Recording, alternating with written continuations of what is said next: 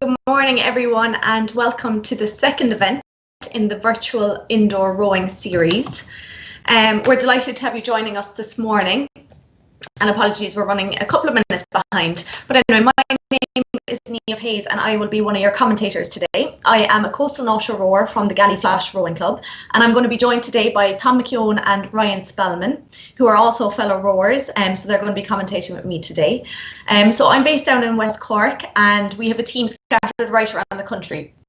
So we have Ivan Griffin and we have Brian Hyland, who are the technical geniuses behind what will be on your screens today. We have a team over in Amsterdam, and we have Joe Cantillon, who is the brains behind the whole operation, and he's from ROWfit. So how today is going to work, we have 14 races in the schedule, and within each of those races there's sometimes going to be a number of categories. So in total we have 34 categories. And we held our first event just 3 weeks ago, the first event in the series, and it was a great event, and everyone that took part really enjoyed it, and we certainly did. So unlike last time, we have a couple of extra races today. We have the 6 kilometre race, we have 1 kilometre races, we have 500 metre races, and a timepiece for the younger rowers. So I think we're just getting ready to actually start into the first race. There's just about 1 minute to go, so I might introduce my 2 fellow commentators who are going to be joining me in on this race. So I have Ryan Spellman. So he is the junior scull national champion from 2018. He is the club 4 national champion from 2019. He represented Ireland in the coupe in the Cox's quad in 2018, and he's the current under 23 national team development athlete. And then I have Tom McKeown, who is a UL rower, who says he's a golfer with a rowing problem, and he came third in the junior Cox 4 in 2017 national championships, represented Ireland at the 2017 home international regatta, and he says his guilty pleasure is digestive biscuits, and especially if they've caramel in the middle. So I'm sure, Tom, you have some there stacked and ready to go for the day. Yeah, we certainly do. Thanks very much.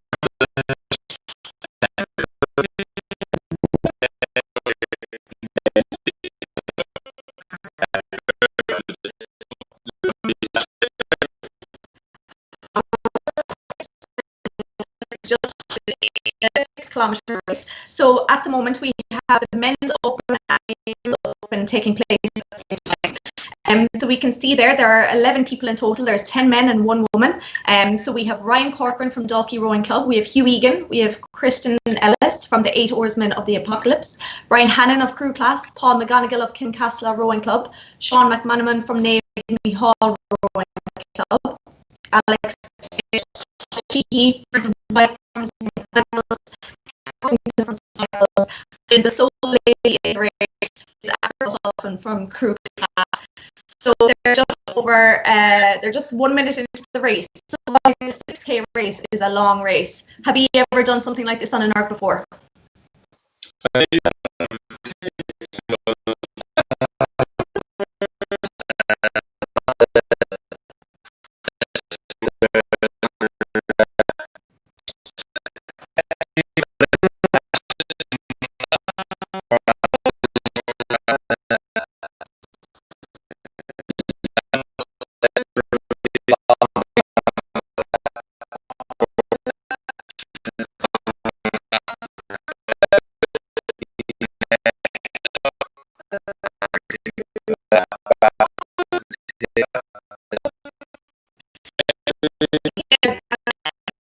It's flying so we're watching 550 meters into the race. He's rating around 57. So Morris, the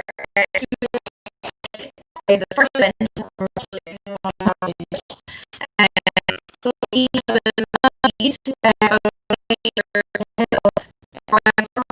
currently sitting in the game. He has a great pace on 143. So from watching at home, watching the screen, the race screen, you can see the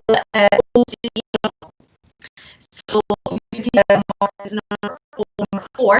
Next to that, we're in the you have 9 strokes per minute rowing, and then that's the number. So you can see there Morris 144, 45. So that's the pace that they're rowing at. So how long it will take them to row 500 meters?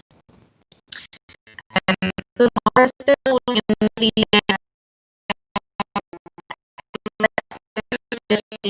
sitting in third place.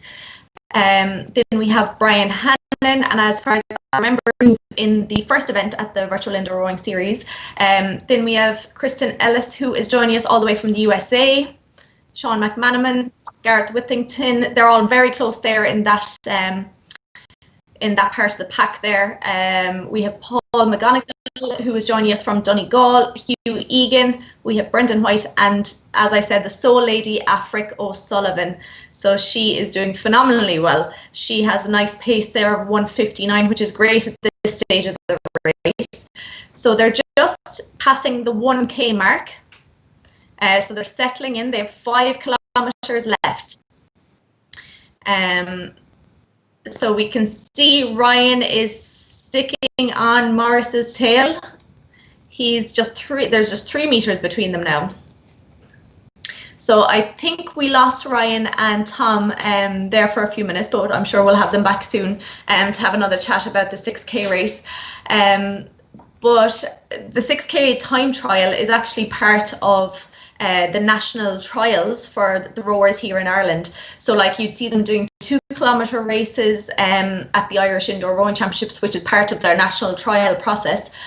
But they also do a 6-kilometer race because I guess it really tests their endurance. You know, it shows what standard they're at aerobically.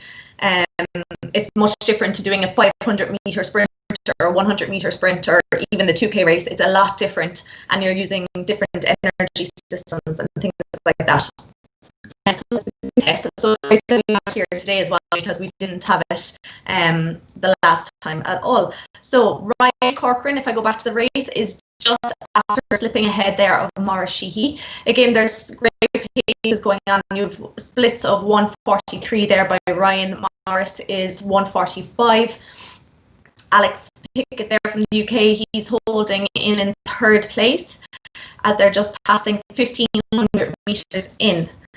And I see there that Kristen Ellis, who is joining us from the UK, he actually took part in the Head of the Charles last week, which of course was the virtual event.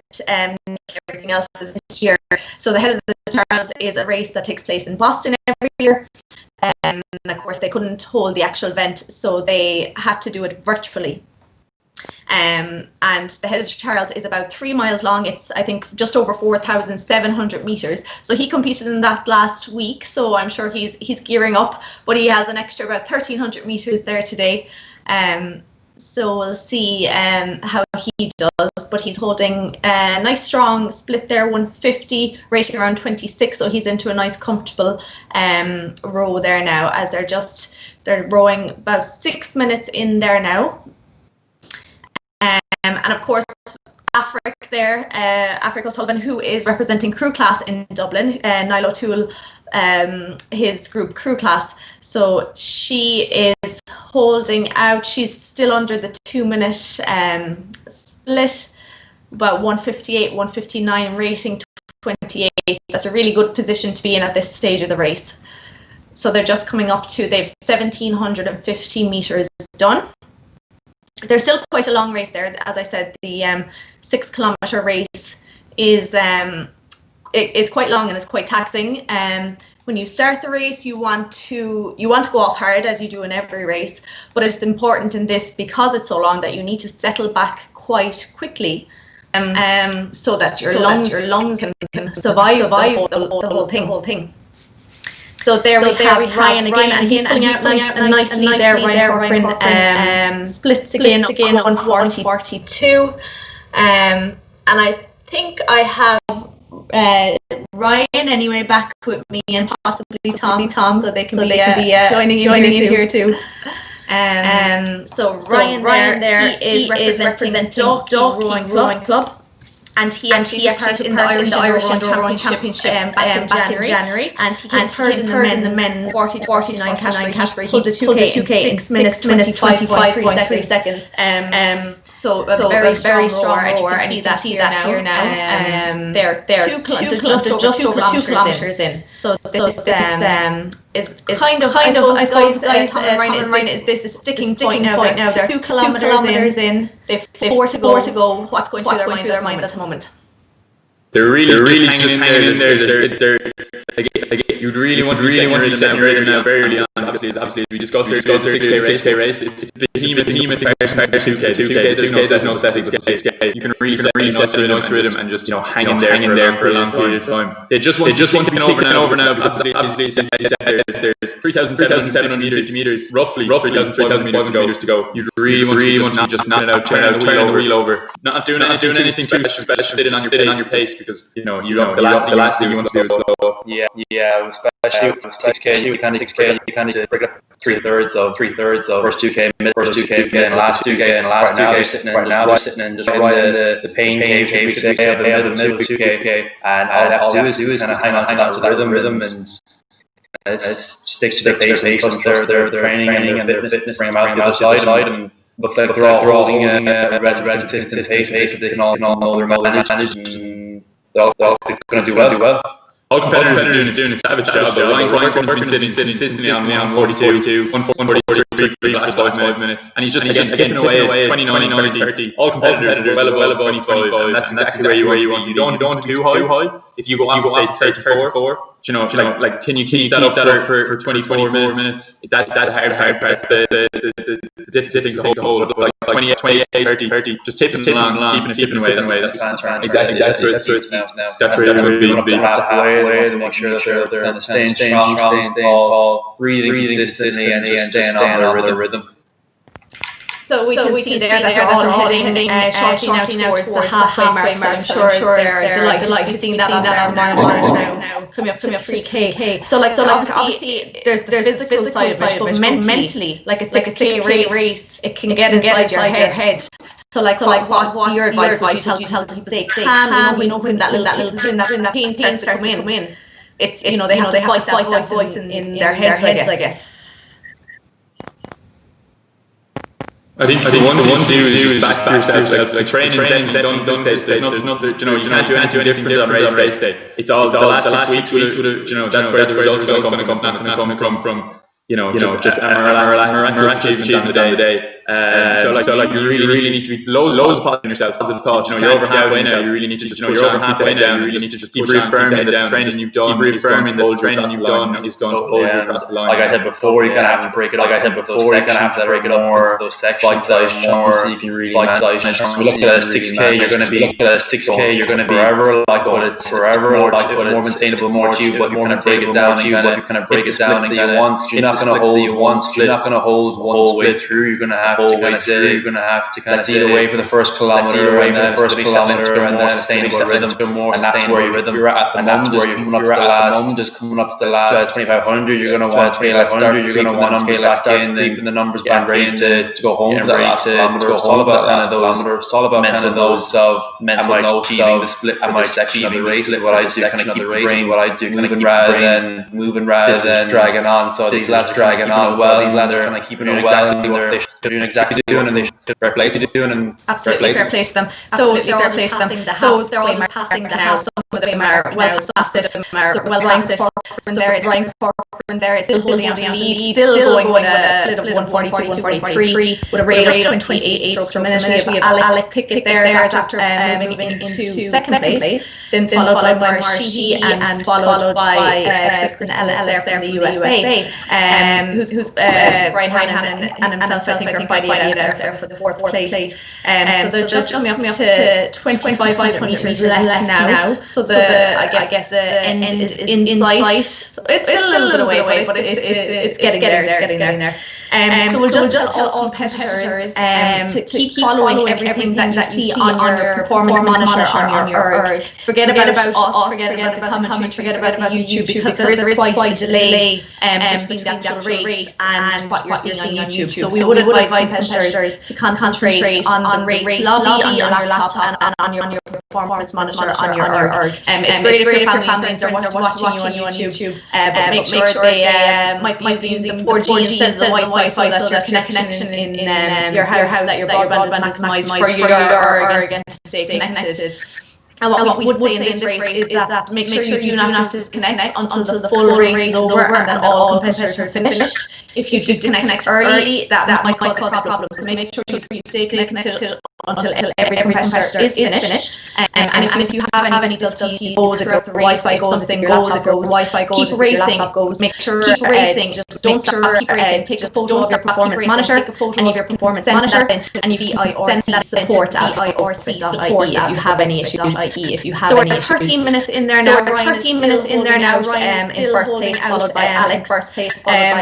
So guys, what advice would you give them now at this stage of the race? Advice would you give them now at this stage of the race? You really you're coming into the last 2K and you're coming into the last 2K and 2K is still a big chunk. I'd break it down. Personally, anyway, I'd break just past the 2K mark. I'd want just past the 2K mark. I'd want to get to the 1,000, then I'd want to get to the 1.5, then I'd want to and then 1.25K and then 1K, and that's your first 1K, and that's your first 1K. And then you do the exact same then for the last 1K. For the last 1K, you can't just 2K mark. Some people can. Personally, I find you can. Personally, going for it is that's unrealistic for 7.5 minutes. 7.5 minutes. You really need to break it down into smaller chunks. Smaller chunks. If I was Ryan Corcoran now, if I was looking to get to the 1.5K, 1.2K, and then 1.2K, and just read that then for the last 1,000. But again, loads of positive thoughts. You have to really stay on it. Now you can't be saying, oh, will I make the line? Won't I make the line? You have to know that you're burst through that line. But all competitors, Ryan's well out in front now, cruising at 1:43, pretty much the whole race. But Alex Pickett, fantastic job, holding fantastic split of 1:46, really cruising. Kirsten Ellis, who competed last week, the head of the chair, virtual regatta. Also, but he competed at a shorter distance. He might find this small bit more difficult. But nonetheless, he's still doing a fantastic job. Definitely, they're just coming on 1.7 mark. 1.7K mark now. They'd really want to be. Then you start thinking, going for home. Definitely need to break it down and just sit in pain, be patient, but loads of positive thoughts. Really, as the 6Ks along the 2Ks, about 8 splits in the difference of a race you'd do. So there's about 8 250s left in a 2K in this last section. So all I'd do is just break it down, one split down on every 250 and one pip in the rate going up. So slowly kind of changing the gearing so that I'm on my kind of, should we say, 2K pace. Coming to the last 215 meters is kind of where I'd want to be. And I think if they can kind of break it down to the wrong,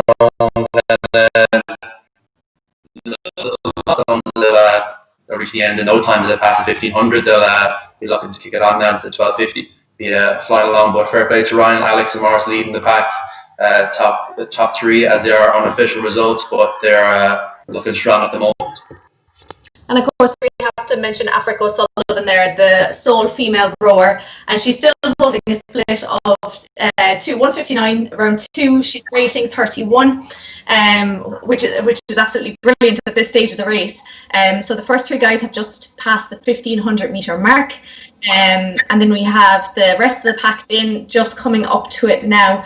And I think what you said there is great advice. Break that last 2K down into the 250 meters. It's small goals. It's achievable. For your mind even. It's great. It'll make the whole last 2K fly. So Ryan there still pulling out ahead. He is splitting. He is 143, 24, 27. UK, he's still holding off in second place, and we have Morris Sheehy in third place. That's unbelievable going, and Africa again still holding such a consistent split. And actually last year I was over in Hong Kong at the World Coastal Rowing Championships, and in our sport we're used to rowing 4-kilometer races on the water, but then if you get to an A final it's always 6 kilometers, and I tell you, those extra 2 kilometers you really do feel it.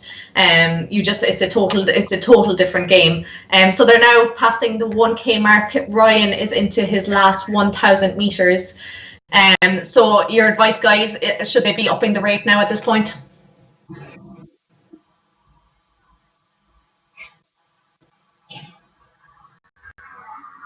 So Tom and Ryan, if you can hear me, so just into the last 1 kilometres of the race. So what's your advice now? Should they be upping the rate at this point?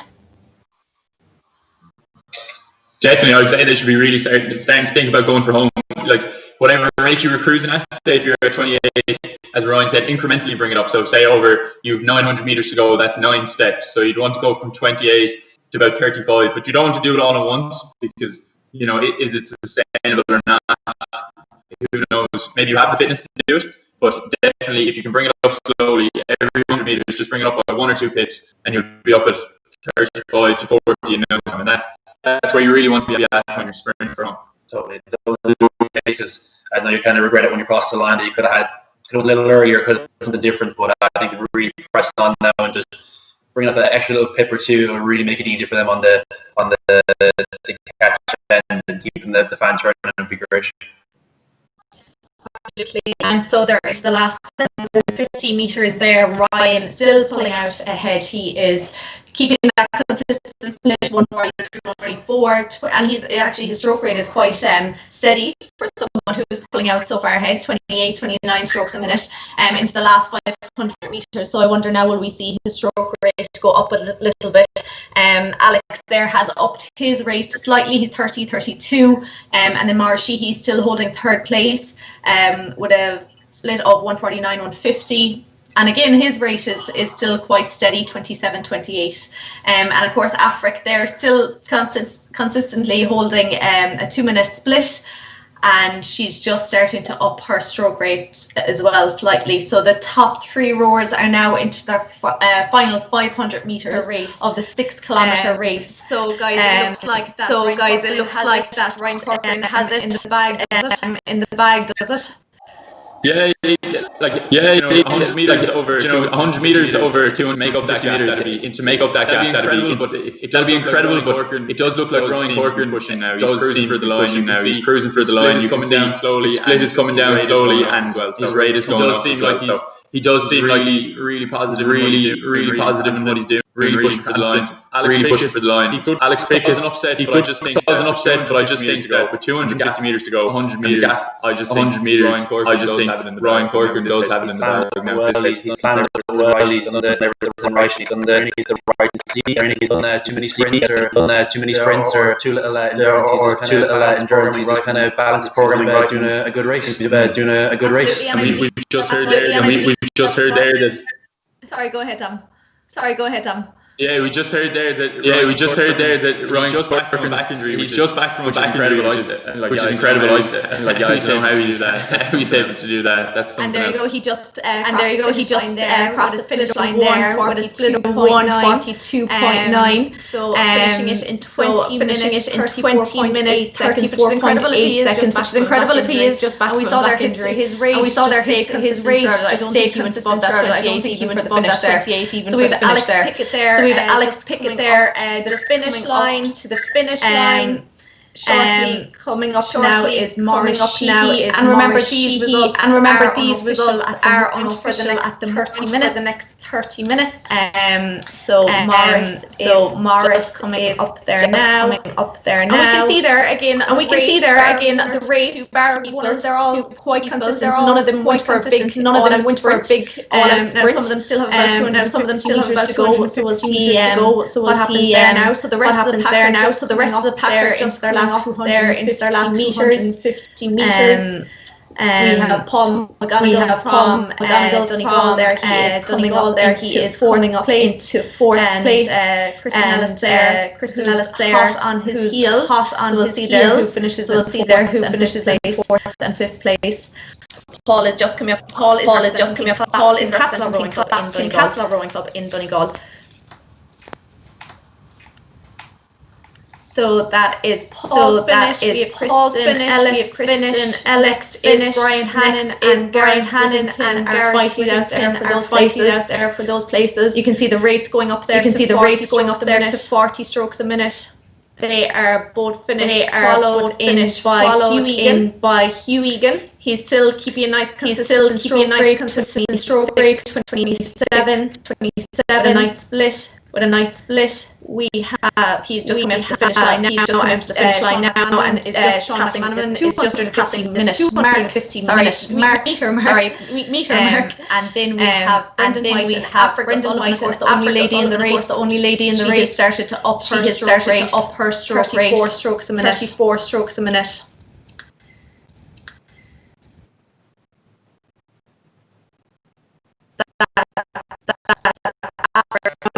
Into her last 250 meters, followed by Brendan White. So well done against all the competitors who have finished. Remember, do not yet wait until everyone has crossed that finish before you disconnect.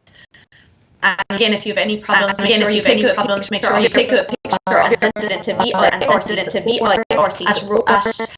ROWfit.ie and do that within the next 30 minutes so we can verify results.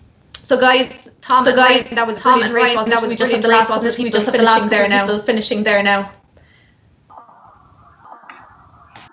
Absolutely incredible to be fair. It's not a distance too much. The 6K is it's widely tested as well. Like a couple of 6Ks, maybe 3 throughout the year. It's definitely a week. You really look forward to. It's decent to get through it, but these competitors, they pump out some serious incredible times like 20 minutes. Anything is an exceptional time.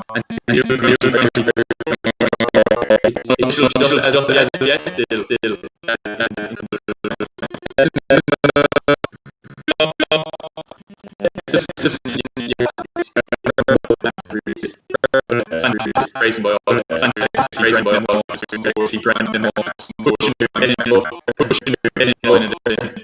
flying it in. Of course, we have Africa. To go with the only lady in the race. And 59, which is incredible for a 6K race. So that's it. Brendan has just finished.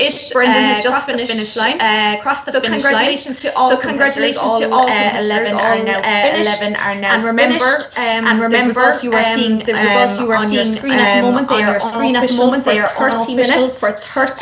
So we want to say congratulations to everyone there. 6K is not easy to do, but they all pulled phenomenal time. So again, if anyone has any difficulties, make sure you take a picture of your performance screen and send it to us via VI or CC support at ROWfit.ie. So massive congratulations to everyone in that race. So race number 1 done for the day. I'll just quickly go through the schedule. We have about 5 minutes until the next race of the day. So number 1 is done. Next up, we're going to have the women's junior 13 race. After that, then we have the men's junior 13. Then race number 4, we have the women's junior 15, women's junior 16 and women's junior 18 races. Then after that, race number 5 is the men's legs, trunk and arms. It's a power rowing category. We have the men's 43 to 49 1K and the men's 50 to 54 1K. After that, then race number 6, we have the women's 27 to 33, women's 43 to 49, women's 50 to 54, women's 65 to 69, and women's freshers. So they're all 1,000 meters. In race number 7, we have the men's open and the men's 34 to 42 1K race. Race number 8, then we have the men's 55 to 59, men's 60 to 64 and men's 65 to 69 taking place at the same time. After that, then we'll be into our 500 meter races. So we have the men's junior 13, the men's junior 15, the men's junior 18 and the women's 40 to 49 all taking place at the same time. We'll then have the women's junior 13, that's race number 10. We have race number 11, which is the women's junior 15, women's junior 16 and women's junior 18. They're all 500 meter races again. Then we have the men's 50 to 59, men's 60 to 69 500 meter races.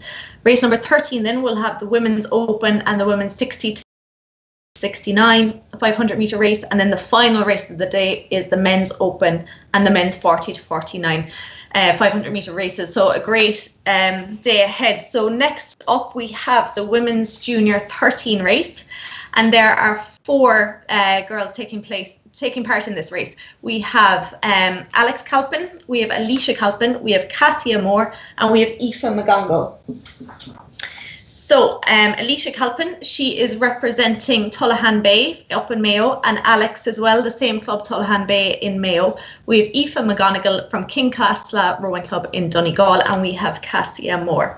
So those girls have just over 2 minutes to the start of their race, and their race is a 3-minute timed piece. So they just row for 3 minutes and see how far they can get in that time. Now, again, for anyone who's watching at home, you can have a look at the schedule and the results and all the data. It's up on a website. It's www.time-team.nl. So the whole schedule and results are up there. And then also you can look at past results as well as Irish records and world records if you go on to www.iirc.ie/results. So the girls now are gearing up for the start of their race, and I know some of these girls took part in the first event in the ROWfit Virtual Indoor Rowing Series. Alicia and Alex, they both competed last time.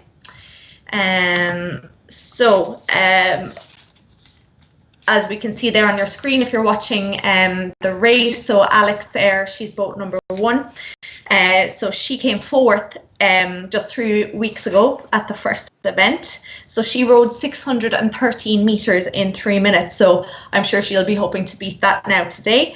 And Alicia there, who you can see is boat number 2, she came second in that race. She rowed 628 meters. So again, I'm sure she's been training hard over the last 3 weeks and is ready to beat that. They both also have competed at the Irish Indoor Rowing Championships just earlier this year. So they're well used to racing. Now Cassia and Aoife, they weren't in the first event, so I'm not sure if this is their first time competing in an indoor rowing event or not, but I'm sure they're all excited. So we're just getting ready now. The race will start now in the next few minutes. So I'm sure the nerves are starting to kick in for these girls. And make sure that you, for anybody rowing who's watching out there, make sure you follow what's happening on your laptop in the race lobby as well as on your performance monitor on your ERG. Take no notice of what's happening here on YouTube, what the commentators are saying, because as I said earlier, there is quite a delay, quite a lag between what's actually happening on your performance monitor and what's happening on YouTube. There is a bit of a delay, so make sure you follow the screen in front of you. So we're just getting 2 people connected there again. Again, this simply can happen. It can be down to your Wi-Fi. It can be down to a bad connection. So don't panic if anything like that happens to you. We'll wait for people to start the race. We won't take off without anybody. So just make sure again, if you have any difficulties during your race, if you end up getting disconnected, just make sure that you keep racing. Don't stop, keep racing right until the end. Then take a picture of your performance monitor and send it in to us at vircsupport@rowfit.ie. Send that in within 30 minutes of the race and we'll get that sorted for you. So don't worry, of course, if anything like that happens. And what we would advise is, you know, if you're using Wi-Fi for your ERG and for your laptop, try not to be on YouTube and things like that in the same house, just because that will affect your broadband connection. And you know, we want to maximize the connection to your ERG and to your raised lobby on your laptop. So we're just getting sorted now with the last 2 competitors in this women's junior 13 race.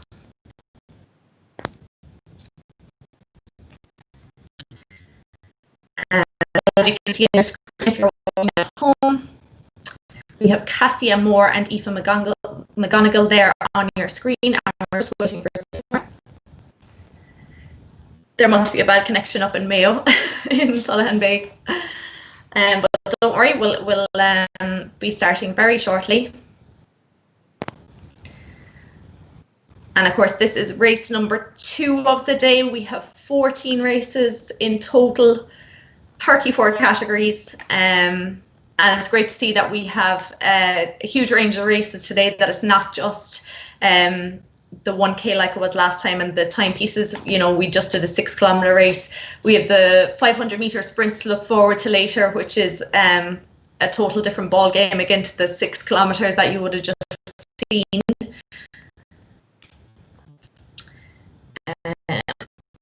So we're just waiting for the others to connect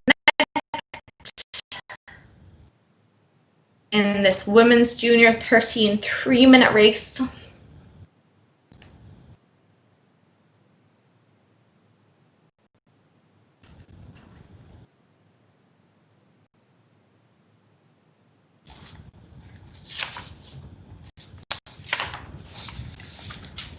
And I think we are almost ready to go. The 4 ladies are up on screen now.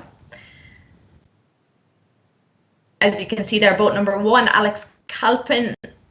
Boat number 2, Alicia Kalpin. Boat number 3 is Cassia Moore. And boat number 4 is Aoife McGonigal. So they're just stopping rowing, getting ready to start.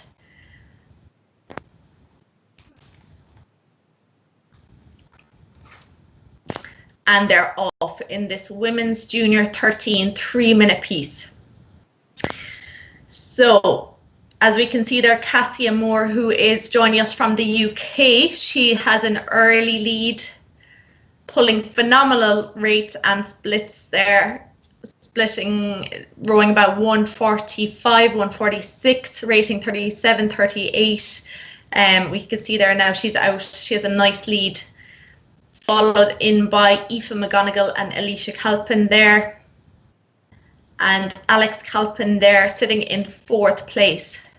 But what a start there by Cassia Moore. She really took off in this 3-minute race. So it's important when it's a race at this length, it's always good to go off the start hard like that. But it's 3 minutes, so it's not sustainable to keep going that hard. So you do have to settle into a nice pace there for that middle part of the race. Which she is doing now. So she's rating around 31, 32 strokes a minute. Then we have Aoife McGonigal there.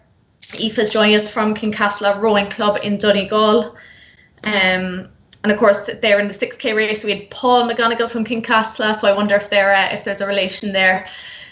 So we have Cassia there. Cassia who's joining us from the UK. She's out ahead. She's just after passing 350 meters. We have Aoife McGonigal, Alicia Kalpin there sitting in 3rd place, and we have Alex Thin sitting in 4th place. Alex there with a massive stroke rate there of 40 strokes a minute at this stage in the race. So we're halfway through it. There, Cassie and Aoife there past the 400-meter mark. So of course this race is a little bit different to the others. It's a timed piece, so they're all rowing that 3 minutes, and they're trying to see how far they can get in that time. And of course, as I said, Alicia and Alex competed in the first event at the ROWfit Virtual Indoor Rowing Championships. Alicia there, she rowed 628 meters. And Alex rowed 613 meters in the 3 minutes. So I'm sure they're trying to beat that now today. So they're Cassie and Aoife there out ahead. They're after passing the 500 meters, followed by Alicia there and Alex coming up behind her, just passing 500 meters there now. So we just have 30 seconds left. So this is the point now they're going to be upping their stroke rate. That number on the right hand side of your screen if you're watching at home.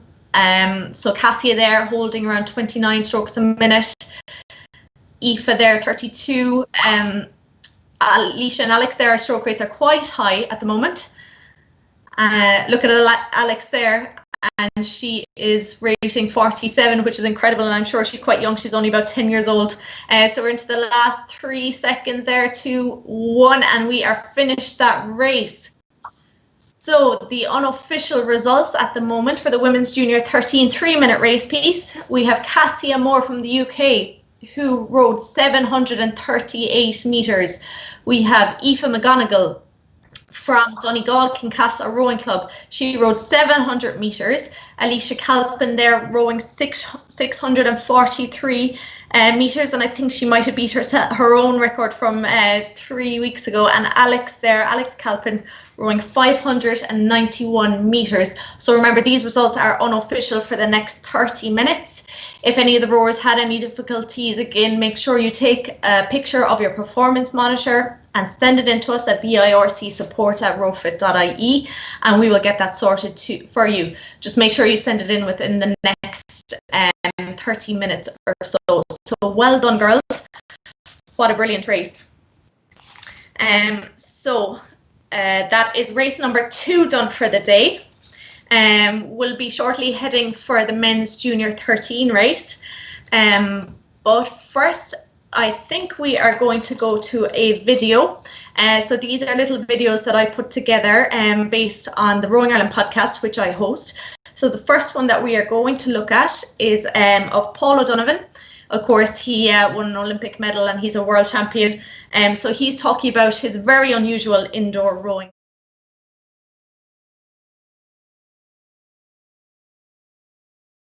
I've seen you rowing at the Irish Indoor Rowing Championships, and you have a very interesting technique during your 2K. So tell me, where did that come from and what's it all about? Yeah, I mean, I don't know, is it that interesting? I think I rattled the chain a bit there at the finish of the stroke, and everyone kind of talks about it then a little bit. But I've been doing it now with a while, and I don't know how or why it started. And people are saying, "Oh, you can't be doing that in the boat." But sure, I mean, we're on a rowing machine, like it's not the rowing boat. If you can't row the rowing machine like the rowing boat, it'll be like if you're going out for a jog and people are saying, "Oh, that's not the rowing movement." Like it's a different form of exercise, in my opinion.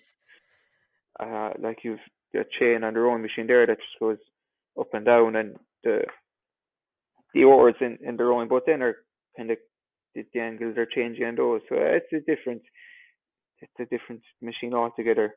So I mean, I try not to read into it too much. Like I think once you have sound technique in the boat, that's the most important thing, and it doesn't really matter what you're doing on other modalities of exercise then too much. I wouldn't be advising people to do what I do, to be honest. Just whatever they kind of feel they get the best rhythm from is probably the best thing to go with. You know, none of the other guys on the team row the rowing machine the way I tend to row it, and we fit in the boat quite well together. So I don't think there's huge issues with it, really. Do you think that technique makes you a little bit faster? I wouldn't say so, no. But I mean, it's just how I happen to row, and so if I try to change it to something else, I mightn't be as fast, or maybe I'd be faster. I've not really tried and tested these things. To be honest, it's just what I feel I like to do, so I tend to do that. Dominic gives out a little bit, alright, but I'm sure you're well used to that, though. yeah, he doesn't mind as long as I can row properly in the boat, even though I can't do that either. But as long as I'm some bit better, he doesn't seem to care too much.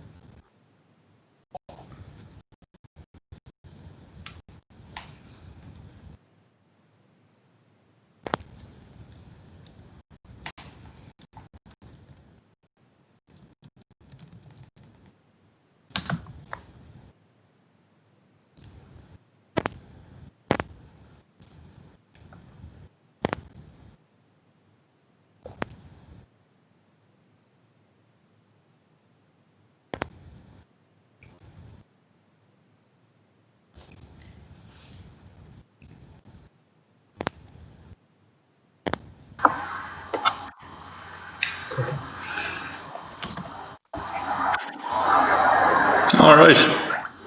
Thanks very much for that, Niamh. That was an incredible race by the four girls in the women's junior 30 and 3 minute piece. So next up, as Niamh said, we have the men's junior 30 and 3 minute piece, and we have 3 competitors, all from Tullahan Bay Rowing Club. So it's a bit of a triple threat match here now. There's going to be loads of bragging rights on the line. We have Tiernan Gaughan, we have Dara Gallagher, and we have Luke Carty, all from Tullahan Bay. So just a quick reminder, make sure you follow your PM5, PM4 or PM3 performance monitor. Don't be following YouTube or the live stream because there is a small bit of a lag. Make sure you're following your monitor, you're following the instructions that it's telling you, and just don't disconnect straight after the race. Make sure you wait until the monitor clears itself. You don't have to do anything, just row as hard as you can and just wait for that to finish up. And if you have any problems at all, make sure you take a photo if you disconnect during the race. Only if you disconnect though. Take a photo of your performance monitor and email it to vircsupport@rowfit.ie. That's vircsupport@rowfit.ie. And the lads behind the scene here, they'll take care of it within 30 minutes and the verified results will be uploaded then. So 3 minute piece, what are we talking? 3 minute piece. It's a lot different than the 6K that we saw earlier today. And the women's J13 showed us how it's done. Doing the 3 minutes flat out as hard as you can go, which is pretty much self-explanatory. I think it's 3 minutes just to see how far you can get and to really just go all out, high rate, high intensity, max power, and just see who can hang on just a little bit longer between these 3 lads. So it should be a good race to watch with these old boys from Tullahan Bay. Did you ever do a 3 minute piece at the indoors? Once before, yeah, once and only once, and it was, should I say, a pleasant experience racing that. But it was actually my first race at the indoors, and no, it's a good way to kind of get your way slowly built up to do a 2K race, but it's tough in itself nonetheless, and I don't envy these lads getting up early in the morning, getting ready and warmed up to do this, but fair play to them, and I'm pretty sure I saw 1 or 2 of these lads race at the first virtual indoors. It's good to see them back, and they're ready to take on more racing. So 3 minute piece with pacing, do you go flat out? Is it too short to settle, or is it actually is it too short? Is it too long to go flat out the whole way? I think it's your aerobic capacity is about 90 seconds, so that's half your race. So I think either has to be some form of a stride, or if you want to say settle, whatever way you want to word it, but there has to be some kind of take back on the splits and kind of get into a nice rhythm or run, and then bring it in towards the end. But I'm sure all these boys have their race plan set up and their drag set, and they're raring to go. Definitely, definitely. Would you prefer to go hard at the start, or would you prefer to take 10 hard strokes, settle into your rhythm, and go hard for the line? I'd say 10 or 20 strokes hard off the line, kind of get that average split down, get the fan buzzing, and then get into your stride and get yourself in a good place to go for the line. I think is a good place to look at it. I think with these 3 lads, just kind of have to let no one get up too far away from them, but they can't catch them. I think is the main thing. Just kind of stay in the pack, edge your bow out, should we say, a small bit if you can, and then have something in the back pocket to bring out for the last minute, I think. But no, it's tough. It's very tough. So we have 2 minutes to go till the next race. So the competitors now, they'll be just warming up, making sure the final touches are put in place. They're taking the last few sips of their water bottles, just making sure they're ready to go. 3 minutes. We're talking about 800 meters here. Would that be reasonable for J13? If they can reach, that'd be very achievable. I think if they can hold out for the 3 minutes of high intensity, they should put some great scores. Yeah, three athletes from Tullahan Bay. When the clubs reopen, it'll be interesting to see who is the bragging rights when they get back down to Tullahan Bay Rowing Club. Yeah. So the rowers are now, if they just stop rowing, make sure to follow the instructions on your screen only. Don't be following the YouTube link or the live tracker. Make sure you follow your performance monitor. So the nerves are settling in now.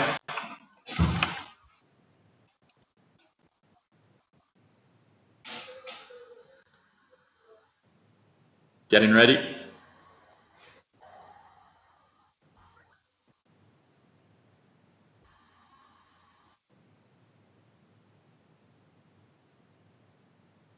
And we're off to a flyer. All three athletes coming out of the blocks relatively at the same pace. So we've Derek Gallagher out in front here now, taking an early lead. He's rating 46 through the roof. So he is. Fire. I think we see Luke Hartley there at rate 50 as well, up in the top, and no, they're off to a flying. They're starting. Let's see how long they'll go before they start to stride or settle, or if they will even settle. But no, Derek Gallagher is really off to a cracker of a start, hitting 140 there on the splits and still at 30 seconds in. It'll be good to see how long he'll hold this for before he starts getting into his rhythm and his run. Holding a split of 140, that's incredible for a junior 13 athlete. Definitely. So it is. I certainly wasn't holding those splits when I was junior 13. I was skin and bone. Yeah. I could probably get the split barely below 2 at that stage, I'd say. But Tiernan Gaughan and Luke Hardy having a ding-dong battle here now for second place. There's only 3 meters between those two young athletes there as they just passed the first minute.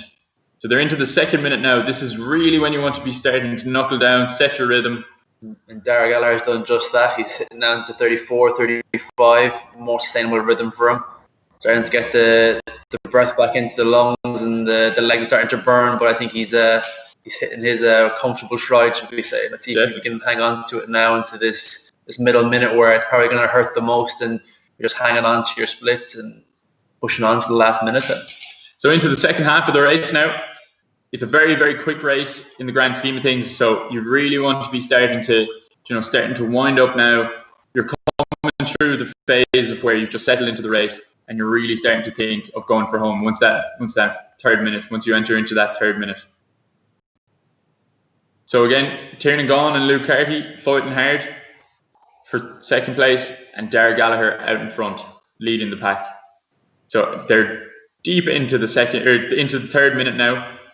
And you'd really want to start thinking about going for home now. Derek Gallagher, you want to be... You see Derek Gallagher is starting to feel the lactate, and his fatigue is setting in now. The rate's dropping back. The splits are going up slowly. Let's see if he can hang on to it now, because he was at 140. He's hitting 156 and 157 now.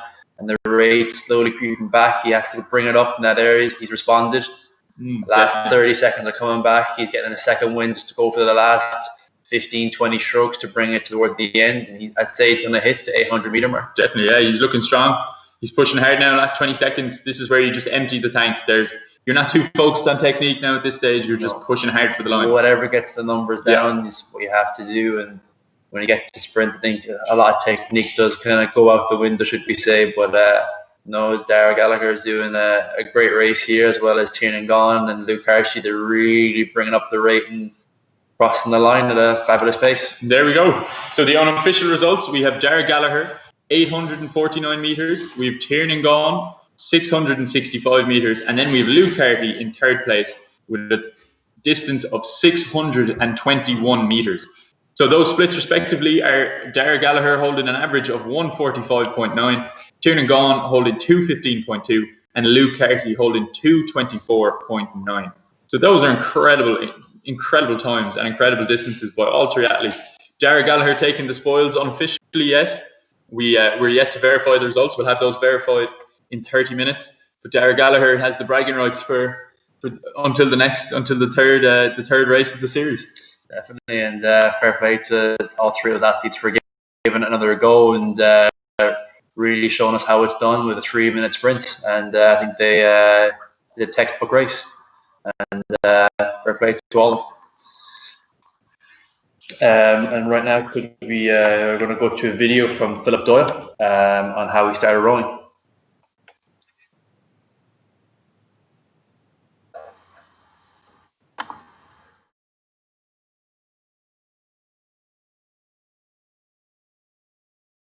Of course, you set an Irish record in the half marathon a few weeks ago, 1 hour, 10 minutes, 30.5 seconds. Like, would you have been able to do those things if you weren't in lockdown? I don't think I would have attempted them, as in I would have been too busy trying to go through the training program and do the pieces that were a part of the training program.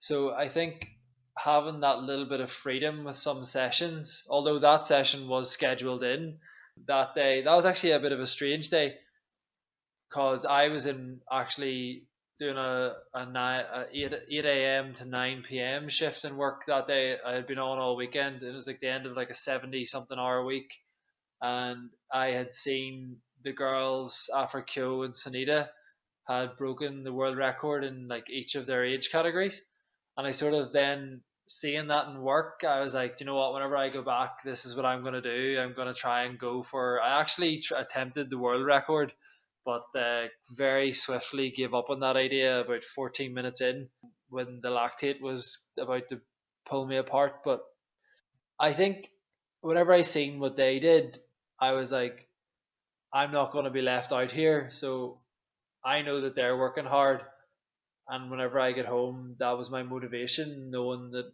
what they had done. So I was like, if they're able to push themselves, then why can't I? So that was probably one of the best days for like being motivated by those people who you train with, because I seen what they did, and then I was like, you know what, I'm gonna have a pop at that too.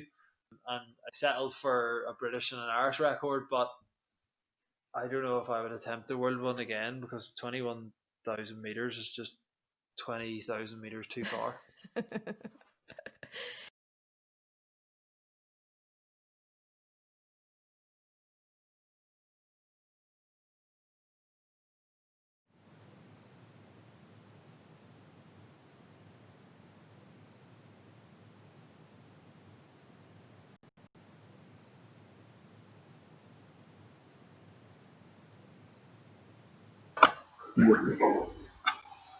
Okay, so we have results coming in there. We have the men's junior 13 3 minutes podium in front of us here. So we have Dara Gallagher coming in first place, 849 meters. We've Tiernan Gone in second place with 665 meters. And then we have Luke Carty with 621 meters. Incredible distances by the three lads. So just to confirm that, we have Dara Gallagher in first place, we have Tiernan Gone in second place, and we have Luke Carty in third place with 849 meters, 665 meters, and 621 meters, respectively. Incredible going by all athletes.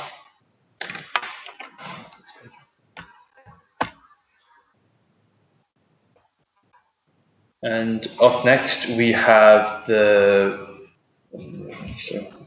So up next, we have the women's junior 15, women's junior 16, and women's junior 18 1,000 meter piece.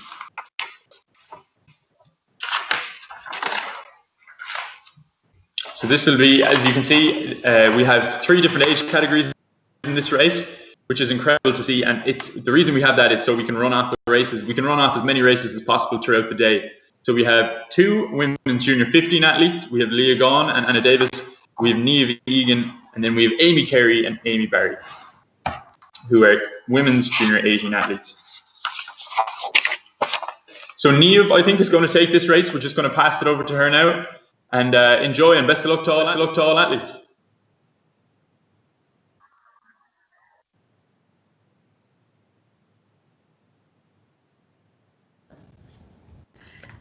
Thank you so much, Tom and Ryan. As the lad said there, we are on to race 4 of the day. So we have 3 categories taking part in this race. We have the women's junior 15 1,000 meters, we have the women's junior 16 1,000 meters, and we have the women's junior 18 1,000 meters. So this is the first 1,000 meter race of the day. Of course, during the first event of the virtual indoor rowing series, it was primarily all 1K races. So we'll see how these ladies now do today, and I know some of them actually competed in our first event. So if you're watching the screen there, you will see Leah Gaughan and Anna Davis. They're the women's junior 15, so they're in the yellow boats, number 1 and 2. Then we have Niamh Egan, who is solely competing in the women's junior 16. She's the only competitor there, so she is in boat number 3, which is the red one. And then we have Amy Carey and Amy Barry in the women's junior 18, so they're number 4 and 5, and they're in the green boats. So 1K, as I said, some of them already took part in the first event, so I'm sure they have some experience behind them already in indoor rowing events. And just to let the girls know, again, make sure you follow your performance monitor on your erg, follow the instructions on your race lobby. Forget about us here on YouTube and the commentators, because there is quite a delay and quite a lag in between what's happening on your performance monitor and what you're seeing on YouTube. So make sure you just follow exactly what's on the screen in front of you. So Anna Davis there, she rode in the first event at the Virtual Indoor Rowing Series, finishing third in the Women's Junior 15. So she rode 1,000 meters in 4 minutes 10.2 seconds. So we'll see now how she does today compared to that. Then Leah Vaughan there, she is representing Tullahan Bay Rowing Club in Mayo, and I know we have lots of them here today with us. So she finished second in the first event at the Virtual Indoor Rowing Series, rowing 1,000 meters in 4 minutes 7.8 seconds. Then in the Women's Junior 16, Niamh Egan, also representing Tullahan Bay Rowing Club there up in Mayo. So she's no stranger to indoor rowing events. She competed at the Irish Indoor Rowing Championships earlier this year in January. So she rowed the 500 meter race in the Women's Junior 16, and she actually won that, pulling 1 minute 41.5 seconds. And I know that she's also doing the 500 meter race later on, as are Anna Davis and Leah. Then in the Women's Junior 18, we have Amy Barry, and again, she competed at the Irish Indoor Rowing Championships back in January. So she rode the 1K race there and finished fourth in a time of 3:47.9 seconds. So again, she has something to aim for, whether she's hoping to beat that now or not today. And she's also competing in a 500 meter race later on. And then finally, we have Amy Carey. So she's also representing Tullahan Bay Rowing Club up there in Mayo, and she competed 3 weeks ago, finishing first in her category in finishing 1,000 meters in a time of 3 minutes 38.1 seconds. And she actually holds an Irish record in indoor rowing in the 15 to 16 age category for 1,000 meters. So she has a record of 3 minutes 40.2 seconds, and she actually beat her own time 3 weeks ago. So we'll see now how she does today. Now we have, as you can see, they're all ready to go on our screen, but we still have a few more minutes before the start of the race. So what we will do, I'm just looking at some notes there from the production team, because we are still about 5 or 6 minutes away from the start of the race.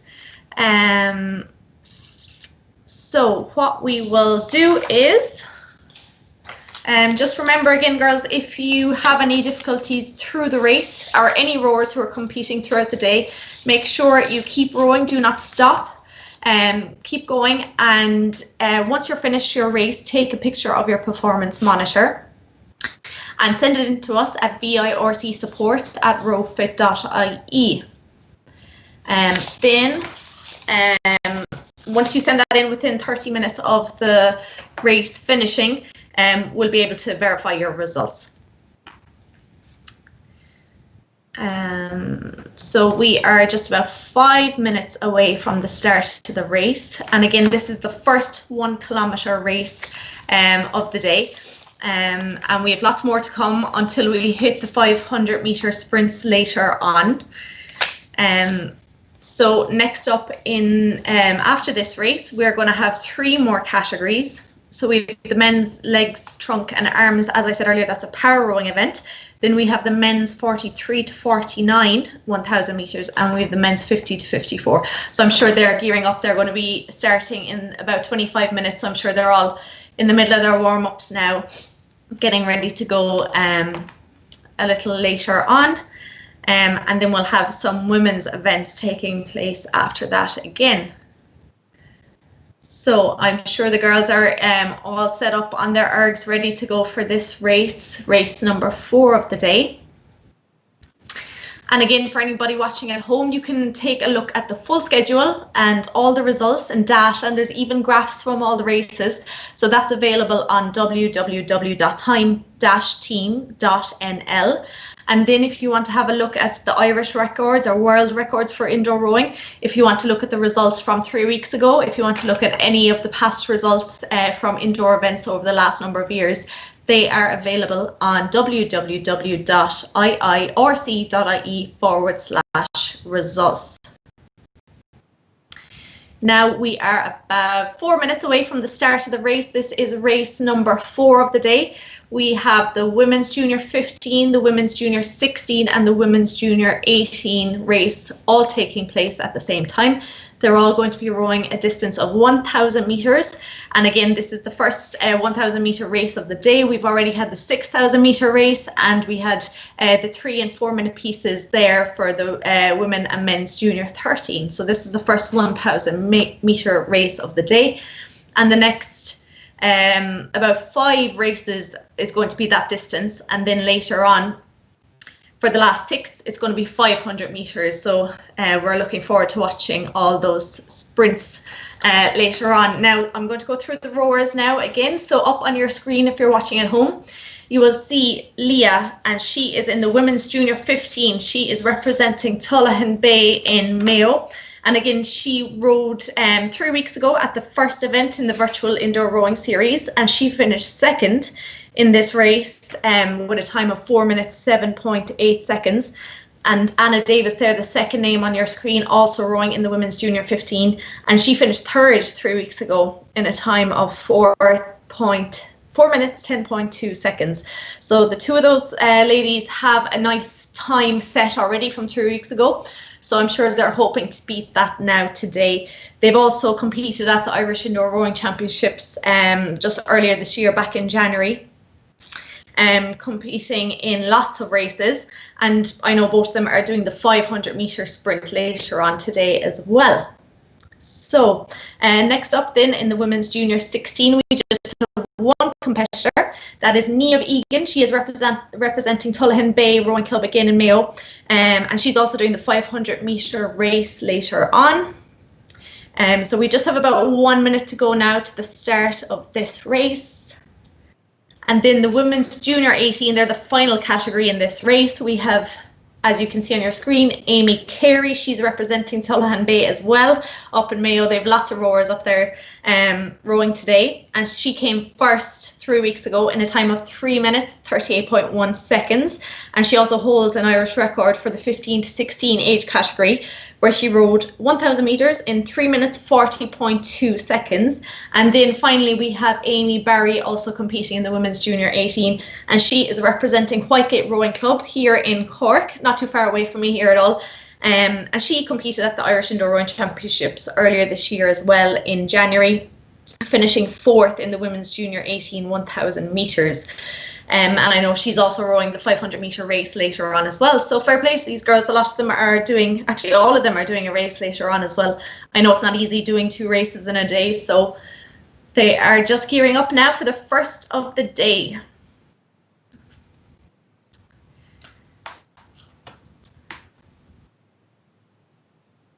And they are off. So race number 4 of the day, and we are off to a flying start by all competitors. Now, as you can see, if you're watching at home, we have 3 categories going on at the same time, and they're color coded so that you can differentiate between who is in what category. So there you can see in the yellow boats that they are the Women's Junior 18 rowers of Leah and Anna. So Leah there has a nice lead there, a phenomenal split, 146, 147, with a stroke rate about 35, 36.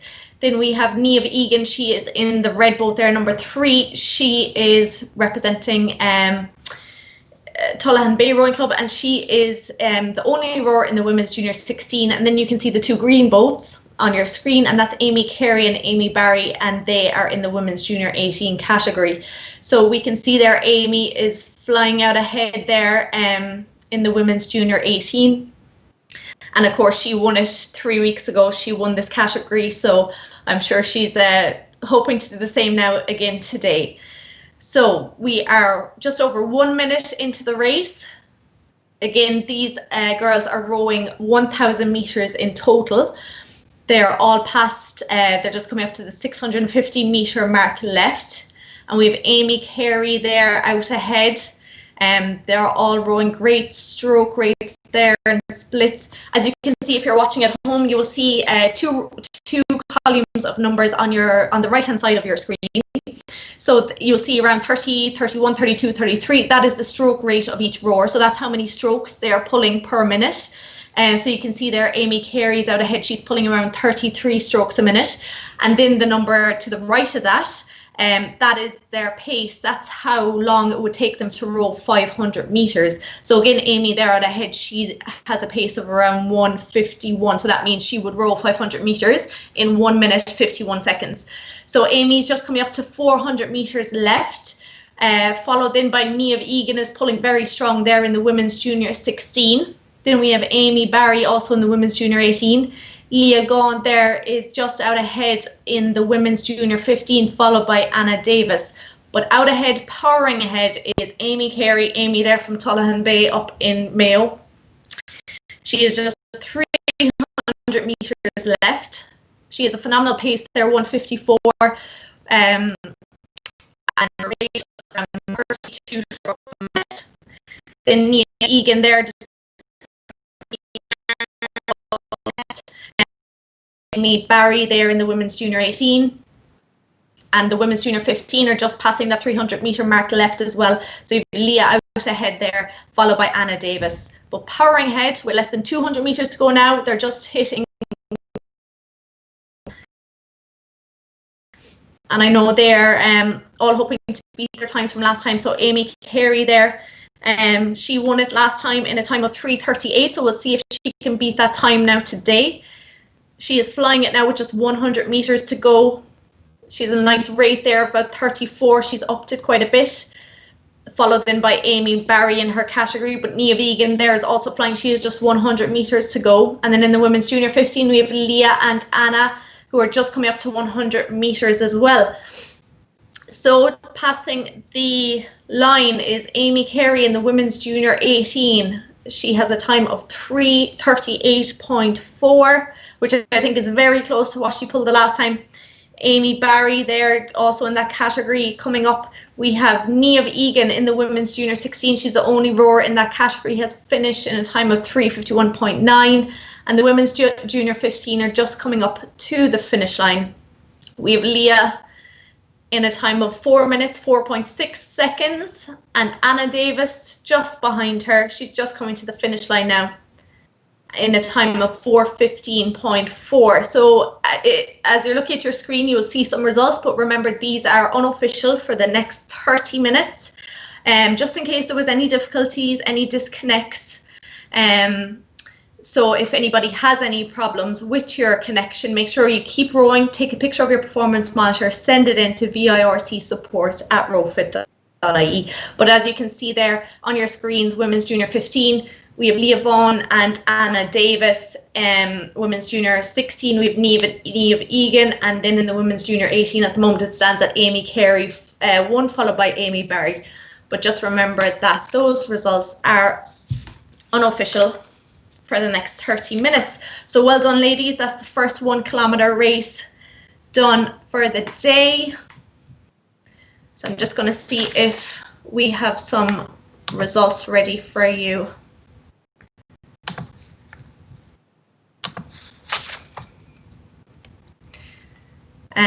And just while we're waiting for some official results from earlier races, I'll just quickly run through where we are in the. So we have just finished the 4th race. We have 14 races in total today, and we are flying through them. So we have 4 done. The next race that'll be coming up shortly, it is starting at 11:30. We have the men's legs, trunk and arms. We have the 50 to 54, so they are gearing up. I'm sure they are all, they have all their warm-ups done. They're all ready to go. They're in their race lobby, they're getting ready. And make sure if anybody is about to get ready for their race, don't follow the YouTube stream, don't follow us, the commentators, because there is quite a delay and a lag between what you're going to see on your laptop screen in the race lobby and on your performance monitor on your erg. So there's a bit of a delay, so make sure you follow what's on your laptop screen in the race lobby and on your performance monitor, and go off that rather than what we are saying, because we are a few seconds behind you. So well done there to those 5 competitors. Lots of them there in Tullahan Bay and Mayo. And Anna Davis there in Wexford, and we had Amy Barry in Cork. So well done, ladies. And if you are watching at home, you'll see the next categories coming up on your screen. So I think we have the next podium for you, which are official results. And just one second, I'm in touch with the production team here, and we're just trying to get the official results for you from earlier races.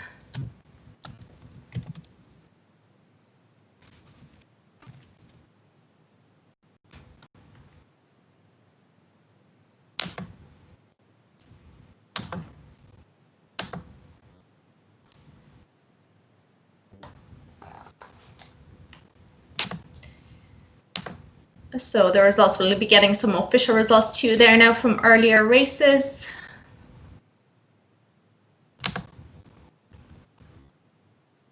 So I think on your screen you will see the women's junior 15 1000 meter official results. So we have Leah Gaughan in first place in a time of 4 minutes 4.6 seconds, and we have Anna Davis in second place in 4 minutes 15.4 seconds. So well done there, ladies. Again, we are hopefully going to get some more results to you there now shortly.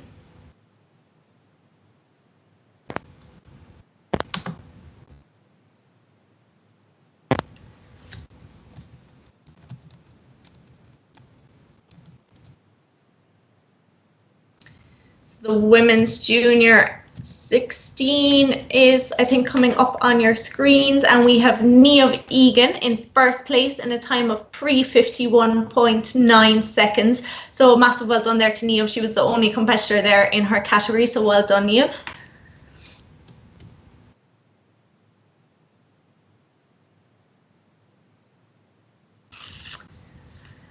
So well done. It's not easy to race by yourselves, but at least she had other ladies there up on her screen from different categories with her. And I think we are coming to another official result. It's the women's junior 18. So again, just waiting for production team there. And in first place in the women's junior 18 1000 meter race, we have Amy Carey in a time of 3 minutes 38.4 seconds. And then in second place, we have Amy Barry in a time of 3 minutes 56.1 seconds. So a massive well done there to all of those competitors in the women's junior 15, women's junior 16 and women's junior 18 categories. So again, just to let you know where we are in the schedule, we have 4 races done. We have 10 to go. We are flying through the day. And I think we are going to introduce a video now again. So this is another one that I put together for you. And this is Rowing Ireland's high performance athlete, Monika Dukharska, and she is giving her advice to younger rowers.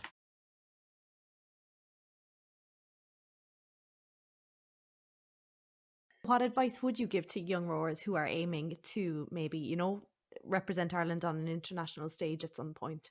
I would say definitely train hard, and I think most importantly enjoy what you're doing. I think that love for the sport is very important, and not even early on but throughout your rowing career.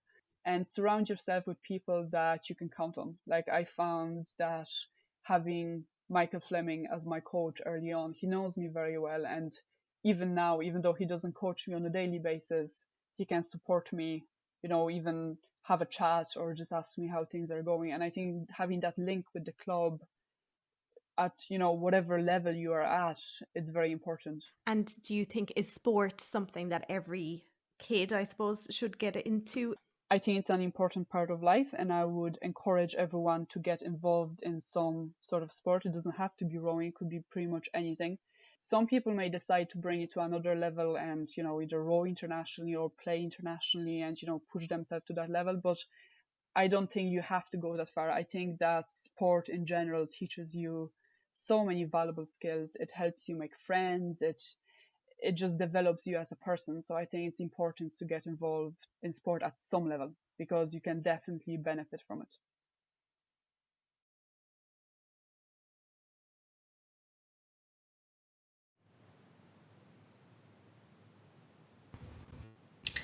So that was Monika Dukarska there, chatting about her advice to younger rowers. And I think we are going to take another video now. And this one is about power rowing, which is an indoor rowing group founded by Mike Creamer there, who is actually competing later on today. And I believe he competed in the Head of the Charles there last weekend as well. So we will. When lockdown closed the gyms, people learned to adapt, and that you don't need all of that exercise equipment to stay fit and in shape. There's been a huge increase in home-based virtual training. I mean, for the price of a gym membership, the Concept 2 rowing machine is the best piece of home exercise equipment that money can buy. It will last you a lifetime. It will give you a much more complete and effective workout than, say, an indoor bike or a treadmill. It never made any sense to go to a gym to walk on a treadmill. So I run daily classes that combine rowing on the virtual river here with bodyweight exercises on Zoom that gives a total body workout. The classes are suitable for all levels. We do timed intervals so everybody in the class starts and finishes at the same time. We don't race, but some people do get very competitive. In the group classes, there's a really good atmosphere, there's a really good group dynamic. It's attracting people that maybe wouldn't have even necessarily been takers in the past for going to a gym. I feel like I'm getting a sort of team atmosphere whilst also doing my own workout, which is brilliant. It gives you flexibility to have them online. I just finish work and then just jump in the machine and I can start rowing straight away. So you can fit it in around your work day or fit it in around family life, which is fantastic. But also you have an opportunity to link in with the wider community. So there's people all over the world who are rowing. The major attraction for me as well is because Mike is a great instructor. He is highly motivating. We do a lot of strength training stuff. They're all excellent and he gives a lot to every single class. He's got an infectious enthusiasm that motivates people, and I think he's really trying to bring the classes to a wider audience. It's great for people of all abilities, so you don't necessarily have to have a background in rowing. It's great for people who just want to keep fit. It's been transformational for me. I've been doing this regularly every week for the last year and my body's changed significantly. There's something so rhythmic and something so meditative about the actual process of rowing. And there's this lovely sound of the air running through the ergs and everything. I don't think I've ever been so fit in my life, actually, to be honest, since I've been doing the rowing. And it's pretty much an all-body exercise form. And I think bang for your buck, even compared to running, in terms of cardio and strength, it's hard to beat. It's a great opportunity to keep fit and to keep competitive as well in the comfort of your own home.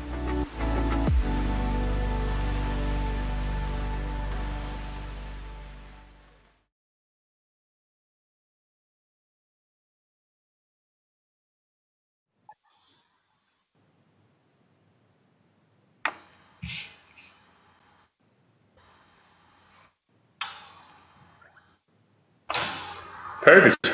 Thanks very much for that, Niamh. That was a beautiful video of Mike Creamer, who will be competing later. He competed in the last race of the first race of the series as well. So just to reiterate, before we get going into the next couple of races, if you're watching the live stream, you're racing at home or whatever you're up to, make sure that if you disconnect from the race, that you do not stop rowing and that you follow the instructions on your performance monitor.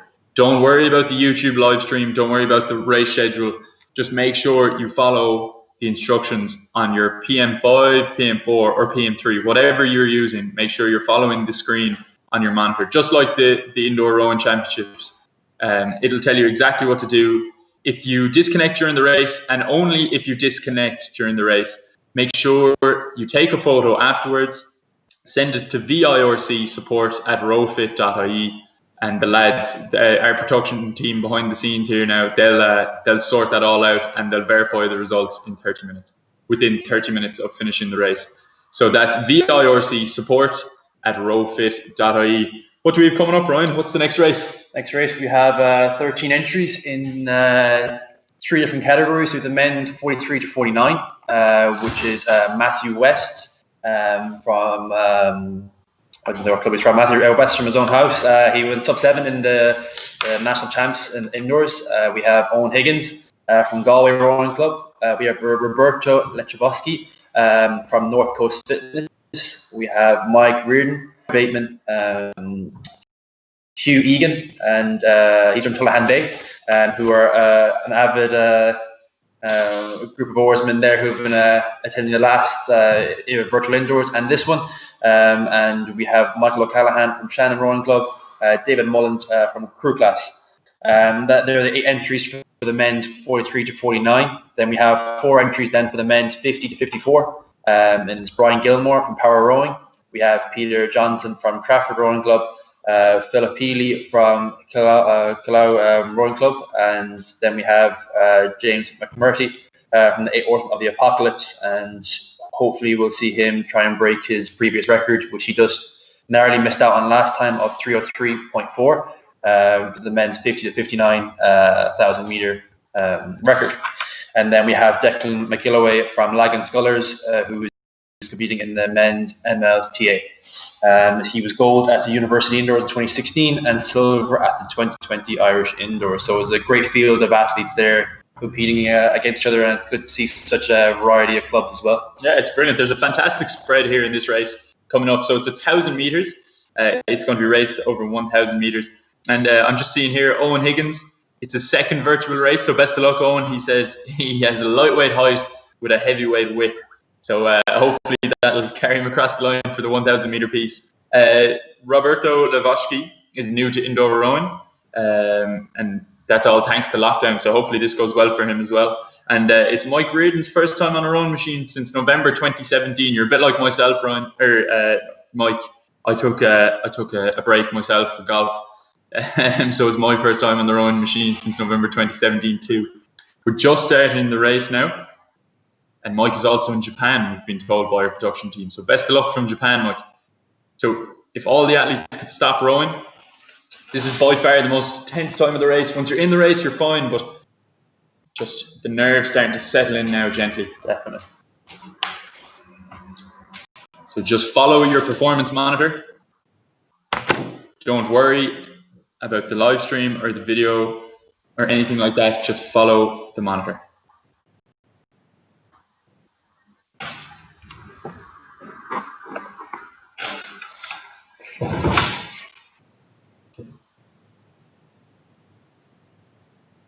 So we're into the race now. Off to a good start here with these crews. Mike Reardon and Matthew West off to a cracker of a start pole, hitting sub 130 splits here. Rating high and fast here as they go off the blocks. Incredible stuff. And as you can see, the red denotes men's 43 to 49 and the green denotes men's 50 to 59. Or sorry, 50 to 54. So we have Mike West here out in front and James McMurty as well, flying the flag for the men's 50 to 54 category. He's out, both men are holding splits of between 129 and 132. So incredible start by both men. Mike West taking the lead in the men's 40 to 49 category, ahead of Mike Reardon and then Roberto Lechavosky there in third place, racing from the UK. So there's very little that separates these crews as they're just passing the 650 meter mark. Yeah, the Irish record for the men's 40 to 49 is 250.8, and Matthew West at the moment is sitting on a 130 split. So if you can maybe start to chomp some numbers down a bit lower, he might get a little bit closer to it. But it's a very ambitious start for Matthew West, but it seems to be very maintainable for him as he hits the 500 meter mark and halfway across. So where would you be now at the race? Would you definitely be feeling it? You definitely feel it in your legs. But what would you be doing now? Would you be just trying to hold out for another 100 meters, or would you be going for home now? You'd have to start to build into it now. You've already started out. You're already kind of hitting your mid-race rhythm, and the legs are burning, and the lungs are gasping for air. But I think you're the last 350 now. So last minute, they're going to have to really just start picking up another gear and just go for it and hang on to the pain of it is agonizing, should we say? Definitely. But they're holding off well, especially Matthew West still holding that 130 split. If he can just slip into the 120s there, he'd be off to a cracker of a sprint. Last 250, the last quarter of the race. So we have a fantastic battle here for third place, second and third. So we have Mike Reardon and Michael O'Callaghan having a ding-dong battle there in second place. Very little separating both crews. Yeah, incredible racing. Both men holding between 37 and 39 on the rate, and their splits are almost identical. As you can just see, they're flipping back and forth there on the live tracker if you're watching it at home. Incredible stuff. And then we also have a very, very close battle for first place in the men's 50 to 54 category. We have James McMurtry and Philip Healy fighting it out as they push towards the line. Yeah, Philip Healy up at rate 4. He's trying to close the gap between him and James there. The last few strokes coming towards the line. And as we hit, Matthew West hits it with a 120.7. So he did slip only to 130 with a massive sprint towards the end there. So fair play to him. And to James McMurtry and Philip Healy, just less than a second between those two crews as well for a 1K. That's nothing. It's a quarter of a split. Well done to all crews there. As they all just come into the line now, we have Roberto Lajbowski just coming into the line now and just crossing the line there. So, unofficial results as of yet, we have Matthew West coming in at 2 minutes 59 seconds, 0.4. We have Michael O'Callaghan coming in at 3:13.4. We have Roger Bateman, 3:15.1. Mike Reardon coming in 0.2 of a second between Roger Bateman and Mike. So Mike coming in at 3:15.3. Then we have Hugh Egan coming in at 3:19.8. Owen Higgins in a time of 3 minutes 21.4 seconds. Then we have Roberto Lajbowski, 3 minutes 25 seconds, 0.8. And then in the men's 50 to 54 category, we have James McMurtry coming in first place. Unofficially as of yet, we will verify the results in the next half an hour. Then we have in second place, Philip Healy, and in third place, Brian Gilmore. Incredible times by all the athletes. We see a sub 3 minute time there by Matthew West. That's really something incredible. It is really, and to be in the 40 to 49 age category, it's even more impressive to me, especially. It's a hard milestone to break, but he managed it under the early morning conditions of getting up and showing us how it's done. And no shame to the Michael and Roger and Mike, who are not too far off him, and Mike just unofficially missing out on a 0.2 on third place finish to Roger, but fair play to Roger for keeping him at bay and holding on to that last sprint to get ahead. Yeah, incredible stuff, incredible racing. It's very interesting to see. Like, of course, we love seeing someone like Matthew West put out a performance like that, but what we also love to see is how close it was there in the midfield. So you had, second, third, fourth, and fifth separated by only 6 seconds. That's incredible racing. Really, really interesting to see. And James McMurtry getting another win for himself in the 1K, and wasn't as fast as he was last time, but I'm sure he has his reasons for that. But no, it's fair play to him, and for getting more competition from Philip Healy and Brian Gilmore. Hopefully, we can get some more category next time round for the provincial indoors or the national indoors. So I think we have a podium just to bring you some race news, some results news. So the men's junior 13 3-minute piece. Just to confirm that, we have just to confirm the race result. We've Dara Gallagher coming in first place with a distance for 3 minutes of 849 meters. We've Tiernan Gaughan coming in a distance of 665 meters, and then we have Luke Carty in third place. All 3 men from Tullahan Bay. Luke Carty coming in third place with 621 meters. 621 meters. So just to confirm that race result for the men's junior 13 3-minute piece, we have Dara Gallagher in first place. We have Tiernan Gaughan in second place, and we have Luke Carty in third place. Dara Gallagher pulled a distance of 849 meters. Tiernan Gaughan pulled a distance of 665 meters, and Luke Carty pulled an incredible distance of 621 meters. Congrats to those 3 athletes. Incredible stuff. So that race that just went off there, the men's 40 to 49 category, that's an incredibly competitive field. So it is. I'm actually very, very intrigued and impressed at those times that they were pumping out there. It's really, really interesting to see. Totally, and it was great to see so much competition and to have such a big group of entries from all across the country. It wasn't just one club; it was good men from all over the country coming down to race against each other from the comfort of their own living rooms, which I think is a nice thing to have when you're racing such a hard race. You're not at a different venue or a different building. You're you're in your own environment. You're in your own surrounding, which I think is a nice thing to have when you're in such a painful situation of doing a 1K race. And I think these guys took advantage of that and pulled out some great times. Michael Gallagher there. Michael said his goal this time was to connect his laptop successfully and not to blow up mid-race. Michael came second there, so I think he's achieved that goal. Yeah. That was incredible stuff. Just to reiterate and go back over this again, if you have any trouble throughout the race and the internet is a bit faulty during your piece and you disconnect for any reason, just make sure that if you disconnect, only if you disconnect, take a photo of the screen and send it into VIRC support at ROWfit.ie. That's VIRC support at ROWfit.ie. If you disconnect during the piece, take a photo, send it in, and we'll get the results verified within 30 minutes. So we just have one more podium coming up for you now. We have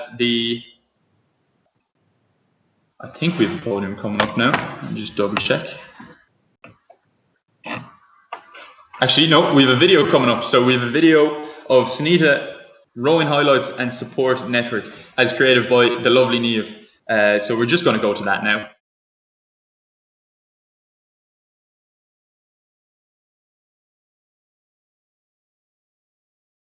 Can we move on to some of your favorite rowing memories? Like, you've been to 2 Olympics, you've won 2 World Championships. I presume all of them are up there in your favorite memories, but is there any standout moment to you? I suppose winning 2018 was quite magical. Even that gradual improvement in form as we went through the season, and then going into the Worlds, I kind of had an inkling maybe that I could do it, you know. And when you win your first one, it's always very special. But also on the same level, I think qualifying for London as well, because that was more like Mission Impossible, and we kind of managed to scrape through and get there. Because like looking at the paper, I shouldn't have qualified. Yeah, that was quite magical as well, considering it's such a stressful regatta. It was really nice to kind of come home with a qualifying spot, and with only like 4 years of training behind me after having kids. That was pretty good, yeah. That is pretty good. That is pretty impressive. And how important is it to you having, like, you talked about your kids and your husband, and like, how important is it having that support network around you? Well, let's put it that way. If I didn't have that support from my husband, I probably wouldn't be able to do all this. He had to take on quite a lot, things that I couldn't do anymore at home with kids and all that, yeah. So it's absolutely essential. And like you spoke about the other Irish rowers, obviously they're a huge part of that support network as well. Oh yes, yeah, 100%. Like obviously they're massive support, and even on a daily basis, you know, not even just talking, but what they do in the water, they go harder, I go harder, or vice versa. So we keep each other on the toes, and it is really great to be part of such a successful team, and the girls are only going to go faster, you know. So yeah, I'm quite excited to see what they're going to do next year as well.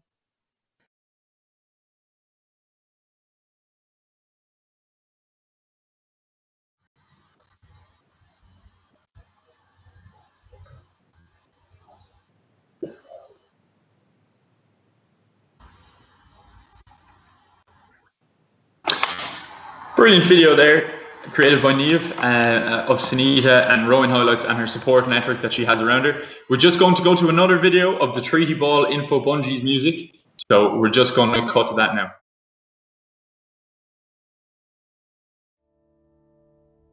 Welcome back to TreatyBall.com. My name is Paul Murray. I'm a sports and physical therapist for almost 20 years. So today I just want to give you a simplistic idea of what Treaty Ball can do for you. So I'm going to use these bungee cords to represent elastic fibres just like muscle. So as you can see, it's working perfectly here. But if we add in an area which a lot of people have with trigger points and knots in the body, you can see 2 things happen. The beginning and the end is shortened here and now under pressure. Secondly, the blood flow is restricted in some areas, and in this area stopped from getting through. So this inhibits your range of movement, and your body has already conditioned you to think that this is your maximum stretch. However, clinically proven, if we apply pressure to the area of the trigger points, it will elicit a fresh and oxygenated blood flow into the area and bringing in the nutrients that need to heal and break down the trigger points that have been restricting you. So if we free it out, it's obvious that we can see the beginning and the end has now resettled to match the rest of the fibres.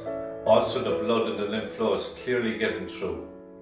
This will increase your range of motion and also give you an opportunity to strengthen out in a more efficient and effective manner. So thank you very much for watching.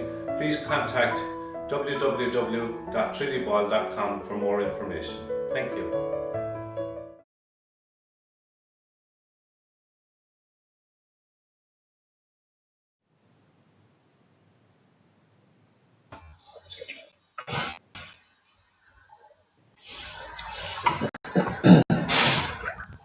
Perfect. That was a lovely video there of the 3D bungees.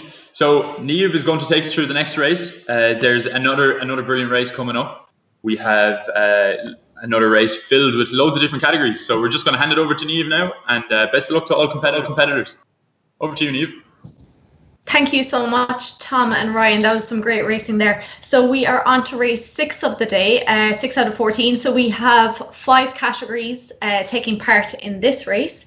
So as you can see on your screen, if you are watching at home, we have the women's 27 to 33 category. We have 3 competitors in that. We have the women's 43 to 49 category, and we have 3 competitors in that as well. We have the women's 50 to 54. There's 1 competitor. We have the women's 65 to 69, and we have the women's fresher novice. So going through the list there, as you can see on your screen, starting at the top in the women's 27 to 33, who they're the yellow boats there. So we have Aisling O'Sullivan, we have Amanda Gulsarian, who I remember seeing her name. She rode in the first event at the Virtual Indoor Rowing Series back 3 weeks ago, and she's joining us all the way from the USA. Then third one there is Carol McCarthy, and for full disclosure, I must say that she's actually my sister, and she's a fellow member of Galliflash Rowing Club. So then the red boats, we have women's 43 to 49. So we have Nicola Fitzgerald, who's joining us from St. Michael's Rowing Club in Dunleary. We have Mary Tallett Walsh, who is from Tullahan Bay Rowing Club.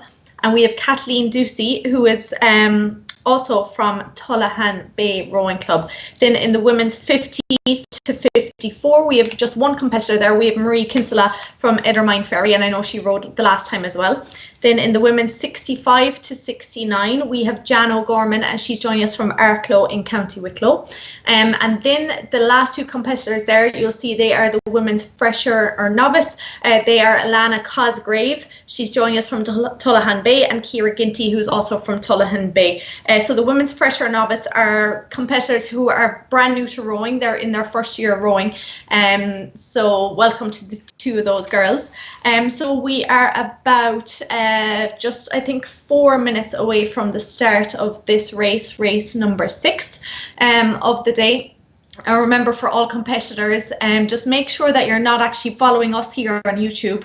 Make sure all you're doing is following your laptop screen, your race lobby, and also your performance monitor, because there is a delay and there is a bit of a lag between the YouTube feed and what you're seeing on your screen. So just make sure you're following what's on your laptop in the race lobby and what's on your performance monitor.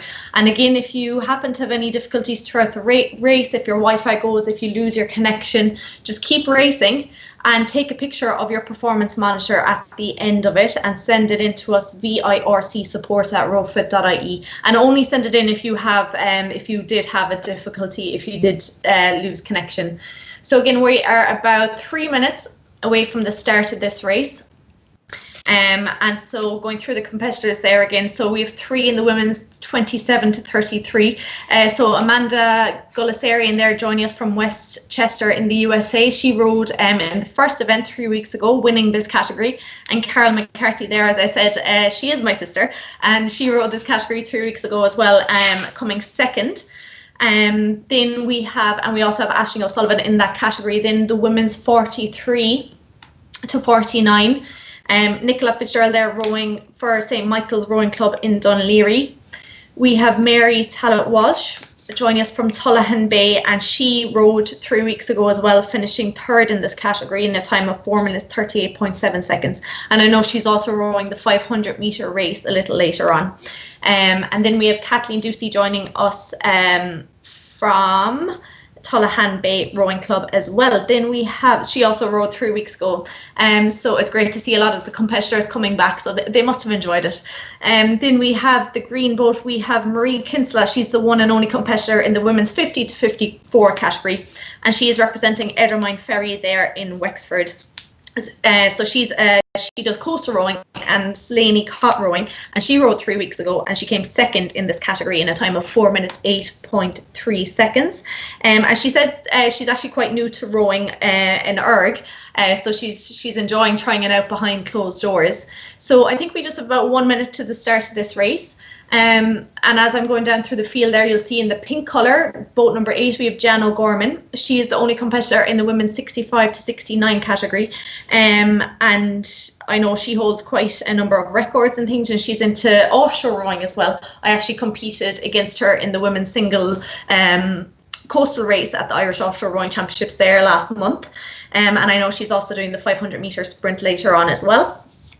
And then the two girls in the women's fresher or novice event, we have Alana Cosgrave and Ciara Ginty both representing Tullahan Bay. It's great to see such a huge number from that club in Mayo. And I know they're both doing the women's open 500 metre race a little later on as well.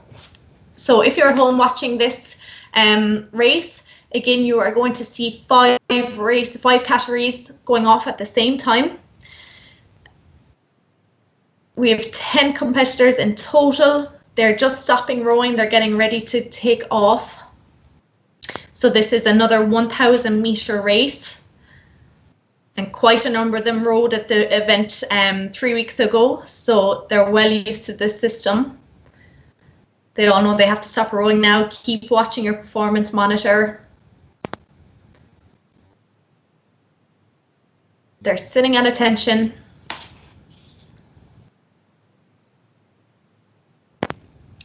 And they are off in this race, 1,000 metre race. As you can see, there are 5 categories going off at the same time. It's all very close right now. You can see down the bottom there, the 2 blue boats. They're the women's freshers, Alana Cosgrove and Ciara Ginty, off to a flying start. You also have Nicola Fitzgerald there in the women's 43 to 49 category, taking a nice lead there with a rate of about 40 strokes a minute. They're all nice and high there, the stroke rates at the moment, as they're into the first 150 metres. I guess that's always key, to get off quick at the start, get that flywheel moving on your erg, and then you can start settling into it a little bit. So they're just 200 metres in now. So in the women's 27 to 33 category, you have Amanda Gulsarian pulling out a strong lead. And again, she won it 3 weeks ago. She won this category. So she's pulling out a nice lead there now with a great split of 1:45 at a rate of about 34 strokes a minute. She's 300 metres into the race. Followed closely then by Carol McCarthy of Galliflash Rowing Club and Aisling O'Sullivan. Then in the women's 43 to 49 category, you have Nicola Fitzgerald of St. Michael's Rowing Club in Dunleary. She has a massive lead there over the 2 other competitors in her category. She has a pace of about 1:52, 1:53, rating still quite high at this stage of the race, 40 strokes a minute. So we'll see if she keeps that up now for the last 600, 550 metres. Then you have Kathleen Ducey and you have Mary Talbot Walsh there just behind her in that race. Then in the women's 50 to 54 category, you have Marie Kinsella there of Edermine Ferry Rowing Club, pulling out strong there. She's settled into a nice rate, about 26, 27 strokes a minute. In the women's 65 to 69 category, you've Jan O'Gorman of Arklow there. Nice, again, high rate, around 31, 32. And then in the women's freshers, who are brand new rowers, you've Ciara Ginty and Alana Cosgrove, who are nice and settled now. So we're into the last 400 metres of the race. And again, as you can see on your screen, Amanda Gulsarian there is pulling out ahead in the women's 27 to 33 category. Still keeping a very good pace there, 150, 152. And in the women's 43 to 49, you have Nicola Fitzgerald, who has a great lead there over the other two ladies in her race. Coming up to just 300 metres left for those ladies. Then you have Carol McCarthy and Aisling O'Sullivan kind of battling it out there for second and third place in the women's 27 to 33. And Kathleen Ducey and Mary Tallett Walsh there in the women's 43 to 49 category. Marie Kinsella there pulling along nicely there by herself in her category. You've Jan O'Gorman also by herself in her own category. And then you've Kieran and Alana there fighting it out in the women's freshers. But out ahead, as you can see in the yellow boat, is Amanda Gullisarian. She just has just under 200 metres to go. So I'm sure at this point now she'll start digging deep there, getting that last bit out of her body. What can she give for the last 100 metres? She's keeping that rate 33, 34 strokes per minute. Then we have a great battle for second and third place between Carol McCarthy and Aisling O'Sullivan. Aisling just taking the lead there over Carol. And then we have Nicola still powering it out ahead in the women's 43 to 49 category, followed by Kathleen and Mary in the women's freshers. Then you have Kira powering it out ahead of Alana, and that is Amanda finishing the race in the women's 27 to 33. You have Nicola in the women's 43 to 49. The women's freshers now just coming up to the finish line, Kira and Alana, followed by the other two competitors in the women's 27 to 33, Aisling and Carol, followed by Kathleen in the women's 43 to 49. We have Marie Kinsella there finishing in the women's 50 to 54. Jan just coming up there in the women's 65 to 69, and we have Marie Tallett Walsh. So unofficial results at the moment in these categories. So you have women's 27 to 33. We have Amanda Gullisarian, who pulled 1,000 metres in 3 minutes, 40.4 seconds. Aisling O'Sullivan pulling 4 minutes, 2.6 seconds, and Carol McCarthy pulling 4 minutes, 4.3 seconds. Then in the women's 43 to 49, we have Nicola Fitzgerald with a time of 3:46.3, Kathleen Ducey there 4 minutes, 2.8 seconds, and Marie Tallett Walsh there 4:24.7. In the women's 50 to 54, we have Marie Kinsella in a time of 4:07.7. Jan O'Gorman there in the women's 65 to 69, and we have in the women's freshers we have Alana and Kira. So remember, those results are unofficial at the moment for the next 30 minutes. That's just to allow in case there was any disconnections or any problems. So make sure you, if there was any problems, take a picture of your performance monitor and send it in to us at vircsupport@rowfit.ie. So as far as I know, we are going to go to a podium next. We have some official results coming in. I'm just in touch with the production team now, and well, actually it'll be another couple of minutes before we have some official results. So just to let you know where we are in the schedule, so that was race number 6, another 5 categories done there, and next we have some men coming up.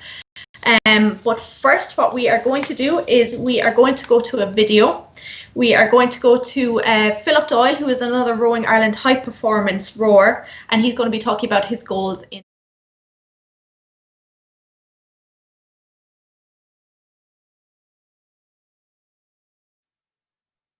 Finally, tell me, what is your ultimate goal in life? And it's kind of 2 questions, your goal in life and your sporting goal. My ultimate goal in life is to leave something behind for someone else to gain from. So like, I want to leave a positive impact on someone in my life that will carry that on to someone else, like a ripple effect almost. Like, whether that's as a doctor or as a rower or even as a passerby on the street, that's what I want to do, is try and affect as many people as I can to make their life better. And then my sporting goal obviously has changed in the last few months. Last year was to get to the Olympics, but this year it's definitely to win the thing. So that would be quite nice. So that's what you're going for. That's why the head is down and you're balancing and doing all the training after your night shifts. It's to win that gold medal next year. Yeah, I actually went onto Amazon the other day and got myself an Olympic ring sticker. And so I put the sticker up on the garage doors, and I face it every time I'm training. And those days when I'm really struggling and maybe not bothered about doing the warm up or doing the full session, I just sort of look up at that and I'm like, this is why you're doing it.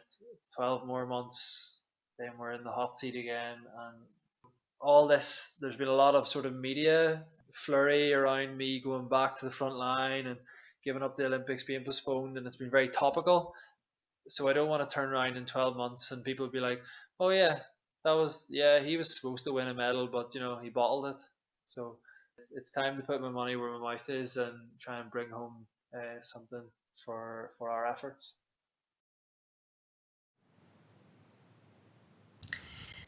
So I think we are going to a podium there now next. Now that was Philip Doyle there in the video. So we have the results of the Masters Men's 43 to 49 category. In first place there we have Matthew West in a time of 2 minutes 59.4 seconds. We have Michael O'Callaghan in second place in a time of 3:13.4, and we have Roger Bateman in 3:15.1. So well done there to all men in that race. And I'm just going to see if we have any more official results.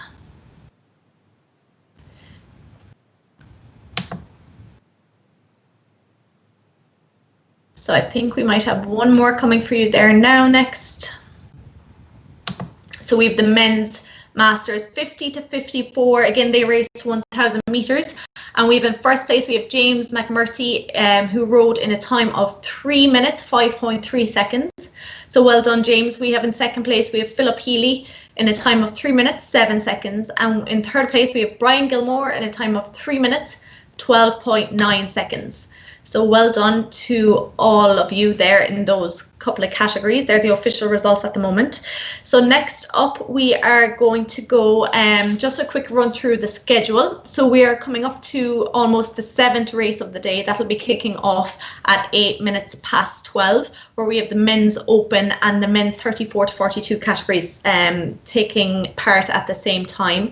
And then we have just one more race after that in the 1,000 meters categories, and then we'll be into the 500 meter sprints. So next up, what we are going to go to is we have another video for you, and this one is about the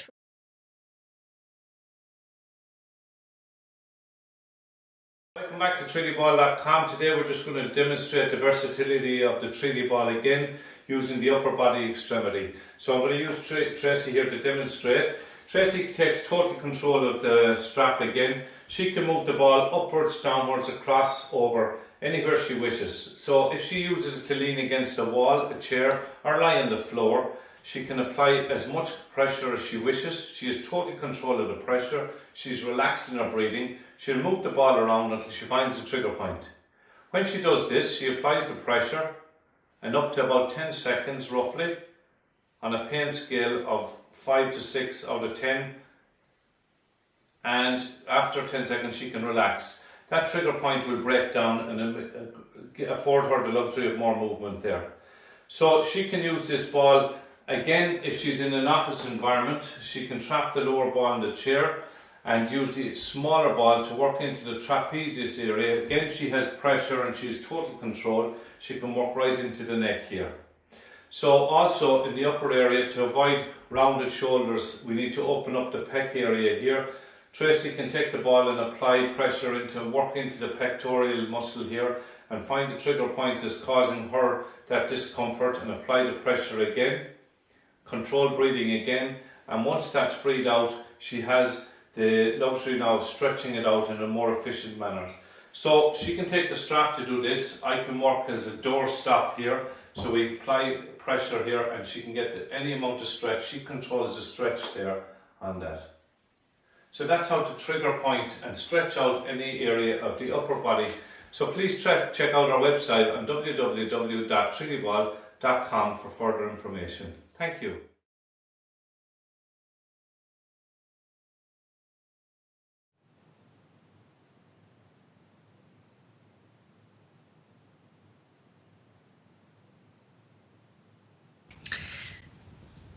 So another great video there. So just remember, for any competitors that are watching at home, what we'd ask you is to don't go by the YouTube stream, don't go by what the commentators are saying to you. Make sure you're following what's on your laptop screen in the race lobby and what's happening on your performance monitor in the erg. Just because there's a bit of a time delay between the YouTube stream and what you are seeing on your monitor. And again, if you have any problems during the race, if you happen to get disconnected for any reason, just make sure you keep rowing, finish out the race, take a photograph of your performance monitor, send it in to us at vircsupport@rowfit.ie within 30 minutes of the race finishing, and we'll make sure that the results are updated and verified. So what I'm going to do now is I'm going to hand you over to Tom and Ryan, who are going to take you through race number 7. Perfect. Thanks very much for that, Niamh. So up next we have the men's 34 to 42 category, the men's open category 1,000 meter piece, and again we have plenty of athletes to go through here. So we'll just start with the men's 34 to 42,000 meter piece. We have David McCadden, we have Ross Reed from 8 Oarsmen of the Apocalypse, and David McCadden is from the crew class crew. So that is Niall O'Toole's project up in Dublin. Ross Reed is a former rugby player who has turned his hand to CrossFit and found rowing, indoor rowing. He still has lots to learn. That makes 3 of us. That makes 3 of us, Ross. David Cullen, St. Michael's Rowing Club in Dunleary, experienced coastal rower, just like Niamh, our co-commentator, past All-Ireland Heritage Coastal Champion and East Coast Rowing Champion as well. So we have David rowing 42 1,000 meter category. Declan Kelly, we have Chris Heron, we have Ian Hall, and we have Neil Sweeney. And we also have David Duggan from Kilmaximon Rowing Club. Then in the men's open 1,000 meter category, we have Bevan Duffy, we have Cathal O'Neill from St. Pat's Tug of War Club and Rowing Club, we have Patrick Harrington, and we also have Declan O'Sullivan from Kilmaximon. And Declan came second in the men's 34 to 42 in the first event, and he's going to try his hand now at the men's open 1,000 meter piece.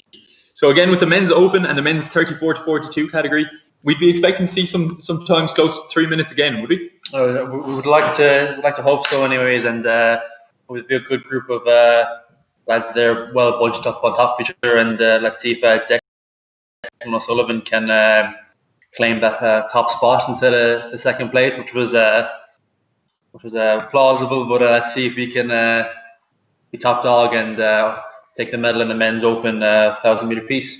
I see here David Cullen, experienced coastal rower. There's a big difference between indoor rowing and coastal rowing, obviously. There's a lot of similar skills you can bring into it, but I'm sure he has the grit and the determination to haul out a nice 1K race. I think a lot of the coastal rowing is a lot longer unless you're doing the coastal sprints, but I'd say he has a fair bit of power and a lot of skill behind him to get him in the top 3 at least to claim a spot, but we'll soon find out, I guess. Definitely. And then Ross Reed, former rugby player. Obviously, rugby and rowing, they wouldn't come hand in hand, but definitely Ross would have some attributes from his rugby days, with fitness-wise, and the high-end fitness, the big engine. He'd definitely have that from the rugby. Yeah. And I'd say he'd be looking to pump out a very strong 1K. Big engine, big numbers, big power off him, I'd say, and especially being in the 8 Orcs of the Apocalypse, I'd say that's a good tough group to be in. So if he's in that group, I'd say he's doing something right anyways on the erg, and especially with CrossFit, developing a lot of power, and hopefully we'll see him shine in this next race. So just a quick bit on the 8 Oarsmen of the Apocalypse. That's 8 indoor rowers around the world, and they just race each other and train hard together. And it's the beauty of indoor rowing. Like, Ross is based in Ireland, and there's other members of the 8 Oarsmen of the Apocalypse, and they're based all around the world. So it just shows the connectivity and the community that the indoor rowing is really starting to bring. And Declan O'Sullivan, again, as we said, second in the men's 34 to 42 category in the first event of this series. He'll be looking to push on now and definitely try turn that 2 into a 1. As we just head into the race now, we have 1 minute to go. The nerves starting to settle in.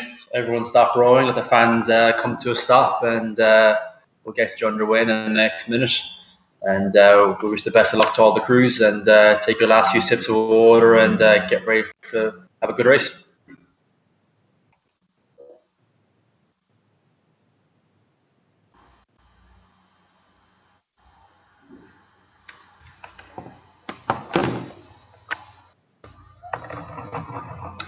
So just a reminder, focus on your performance monitor. Follow the instructions on your performance monitor only.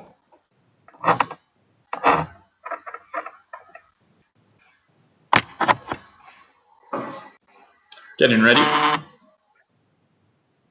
Attention. And away we go.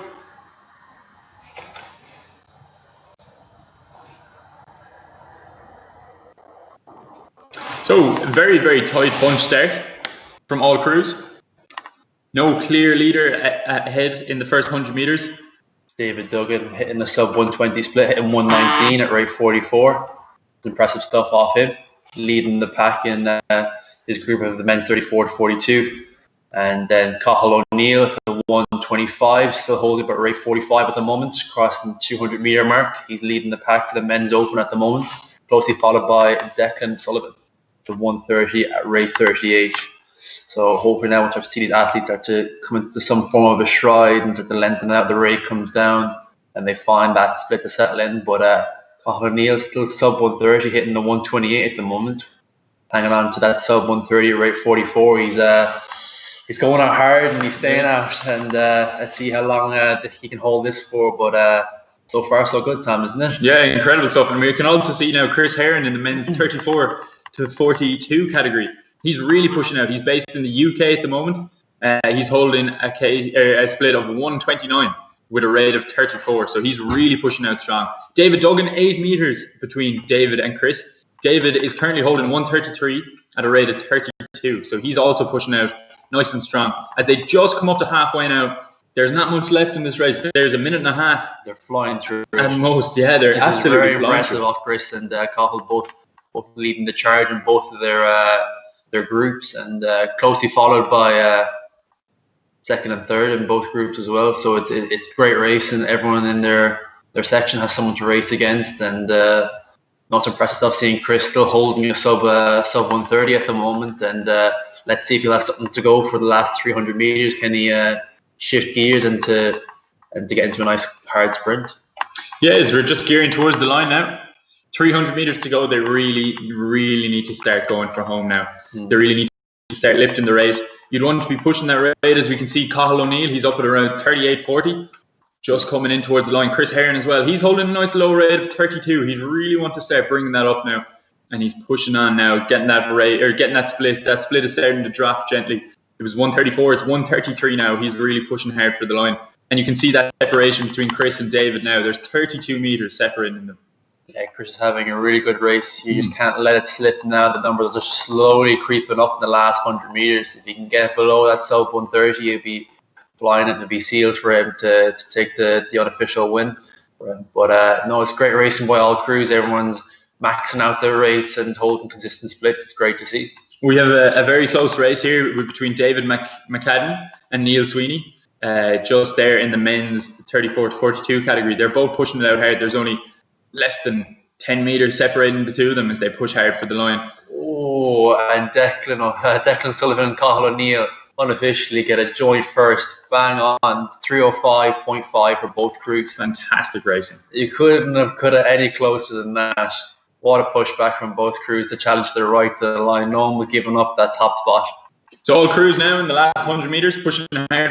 We've Patrick Harrington just coming in here now, rating 34 and just crossing the line there. And now we have David McCadden and Neil Sweeney pushing hard, rating high.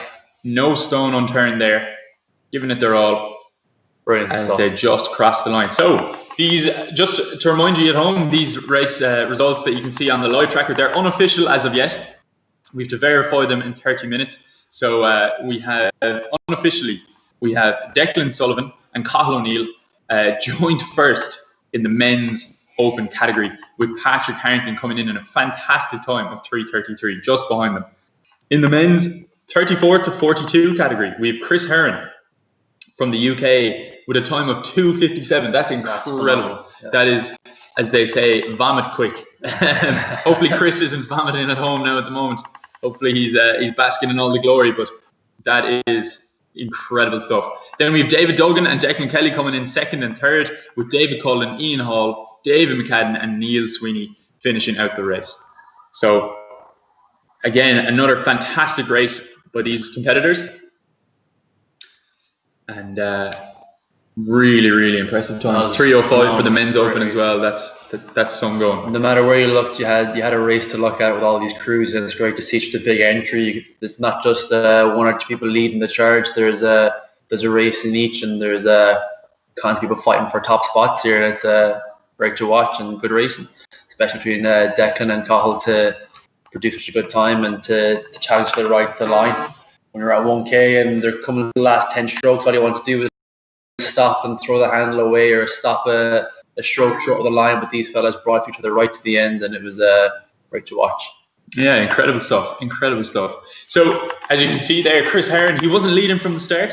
We could see Declan and Cahill, they were pushing hard, and they were really they were noticeably out in front. But then Chris Heron, like, coming through with a time of 2 minutes 57 seconds. It's phenomenal. It's incredible stuff. Absolutely incredible stuff. So just to show you that, like, you can go off hard at a relatively good pace, and then you can just, finish very, very strongly. You're not going to win the race in the first 30 seconds. You can lose in the first 30 seconds, but you're not going to. They hung on to it, because I saw Chris start to creep up on the splits, but he held his nerve and brought it right towards the line towards the end, and it was great to watch. And he had that experience, all that training really did pay off for him to be gutsy and go out hard and hang on to it. So fair play to all crews and well done. So we're just going to get a podium up for you now. We have a podium here in front of us. Women's Masters 50 to 54 1,000 meter piece. We have Marie Kinsella in first place. So congratulations to Marie. Coming in there, winning the Women's Masters 50 to 54 1,000 meter piece. Next up, do you want to take this one away? We have the podium results for the Women's Masters 27 to 33,000 meter piece, with Amanda Galisarian with a time of 3 minutes and 40 seconds, 0.4. Then we have Aisling O'Sullivan, 4 minutes 2 seconds, 0.6. And then third place we have Carol McCarthy, a time of 4 minutes 4 seconds, 0.3. So congratulations to all three of those women. They did a great race for the Women's Masters 27 to 33,000 meter piece. Let's see if we have any other podiums coming up now. So another podium just there. We have the Women's Masters 43 to 49 category. So we have Nicola Fitzgerald in first place, Kathleen Ducey in second place, and Mary Talat Walsh in third place. So Nicola came in a 56.3. Kathleen came in 4 minutes 2 seconds, 0.8, and Mary Walsh came in 4:24.7. Incredible times by these three athletes in the Women's Masters 43 to 49 1,000 meter piece. So just to reiterate that, Nicola Fitzgerald coming in first, Kathleen Ducey coming in second, and Mary Talat Walsh coming in third place in the Women's Masters 43 to 49 1,000 meter category. Incredible stuff by these three ladies.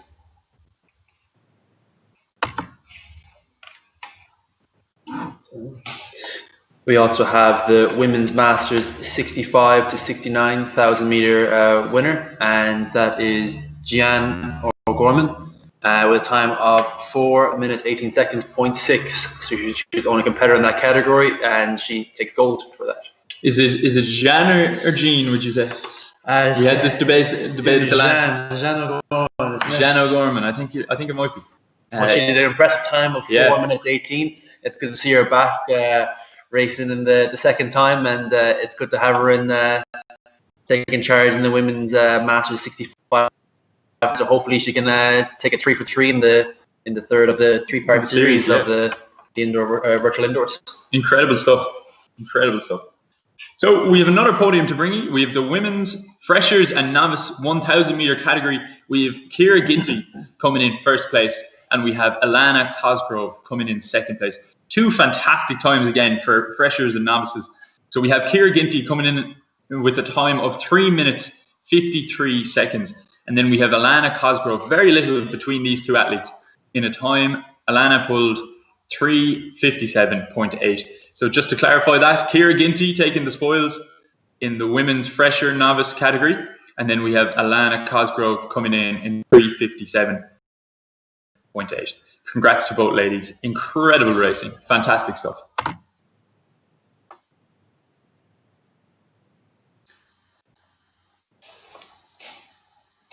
So that's all the podiums for the time being.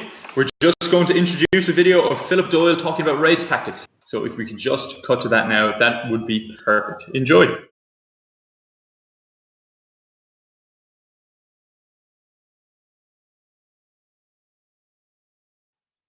You've been known to say that you're you're unfazed by the whole thing when you're competing, say at international stage, that you wouldn't necessarily know who you're up against because you can't tackle them and you can't cut them off. So what's the point in knowing them? You just need to go faster. So is that still the case when you're out there racing? I think over the year, as we raced more and more crews, we started to learn how they raced, but that just gave us more confidence in ourselves.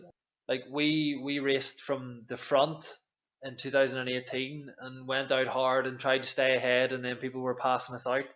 I think that's because we didn't really know who we were as a crew and what our strengths were. And then towards the end of last year, we started racing from the back and going out hard, staying with them, but then keeping a little bit of ourselves back, and then from like just before the 1K, then really starting to hammer home, and then knowing that we had the ability to push gave us just so much more confidence, and we really learned how to race. And I think that sort of comes back into the fact that we can't affect what the other crews are doing. They can't affect what we're doing. The only way they can affect us is mentally, and the two of us are very, very strong. And as you said, I've said it more times, we're very unfazed by the whole race mentality, because you can only do you. And if we're at our best, then I would like to put our best against every other crew's best any day, you know.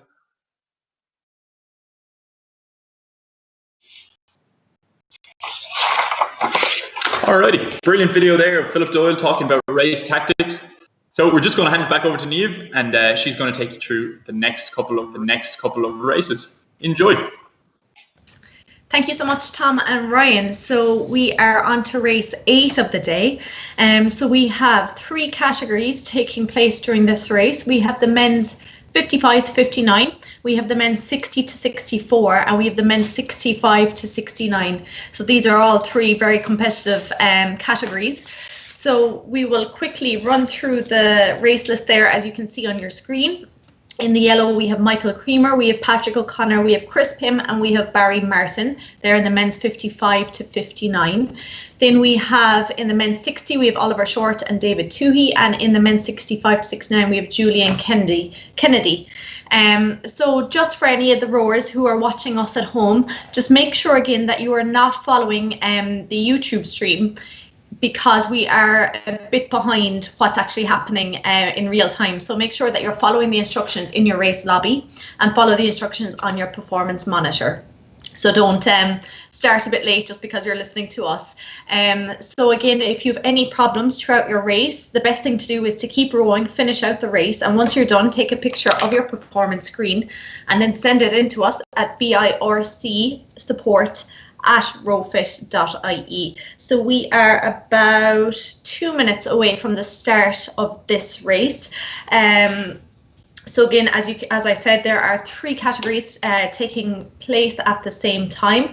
On your screens, you have your yellow boats, the men's 55 to 59. You have the red boats, which are the men's 60 to 64.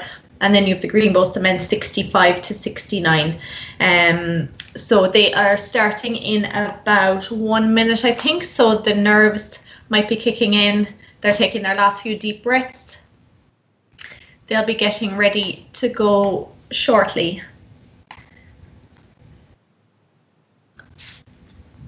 So just to let you know where we are in the schedule, so we're on to race 8 of the day out of 14. So again, we are flying through the day, and this is actually the last 1,000 meter race of the day. So we have the last 3 categories, and after this then we'll be on to race 9, which is the start of the 500 meter sprints. So they're much quicker.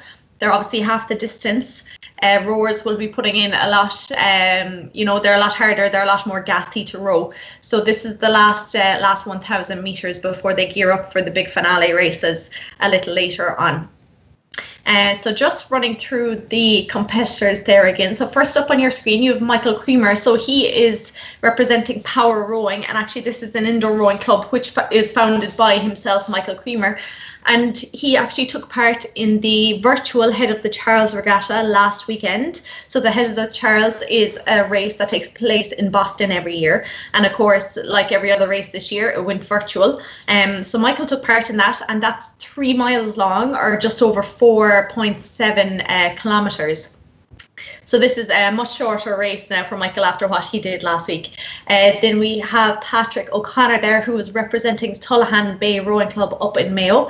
Again, we have a huge contingent from that club up in Mayo, and it's great to see. Then we have Chris Pym. And we have Barry Martin, and Barry is representing Dalkey Rowing Club in Dublin. And a few of these are used to doing some indoor rowing events. I see there Barry Martin, he did the Irish Indoor Rowing Championships back at the start of the year in January, and he did the 2K race in the men's 50 to 59, rowing 7 minutes 32.1 seconds, and he also did the 500 meter race, pulling a time of 1:39.4. Then we have Patrick O'Connor, and we have Chris Pym there, as you can see, and they're actually both doing the 500 meter sprint there a little later on. So this will be a nice warm up for them. Then in the men's 60 to 64, Oliver Short there, he is a member of St. Pat's Tug of War Rowing Club. So they're up on the South Armagh North Louth border, and he actually took part in the first event of the virtual indoor rowing series in the men's 60 to 64 category. So he has raced this exact race 3 weeks ago, and he pulled a time of 4 minutes 6.8 seconds. So let's see if he can do a little bit better than that today. And he's also doing the 500 meter race in a little while. He also is no stranger to indoor rowing and competed at the Irish Indoor Rowing Championships earlier this year, finishing first in his 2K race in a time of 6:56. He came first in his 1K race in a time of 3:14.8, and third in his 500 meter race in a time of 1:32.4. So he's no stranger to doing multiple races in a day, so I'm sure he'll be flying it for the 500 meter race in a little while. Then we also have David Toohey there, and he's doing the 500 meter sprint later on as well. And then the sole rower in the men's 65 to 69. So we have Julian Kennedy, and he's representing Empty the Tanks. And this is another group of worldwide, it's an indoor rowing team, and there's members from all over the world. And it's great to see indoor rowing becoming so popular. And it is, like, it's not just for rowers anymore. It's, you know, you can see it, you see a lot of CrossFit gyms doing it, and you see all these indoor rowing teams that are made up from people all over the world. So Julian is just one of those, and he also took part in the first event in the virtual indoor rowing series just 3 weeks ago, and he finished in a time of 4 minutes 9.3 seconds. So he won his category, so he's the only one doing it this time. So we'll see how he does, and he is also doing the sprint a little later on, the 500 meter race. So they're all just gearing up now. They're just stopping rowing. They're letting their erg settle down, waiting for the flywheels to stop. And what you'll see on your screen there now, you'll see the different colours, again representing the different categories. So the men's 55 to 59 are in the yellow. We have boats 1 to 4. Then men's 60 to 64, they're in the green. And the men's 65, 69 in the pink there. And they're off in the start of this race, the final 1 kilometer race of the day. And There is an early lead by Barry Martin there in the men's 55 to 59. Chris Pym shortly behind him, followed by Patrick O'Connor and Michael Creamer.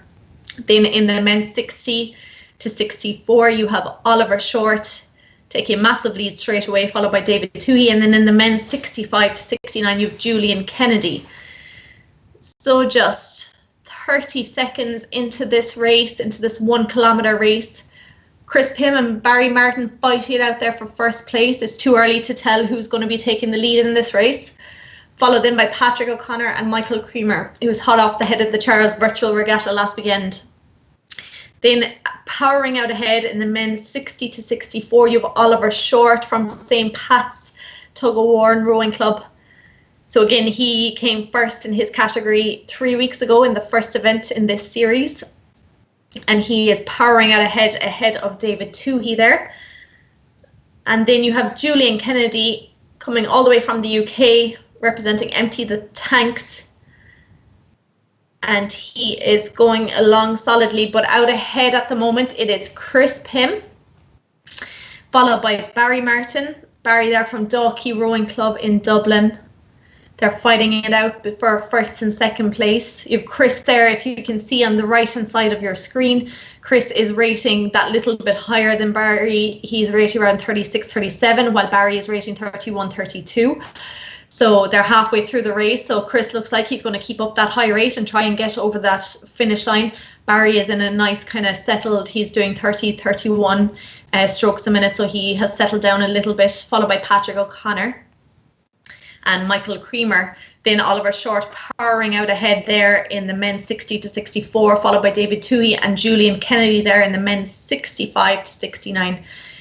They have just under 350 meters left there. They're rowing 2 minutes 15 at the moment, just passing the 300 meter mark left. So Chris is just after going ahead of Barry. He has about 14 meters ahead of Barry there, keeping that rate very high throughout the race, 37, 38. Barry is still in his settled 32 strokes a minute. Chris just passing 200 meters to go now. And his rate is staying high. His split is staying consistent. He's 1:39. Barry Martin then in second place. He's upping the rate slightly, followed by Patrick, who is pulling very strong now towards the finish, followed by Michael. Oliver powering ahead again, just ahead of David Toohey there. He's rating nice and high. Oliver 38, 39. Julian then is putting a big push on there for the finish. We're into the last 100 meters for lots of the competitors there. Chris Pym has upped his rate again, up to 40, and he is just crossing the line, followed by Barry Martin and Patrick O'Connor, who had a phenomenal race there, pulling up by a massive amount towards the end. We have Oliver Short after passing the line, then followed closely then by, there's 3 coming up together, Michael Creamer, David Toohey and Julian Kennedy, all heading for that finish line. And they're into the last 20 meters there. Michael Creamer just coming up, followed by Julian and followed by David. So well done to all competitors there. Great race. As I said, we had 3 different categories, and the unofficial results at the moment are Chris Pym in the men's 55 to 59. Chris Pym in first place, followed by Barry Martin and Patrick O'Connor. And Michael Creamer there in 4th place. Then in the men's 60 to 64, we have Oliver Short in a time of 3:19, followed by David Toohey in 3:44.2. And then in the men's 65 to 69 category, we have Julian Kennedy all the way from the UK in a time of 3:42.2. Very good times, very, very competitive fields. And a lot of them raced, of course, a few weeks ago. I'm just looking there, Oliver Short, who rode 3 weeks ago. I think he smashed his time from 3 weeks ago. So well done to you. And I think what we are going to do now is we are going to go to some official results. We're going to go to the podium. And we have the men's open results.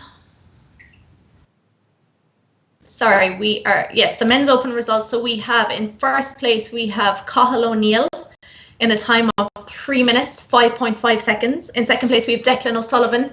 who finished in a time of 3 minutes 5.5 seconds, and we've Patrick Harrington taking the bronze, a fellow club member of mine, in a time of 3 minutes 33.4. So I think they're the only official results that we have right now. So again, make sure if anybody had any difficulties during that last race, what you should do is take a picture of your performance monitor, send it in to us, VIRC support@ROWfit.ie. Make sure you send it in as soon as possible, and only send it in if you did have a problem, and we will get that sorted. And I think we're going to bring another official result to you, and we have the men's masters 34 to 42 category. And in first place there we have Chris Herron in a phenomenal time of 2 minutes 57.6 seconds. Taking the silver, then we have David Duggan in a time of 3 minutes 4.4 seconds. And in bronze then in third place we have Declan Kelly in a time of 3 minutes 8.3 seconds. So they're just some official results there for you. So what we are, where we are now, so that's all the 1 kilometer races done. That's race 8 done. Next up we'll have race 9, and we're starting into the 500 meter races. And first up in that will be the men's junior 13, the men's junior 15, the men's junior 18, and the women's 40 to 49. So I'm sure they are all getting ready now. They have their warm up done, and they'll be getting ready to go. But next up, what we're going to do is we're going to take another video, and again it's from high performance athlete Monika Dukarska, and she's talking about being part of that heavyweight women's squad.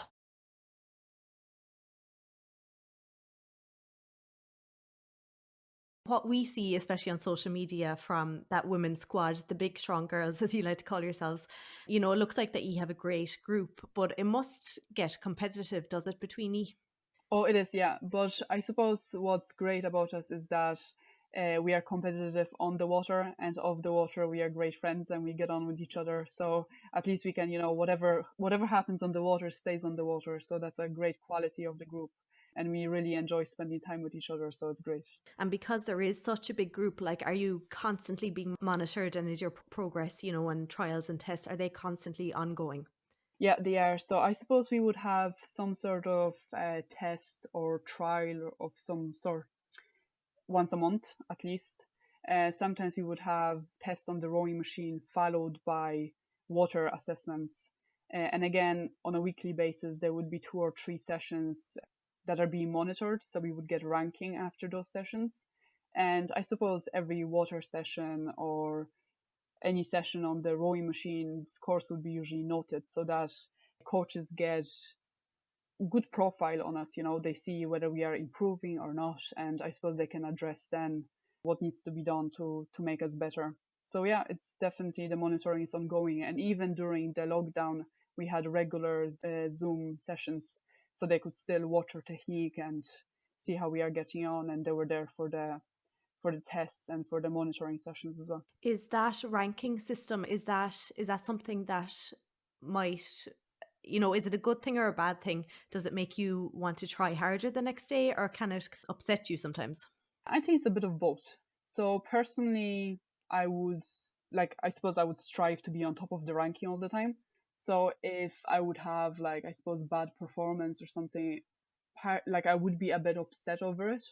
But I think at the same time, it gives you motivation to dust yourself off and go again. And there will be the same session the following week. So you have a chance to kind of, you know, I suppose, redeem yourself and attack again. And also it shows clear progress. It shows your individual progress and also the progress of the entire group.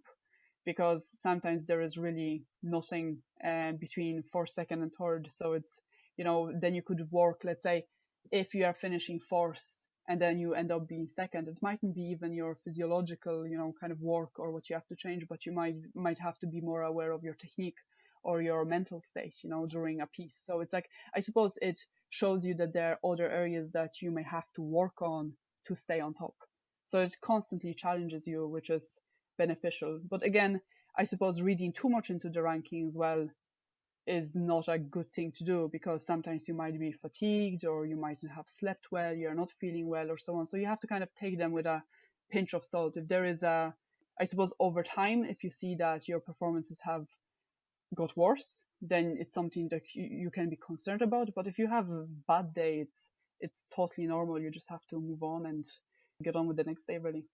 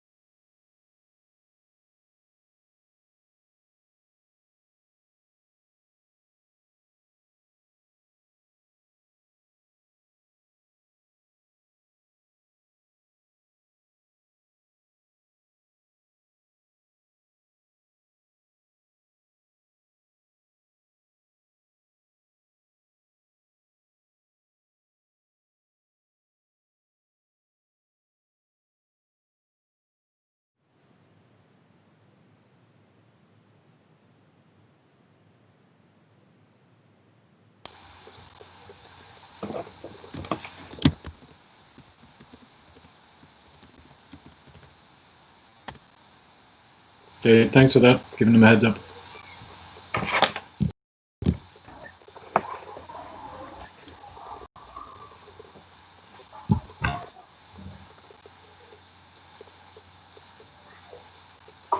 Alrighty, perfect.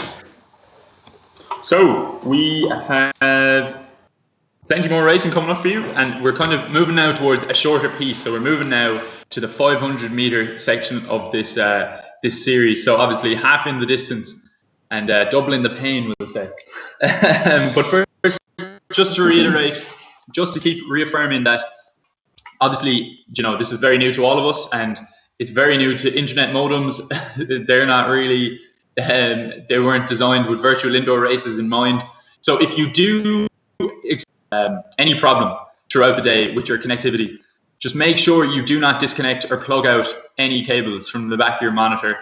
Just continue with your piece, keep going, and just take a photo once you're finished your race. Just a photo. If you disconnect, take a photo, send it to VIRC support at ROWfit.ie. That's VIRC support at ROWfit.ie. And the lads here now, our production team behind the scenes, will take care of everything for you, and we'll have the race results verified in 30 minutes. So just to reconfirm that with you, excuse me, it's VIRC support at ROWfit.ie. And that's only if you disconnect. If you don't disconnect, just follow the instructions on your monitor, finish out the piece, wait for the monitor to clear itself. You don't have to do anything. We'll take care of all of that for you, and just enjoy it. So next up, we have the men's junior 13, men's junior 15, and men's junior 18 500-meter piece.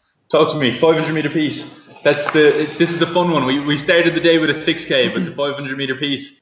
500-meter piece. Yeah, it's a grim reaper of a piece, to be honest, because I think it hurts more after you finish than it does during, because it's flat out. It's 90 seconds to 2 minutes. It's in your anaerobic threshold just to not stop, just go flat out with, and it's quite painful, to be honest. There's no letting up. You keep the foot on the gas the whole way, and just hope your legs hold out. And when they do die, it's all arms back, and technique goes out the window, and it's fun to watch and not fun to be in. But it's a quick and intense race to be in. But no, we'll see a range of numbers being pulled from these men, from the men's J13 to junior 18. But I'm sure there'll be a good few numbers to watch and a good race to watch. So when coaches are testing athletes, is a 500-meter piece, would that be important, or is it kind of just a case of he can go this hard for 90 seconds? No, that's strength. It's a great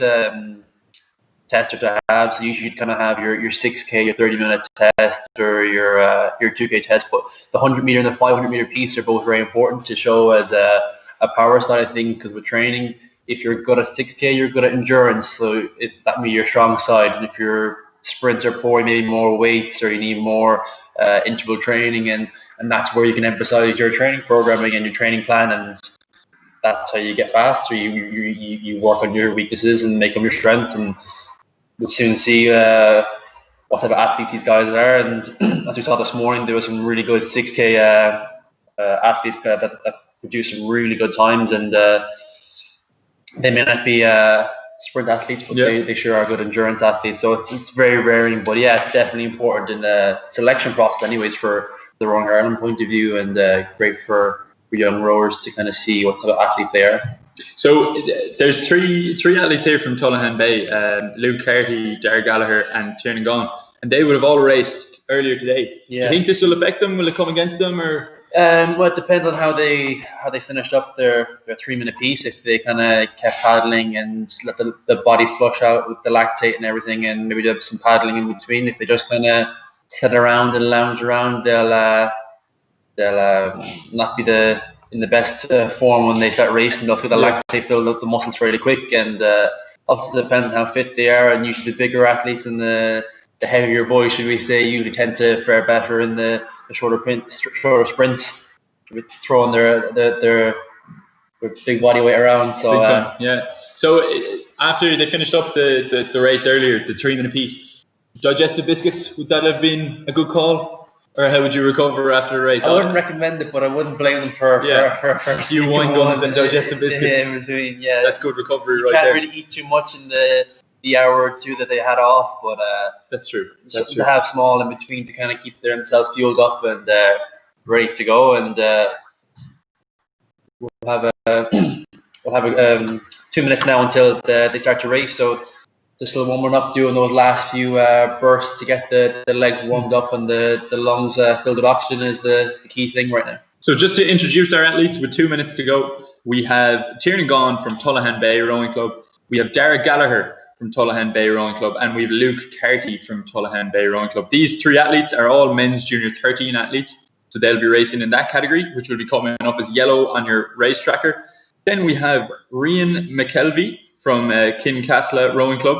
Apologies for any mispronunciation there, but he's racing in the men's junior 15 500 meter piece. And then we have Conor Lehan from CBC Monkstown, men's junior 18 athlete, and then we have Hugh Ross from CBC Monkstown as well. Hugh Ross is a 6th-year student at CBC Monkstown in Dublin. So best of luck to those Monkstown athletes and to all the athletes in this race. It should be an interesting one. So you can see obviously the difference in age as we have 1 minute to go to the race. The difference in age. Do you reckon there'll be a big spread here, or over a shorter distance there isn't too much of a difference? There won't be a huge difference. Hopefully, we won't see. But again, these men's junior 13s are already at disadvantage, being a bit younger, but and also racing earlier. They'll have the lactate in the system, but I'm sure they'll give it a good go and try and get as close as they can to the junior 18 men, and hopefully the junior 18 men can show us how it's done. Should we say? Yeah, definitely. Push on. You'd be hoping for around 125 to 130 for a time. If I see a sub 130, I'd be very impressed off these men's junior 18, and even the J15s can be pushing those scores, depending on how big they are at that age. But definitely, we'll see how they go, and all the athletes get stopped rowing and get ready. Here we go. Attention. And away we are. So very short race again, just reminding you at home, this is flat out, there's no settle, just as hard as you can. We see Conor Lehan here taking an early lead over Hugh Ross. There's 4 meters between these two gents, rating well above 40, 45, 43, 44 at the moment. All athletes, fantastic start, getting away quickly off the line. First 100 meters, done and dusted. Darragh Gallagher pushing it out in the men's junior 13 category. We have Rian McKelvey.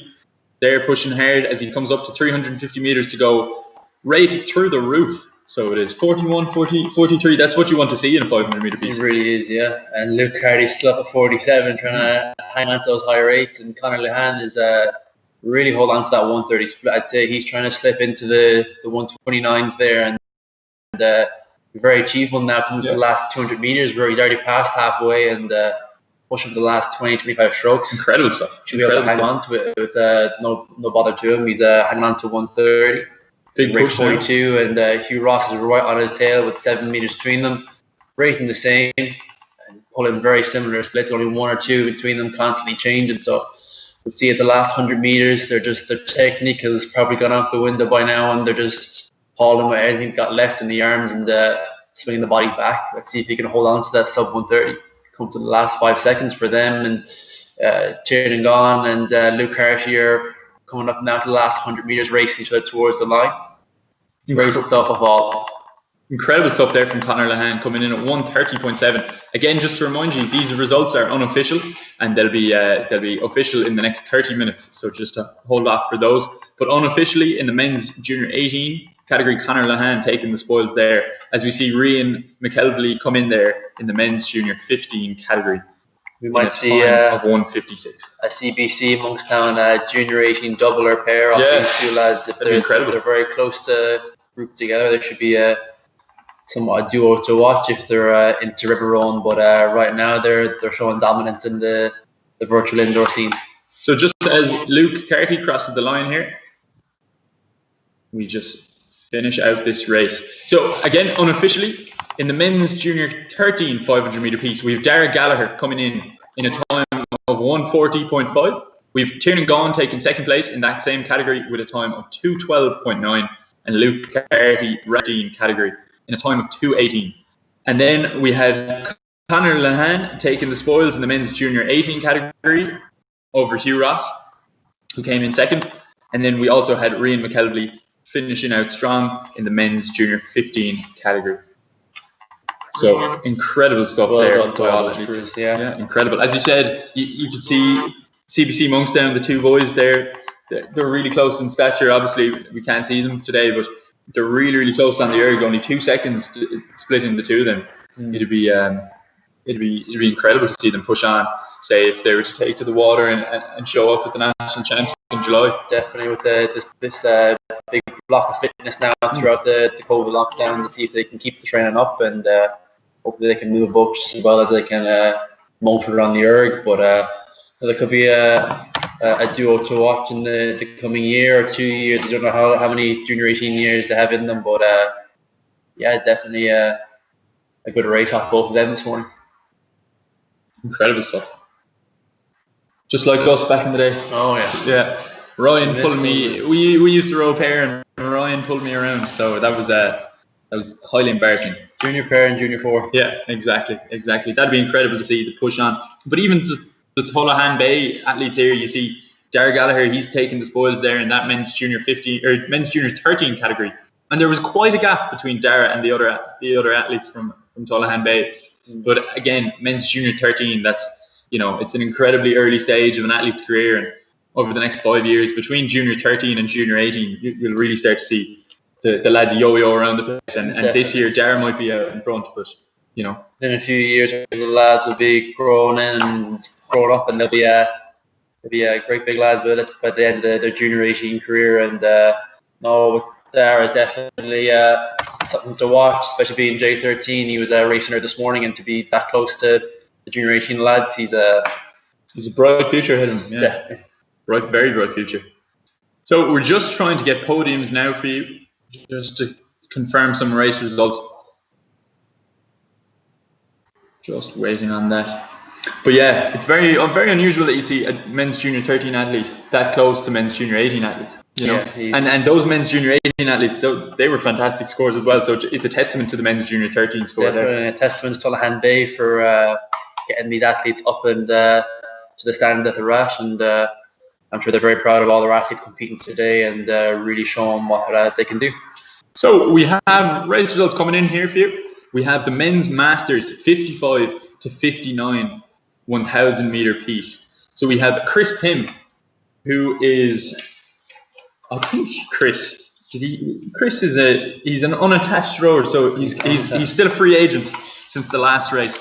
Yeah. Chris Pym came in first place with a time of 3:15.6, an incredible time.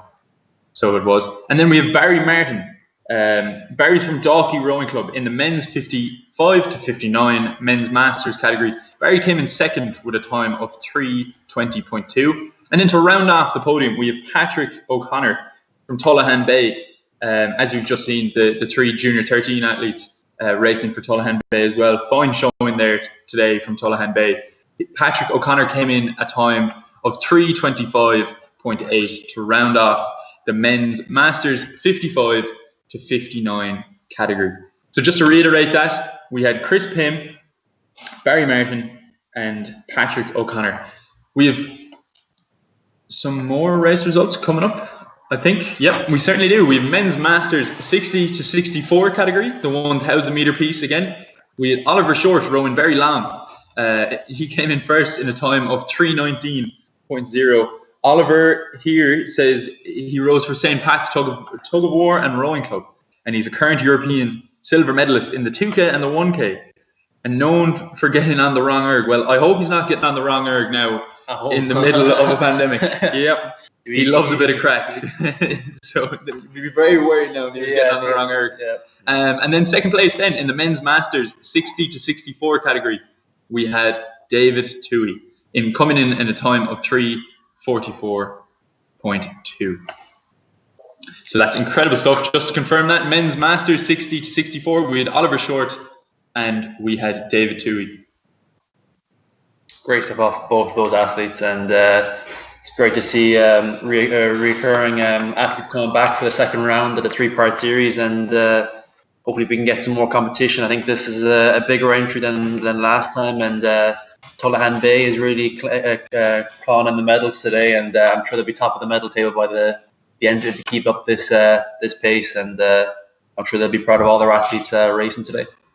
So we have one more podium to bring to you. We have the Men's Masters 65 to 69 category. In the 1,000 meter piece, we had Julian Kennedy coming in a time of 3:42.2.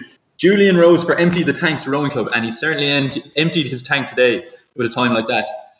Again, Men's Masters 65 to 69 category, 1,000 meter piece, Julian Kennedy pulling a time of 3:42.2. Incredible stuff. I hope I'm very, I'm not even pulling those times at the moment, but I hope when I'm at 65 to 69, I'll still be able to pump out times like that in a 1,000 meter piece. That'd be incredible. Hopefully still rowing by then. Yeah, definitely. The longevity of the sport, it's incredible to see that an athlete is still able to publish those times. 3:42.2 for Julian Kennedy. Incredible stuff. So it is. So that's all the podiums for the moment. We have, just to give you an update on where we're at now, we have the Women's Junior 13 500 meter piece coming up shortly, and that's going to be another fantastic race. We have more Tullahan Bay Rowing Club athletes, but we're just going to cut to a video of Paul O'Donovan giving advice to younger rowers. So we're just going to cut to that now. Enjoy.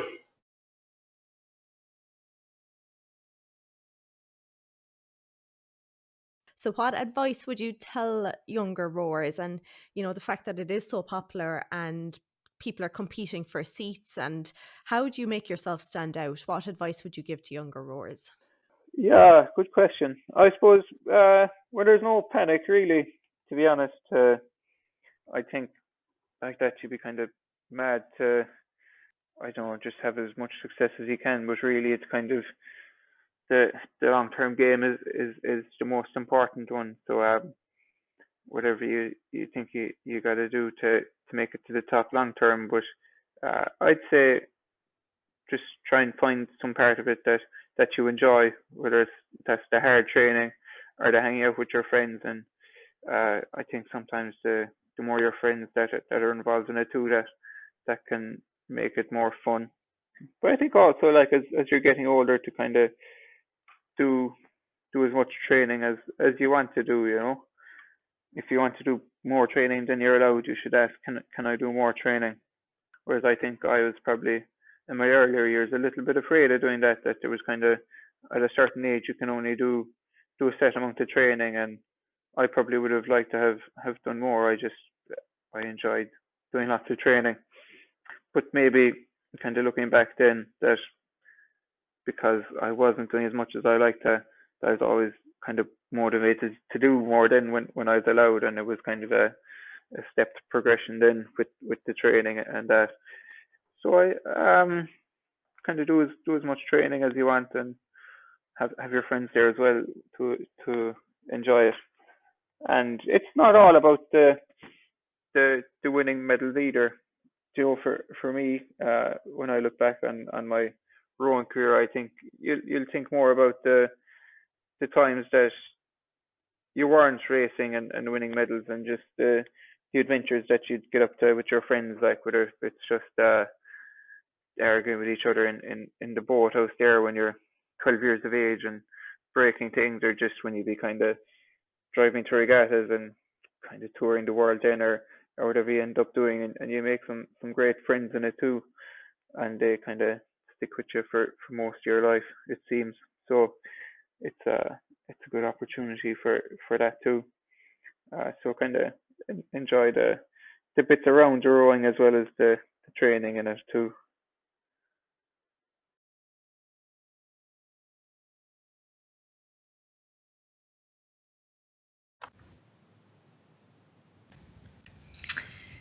Thank you so much. That was another great video there. So we are on to race 10 of the day, and it's another 500 meter race. So next up, we're going to have the women's junior 13. And there are 4 competitors in this category, and they have just about 5 minutes to go to the start of this race. So a quick look at the names there. If you're looking on screen, we have Kate Walsh in boat number 1.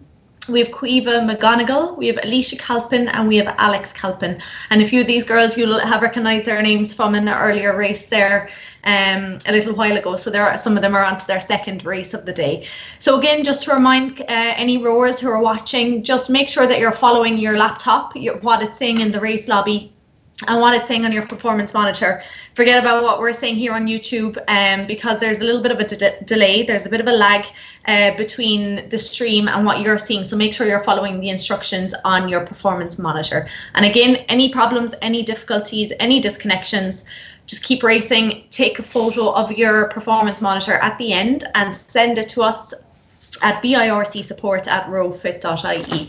So quick run through the competitors in this race. So we have Kate Walsh, who is representing Tullahan Bay Rowing Club up in Mayo, and she competed in the first event in the virtual indoor rowing series just 3 weeks ago.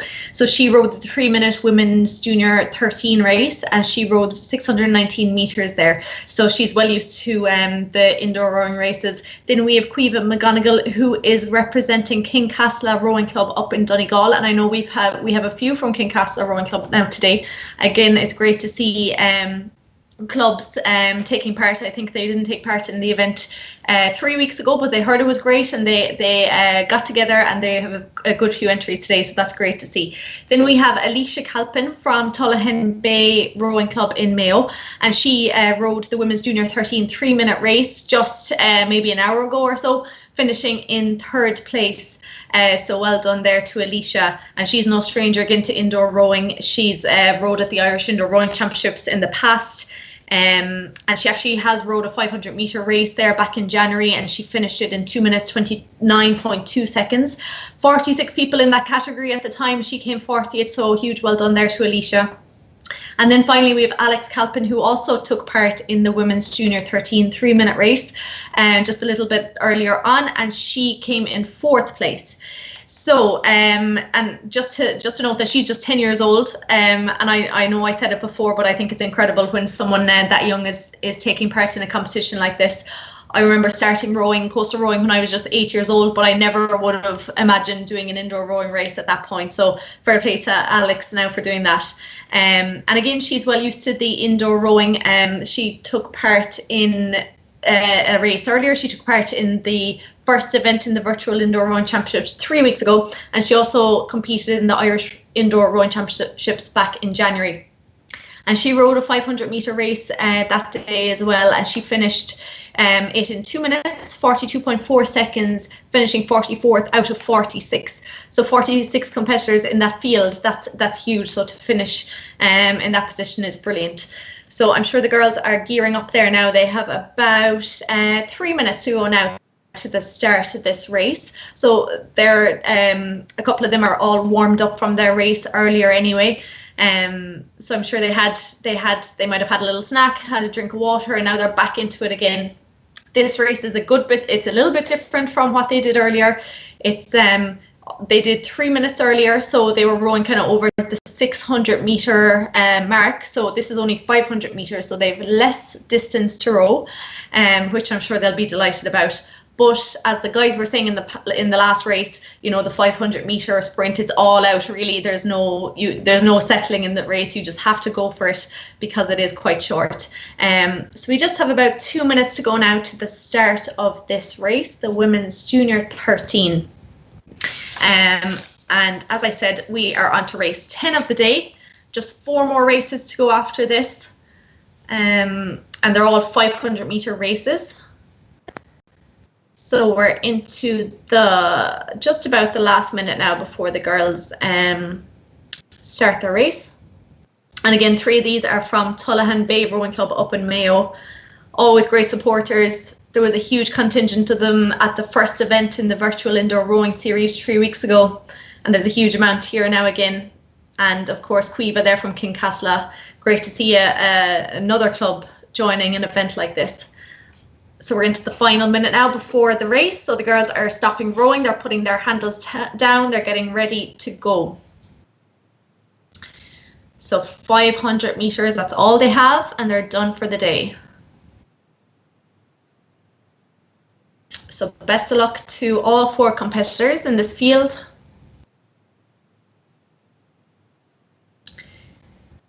They're just getting ready to start. They're sitting ready.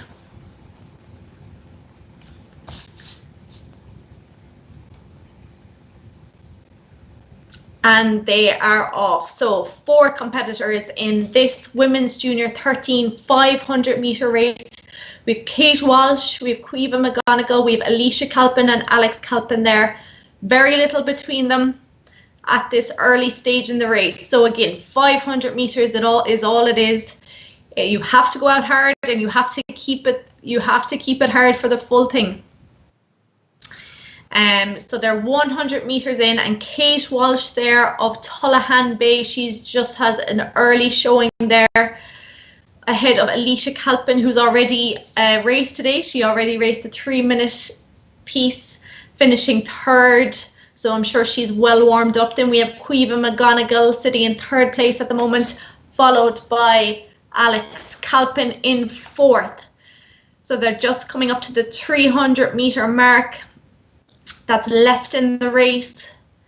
Well done, girls, are 1 minute in. So as it stands, Kate Walsh there with just 250 meters to go. She's sitting in 1st place, racing around 31-32 strokes a minute, followed by Alicia and Cuiva. Cuiva there just creeping up there on Alicia. Can Alicia hold out?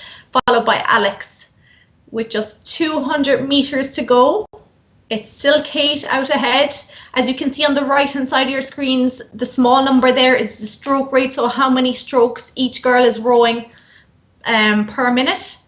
And Kate there just passing 150 meters left to go. She's racing at 30. And look at Alicia behind her racing 39, 40. Incredible stuff. And Cuiva there 42. There's a great battle there for 2nd and 3rd place between Alicia and Cuiva. Kate now just 100 meters to go with Alicia and Cuiva coming up. This is an incredible race. Alicia grinding Kate down with every stroke. You can see there Alicia's rate is much higher. With 50 meters to go, can Alicia get it? Just 2 meters between them, 1 meter. I think Alicia's just passing her out. You can see there the rate, she's rating around 40, Kate there around 28. And Alicia, I think she's just, oh, it's so close. That was incredible. And we have Alex just coming up to the finish line. Well done, ladies. What a brilliant race. That was incredible. So in this women's junior 13 race, 500 meters, as it stands, unofficial results, we have Alicia Calpin there representing Tullahan Bay. She was sitting in 2nd place for most of the race, and just in the last 50 meters, she managed to get ahead, finishing in a time of 2 minutes 18 seconds. Then unofficially 2nd place, we have Kate Walsh just 0.8 seconds behind her. She finished in 2 minutes, 18.8 seconds. We have Caoimhe McGonigal representing Kincastle finishing in 2 minutes, 20.4 seconds, very little between them. And then Alex Calpin coming in 4th place. And remember, Alex and Alicia both raced earlier in the 3-minute race piece. So well done, ladies. That was phenomenal. Unbelievable racing, I must say. I'm very impressed there. Alicia there, I think she just took it in the last second. But again, remember, those results are unofficial for the next 30 minutes, just because in case there was any problems with the connections, that it gives time for rowers to take a picture of their performance monitor and send it in to us at vircsupport@rowfit.ie. And make sure you're only sending in a picture if you have had a problem. And as you can see, if you're watching the races throughout the day, each boat will be designated a colour. If one of the boats turns white, that means that their connection is quite poor. There might be a disruption in their Wi-Fi, but I don't think it happened there in that race. But just in case you do see any boats changing colour throughout the day, that's what that is about. It just means the connection is poor. And the best way to make sure that your broadband and your connection is maximised, just make sure other people in the house aren't streaming everything, aren't using up your broadband, because your connection to the race and to your race lobby is the most important thing. Now I'm just going to see if we have some official results from earlier in the day. Just getting in touch there with the production team to see if we have any podiums.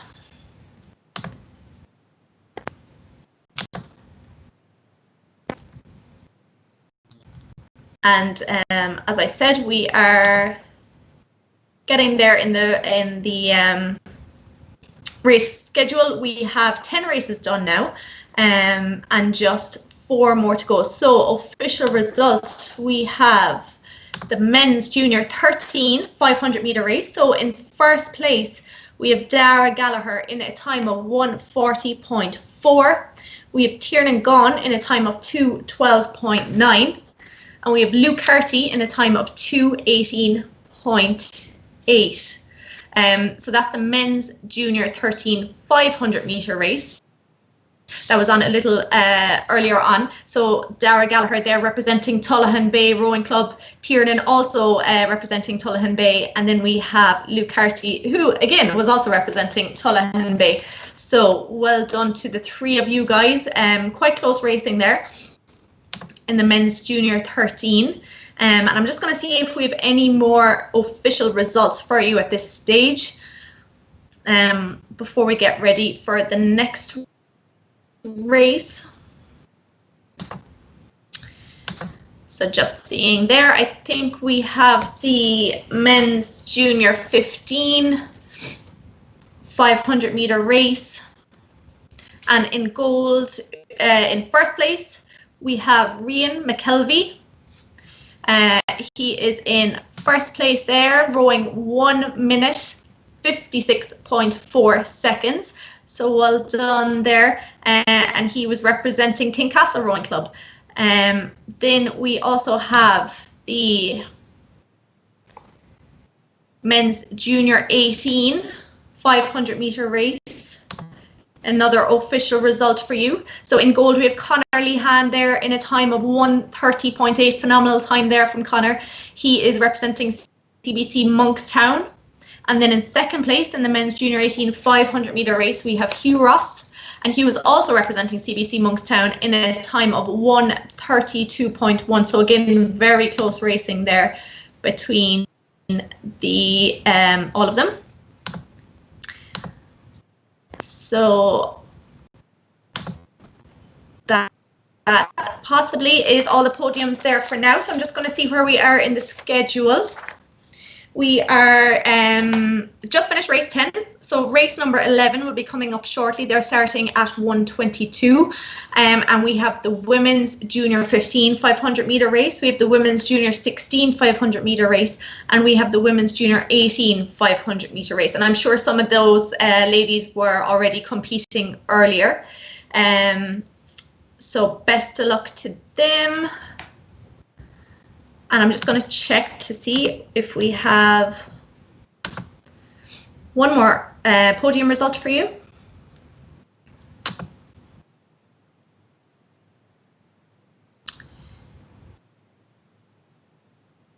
So we're just about 10 minutes to the next race.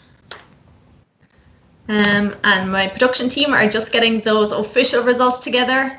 Of course, we have to allow enough time for anybody to send in any photographs of their performance monitors if they lost connection. So what we are going to do now actually is we are going to go to our next video, and it is of Sunita Paspoor, the high performance rowing athlete, and she's talking about her indoor rowing and her role models.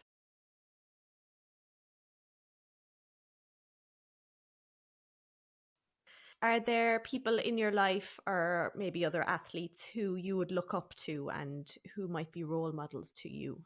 Like when I was junior, I used to look up to another girl, and she used to go to the same boarding school, and her work ethics was amazing. So, and I was lucky enough I got to race a double with her at the university championships that we won.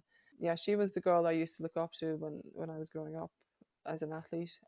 These days, I look at my teammates and I see how hard they work. You know, I don't really need to look for some celebrity or really famous person to look up to, because I don't know what they do on a daily basis. So it's more beneficial to me to look up somebody who's working beside me, how are they handling all that. And yeah, it'd be again teammates, I suppose. And obviously you've become such a role model yourself to athletes all over the world, and you know, you'd see it at the Irish Indoor Championships, I think in particular, and you'd be on the erg, and you'd be going through an awful lot of pain, but all of us would be there standing watching you and just taking it all in. That must be a nice feeling, you know, having people like that look up to you. You don't actually notice when you're doing it. Let's say you mentioned indoors there. I had no idea, like, yeah, there's people, but they're always there, so I didn't really notice. And God, the facial expressions are so embarrassing. Yeah, I suppose hopefully people can take something away from my journey. Then that would be nice for me to know, you know, and if I can inspire a few people, then my job is done. And it is always quite nice to go to indoors and kids want to take photo. It does take a long time to get from the changing rooms to the doors, but it is really nice that kids want to take a picture with you, and I know it's not going to last forever. They're very precious moments that I'll be remembering probably when I'm 20 years from now, when I'll be sitting at home alone, retired, you know, looking at pictures and all that, and just thinking how nice it used to be. I have no doubt in 20 years' time you'll still be going to the indoors and you'll still be breaking records. As a spectator, probably. And I'll be asking people, come take a photo with me, please. I used to be good 20 years ago. Take a photo with me.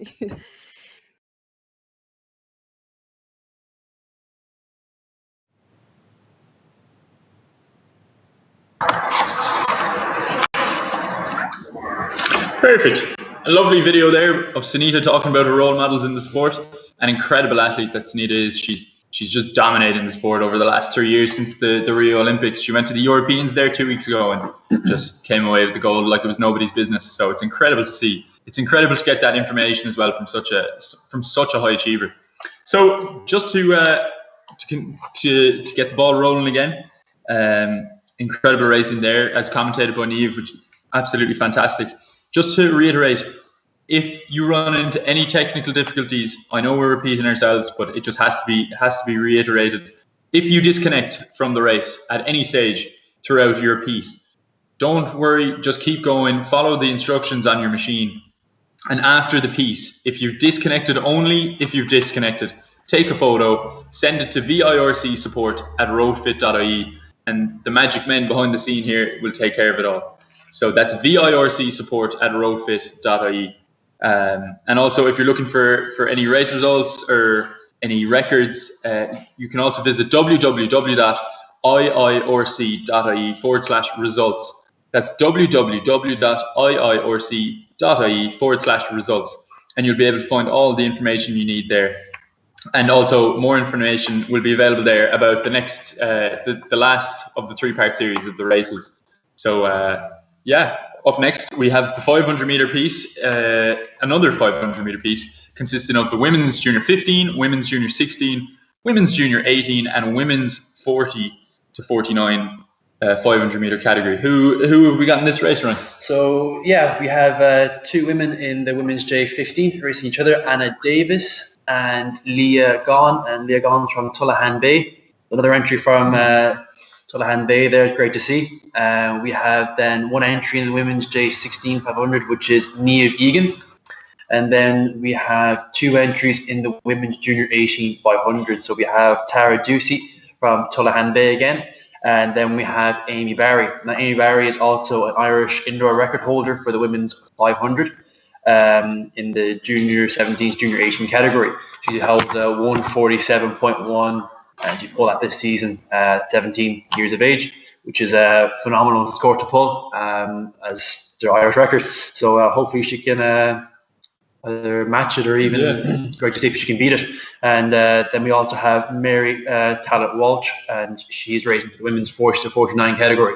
Brilliant. So no, it's a good range, and hopefully we can see some good grouping there and some good racing, and maybe even an Irish record to be broken. So it's great stuff. Exciting stuff. So just for people at home who wouldn't have maybe experienced a 500 meter piece, or they're only new to the sport, how would you go about, for someone who's won junior single, just a cheeky plug there for yourself, how would you go about warming up for a 500 meter piece? What's different? So obviously you want a nice long warm up for a longer piece, or is that how it works? No, I think either way your body has to warm up, and I think it needs the same amount of time to kind of get all the systems going. Like the point of warm up is to heat the body up and to mobilize major joints in the body. So I think you need to do your small paddle warm up, get into your stretches, get into your dynamic warm up, and do a few rounds of that, and then going into just a long paddle, doing your 10, 20, 20, 10 type of burst, so you can kind of bring up the rate, maybe 1 at 26, 1 at 28, 1 at 32, and then 1 at 36. It's all varying on what you like to race at and what you like to perform rate wise, but it's different for everyone. And also the 500 is a higher rating piece, as you already know. You see athletes doing it at 45 or 46, so you may have to do a few of those bursts to kind of build up to it and really kind of open the lungs out and get yourself firing on all cylinders. And it's something that these girls are probably already done now. It's coming up to the race time. It's about 4 minutes to go, but no, it's really personal preference, I like to say, of what gets you moving and what gets your body at its top form. Yeah, definitely. So we have, just to reiterate that for you, we have the women's junior 15, women's junior 16, women's junior 18, and women's 40 to 49 category 500 meter pieces coming up now. But yeah, definitely, I've always found that over the years that, like, say if you're warming up for a 6K, you'd be doing 20 to 30 minutes. 2K would be similar enough, but a 500 meter piece, you could go 10 to 15 minutes of just, first 5 minutes rowing at a steady UT2 pace, do loads of bursts.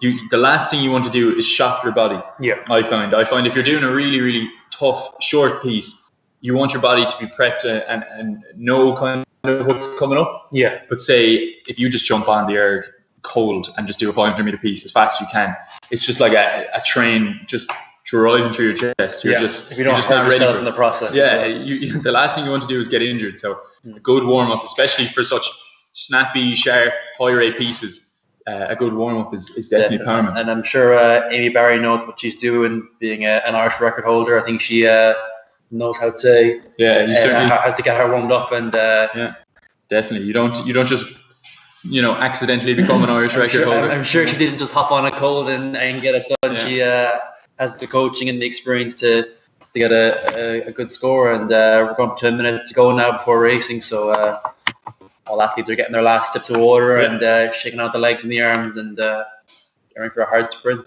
So if all athletes could stop rowing, and best of luck.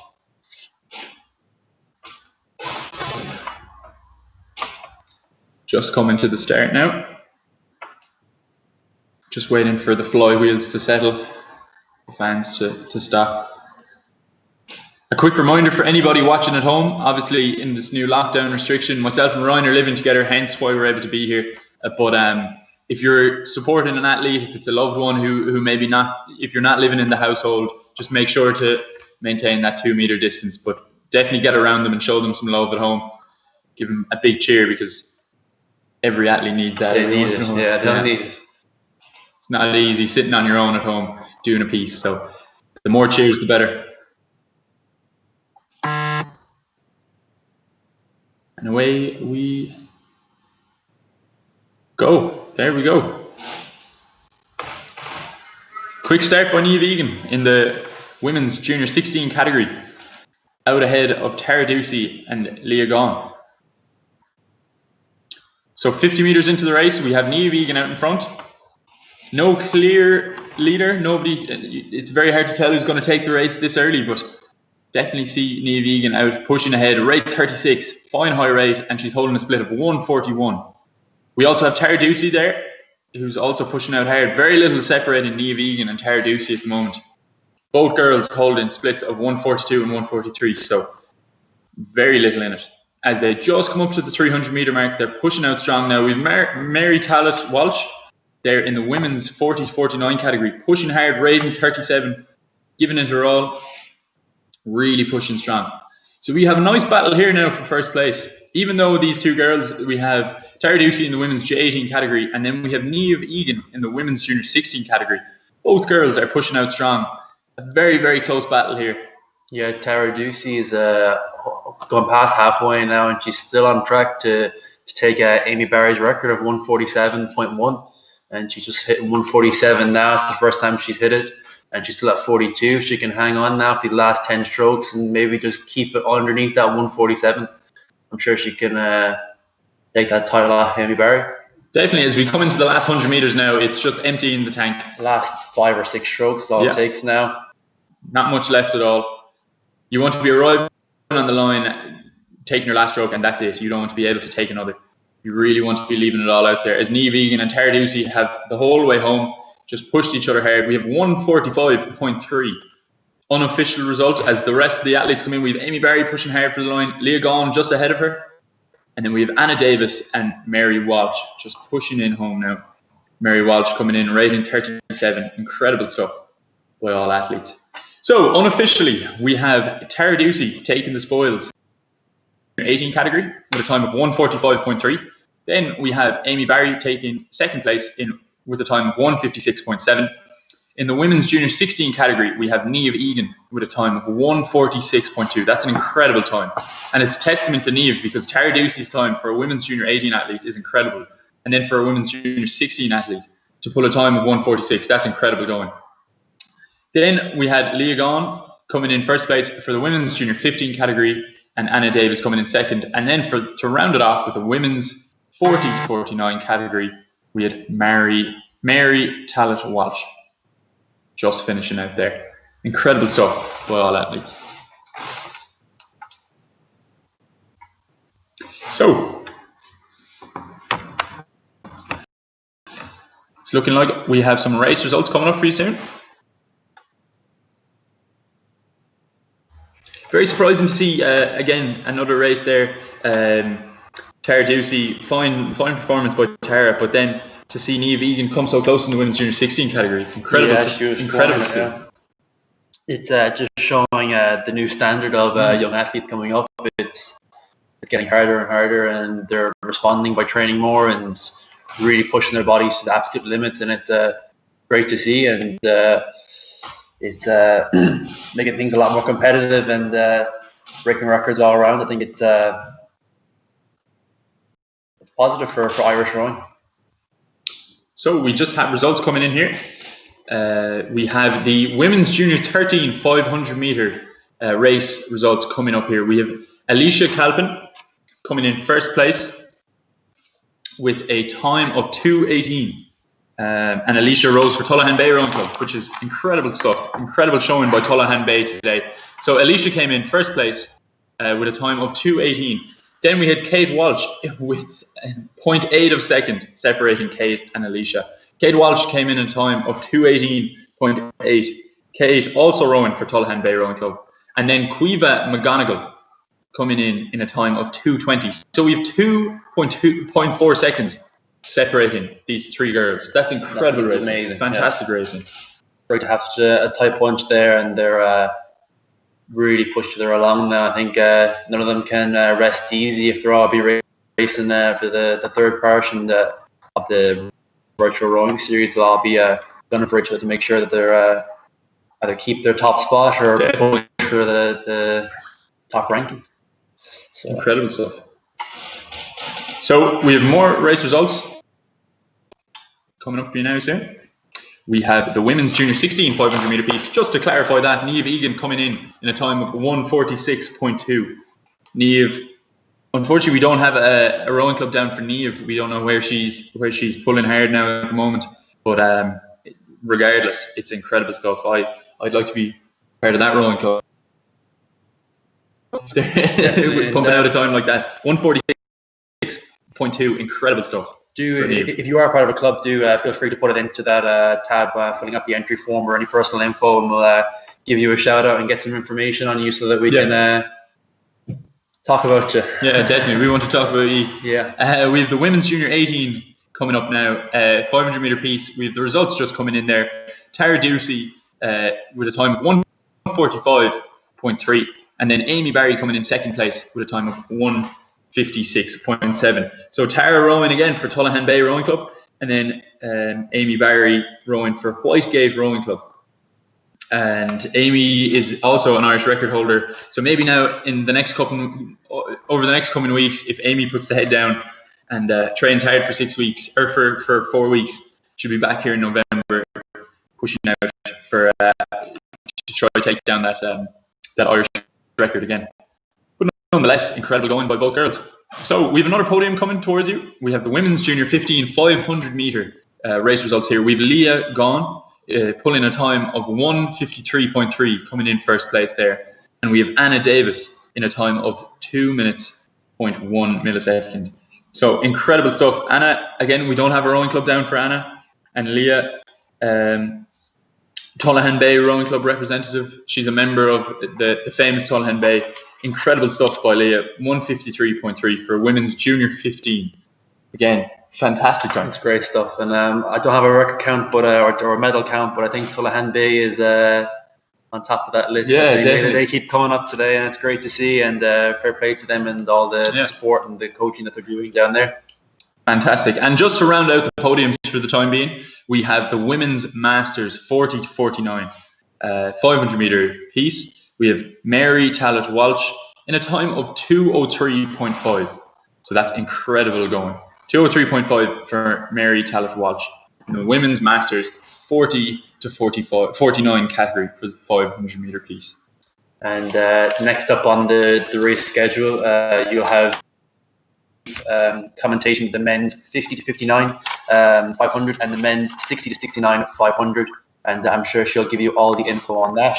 But next up we'll have the video of Philip Doyle and his life balancing rowing and medicine, and enjoy.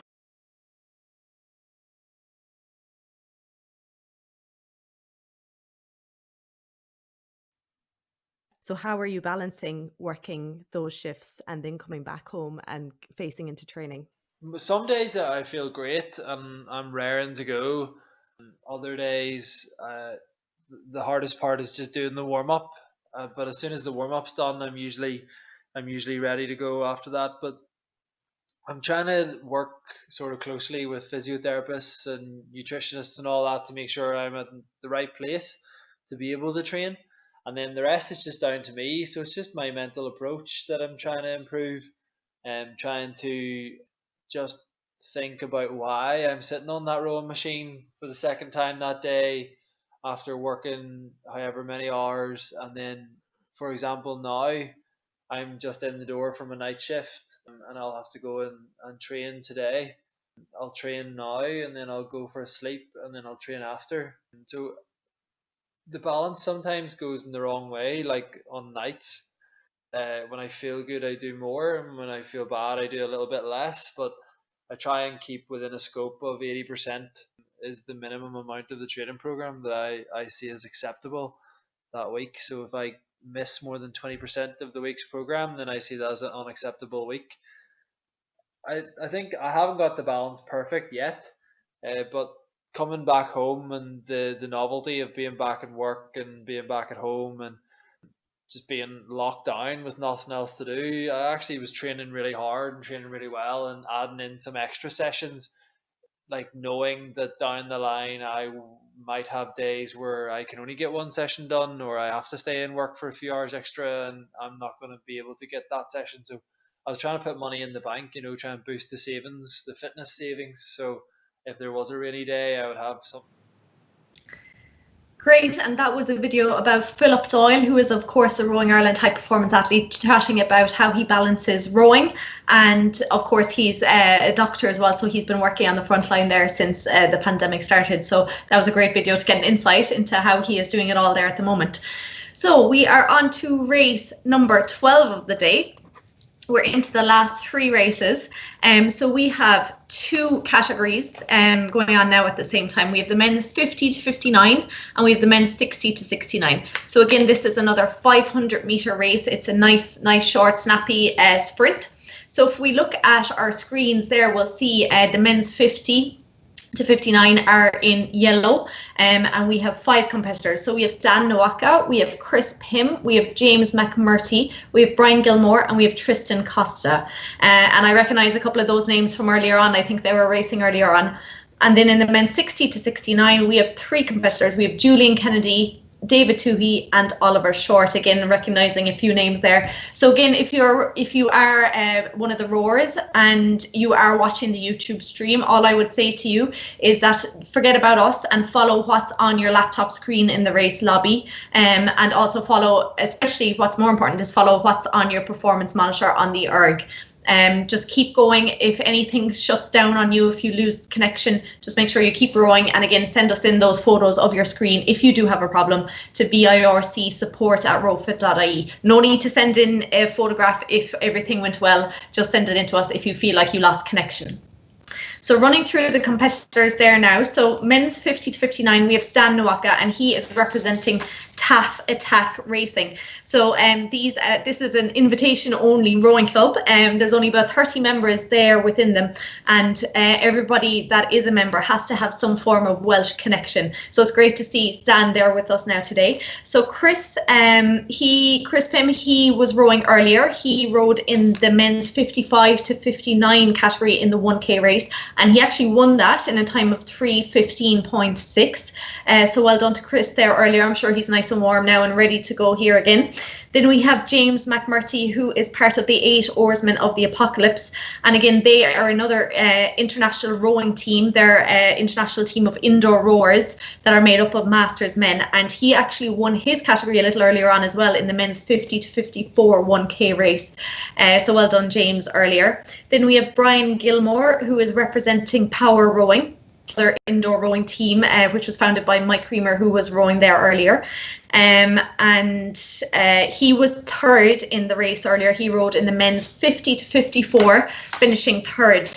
So well done to him. Then we have Tristan Costa, who is representing Row Elite, and that's a club founded by GB rower and Olympian Matthew Tarrant. So again, another kind of indoor rowing team. We'll say they're not necessarily a water rowing club, but they do indoor rowing. So it's great to see so many of them with us today.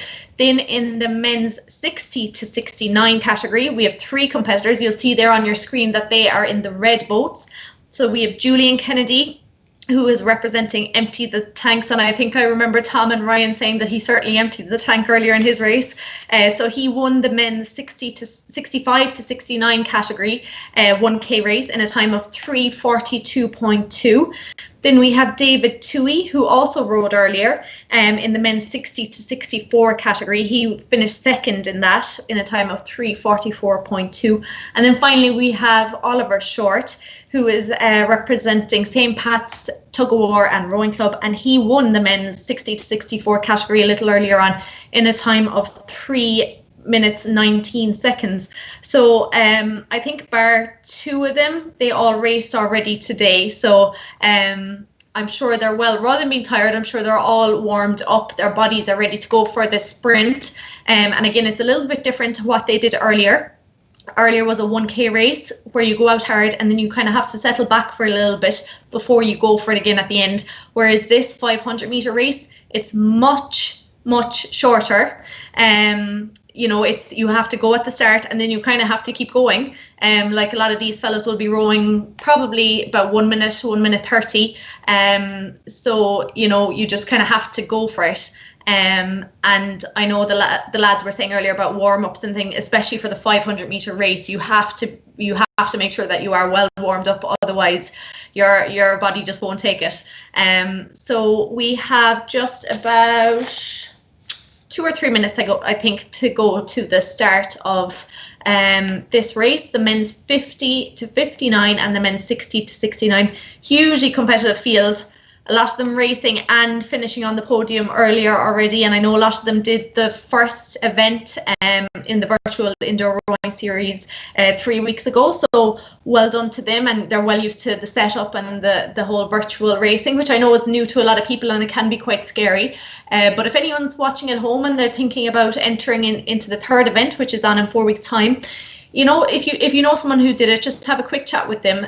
It's very simple to do. You know, you're going to be given very easy instructions to follow. As long as you have an ERG and an internet connection, it's very easy to do. So we'll look forward to seeing lots of you back again, and hopefully new faces in 4 weeks' time.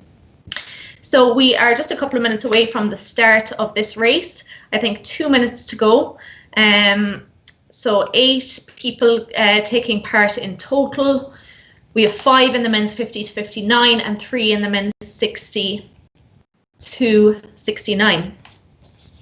So very excited to see this race and to see how all these guys do. A lot of them coming first, second and third already today.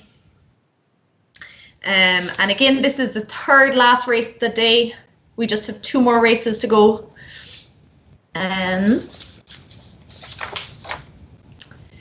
So we're into just over 1 minute to go now in this race. And again, for anyone who has any problems with the connection, just make sure you keep rowing throughout the race, finish it out, and then once you're finished, send a picture of your performance monitor to us, virc@rowfit.ie, and our great technical team there behind the scenes will sort it out for you. So we're going to get all 8 competitors to stop rowing. They're letting their ergs, their flywheels on their ergs, come to a stop.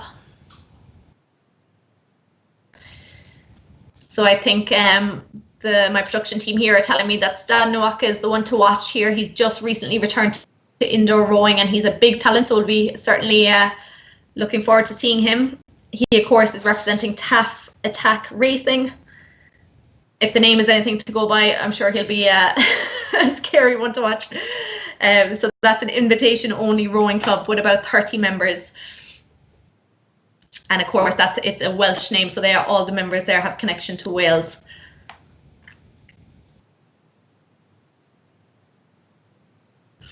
So the 8 of them are all sitting ready.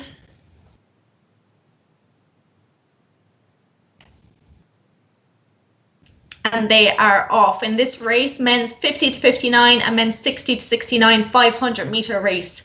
And we're off to a great start. As you can see, the yellow boats there are the men's 50 to 59. Stan Nowaka, Brian Gilmore out nice and early, out ahead. And then the 3 red boats are the men's 60 to 69 with Oliver Short there powering ahead. But as it stands, in the men's 50 to 59, we have Brian Gilmore and Stan Nowaka. They are fighting it out, just 2 meters between them. Look at the rates there on the right-hand side of your screen. The small number, you'll see Brian there rating about 44 strokes a minute. As I was saying, this is a sprint race. It's very quick. It'll be over very quick. So you just have to get your rate up and keep it up there for the full thing.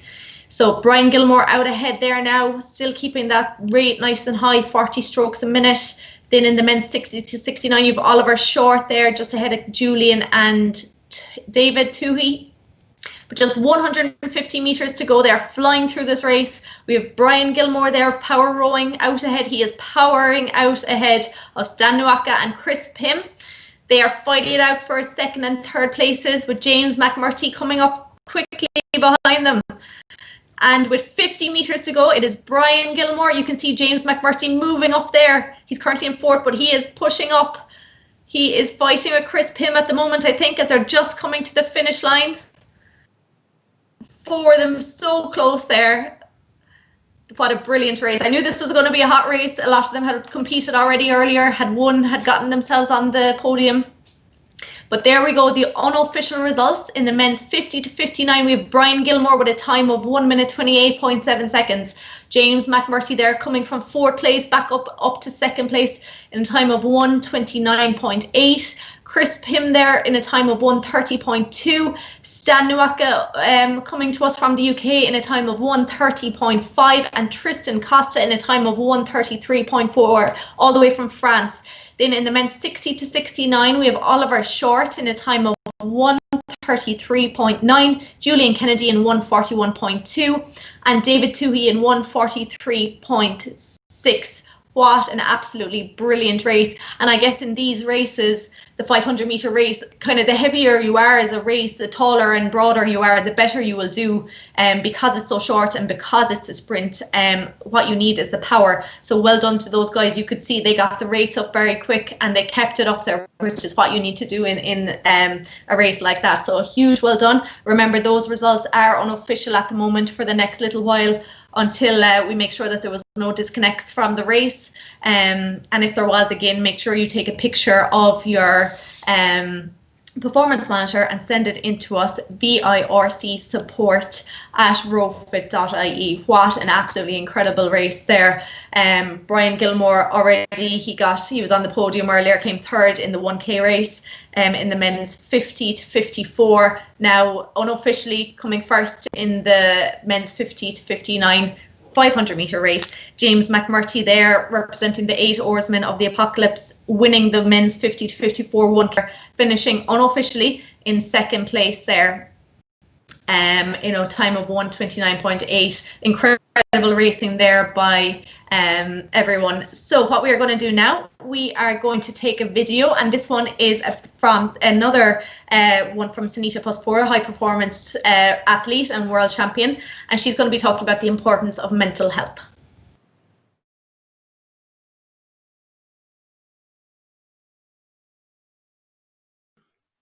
When we think of sport, we always think of the physical element and the actual exercise part and the movement and the food and the nutrition and the sleep and things.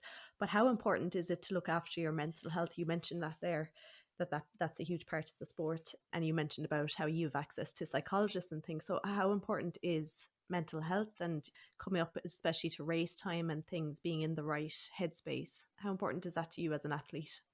It's very important. Yeah, I think your mental well-being needs to develop the same way as your physical abilities. Yeah, and I think it is important to be happy when you're an athlete and enjoy things, even though they're not always enjoyable. For me, it was very beneficial to work with psychologists and to figure out, let's say, what do I do when this happens, or what do I do when that happens? And it's all quite simple, and some people could manage that without any help, but some people just can't. They need a bit of a guidance and advice.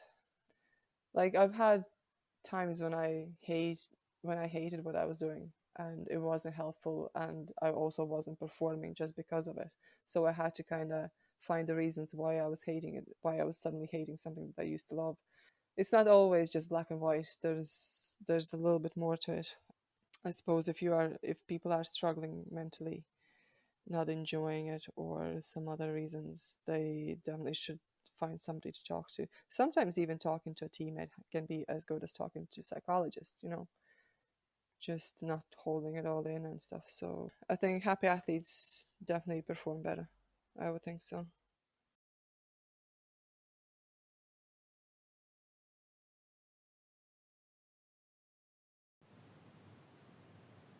Great. Okay, I think we are going to go to a podium there. We have some official results to bring you.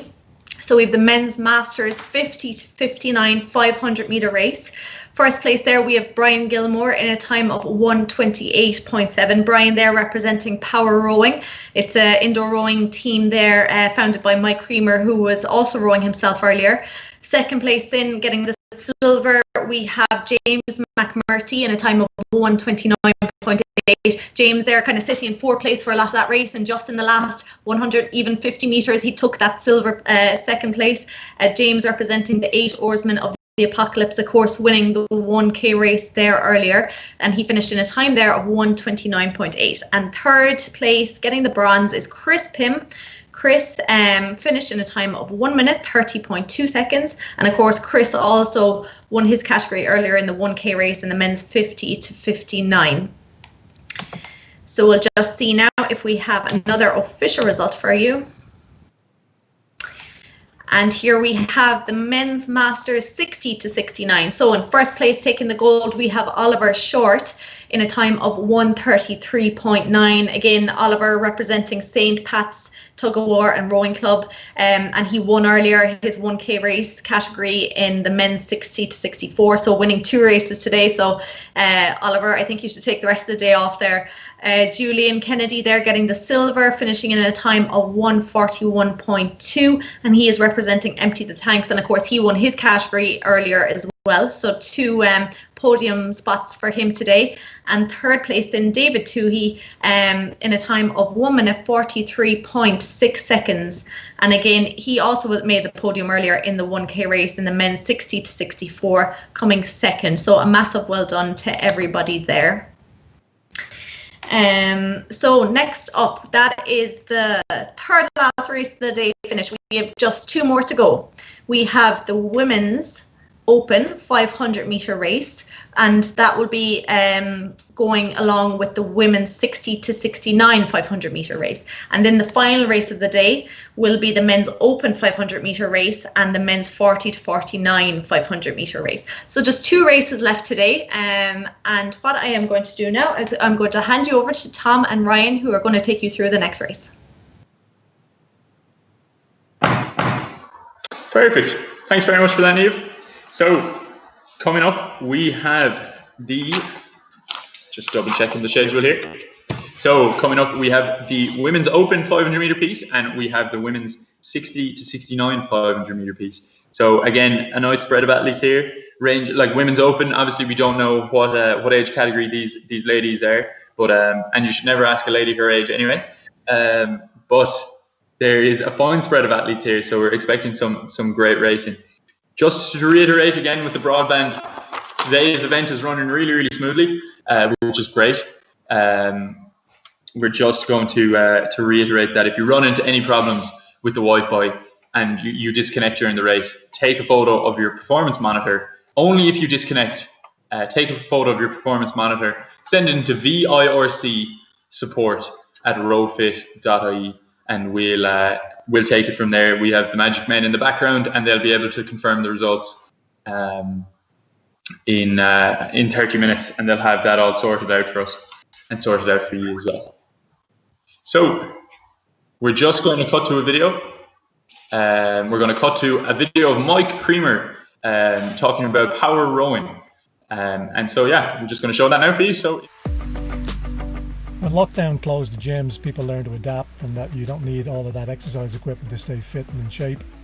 There's been a huge increase in home-based virtual training. I mean, for the price of a gym membership, the Concept 2 rowing machine is the best piece of home exercise equipment that money can buy. It will last you a lifetime. It will give you a much more complete and effective workout than, say, an indoor bike or a treadmill. It never made any sense to go to a gym to walk on a treadmill.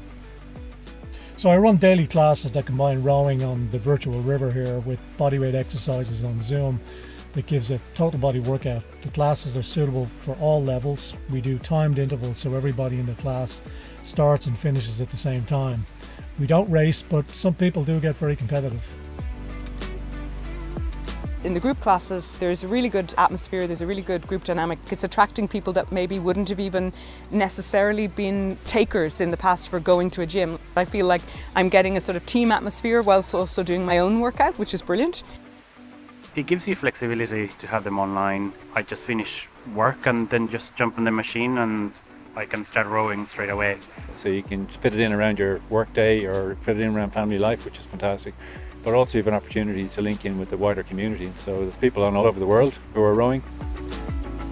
The major attraction for me as well is because Mike is a great instructor.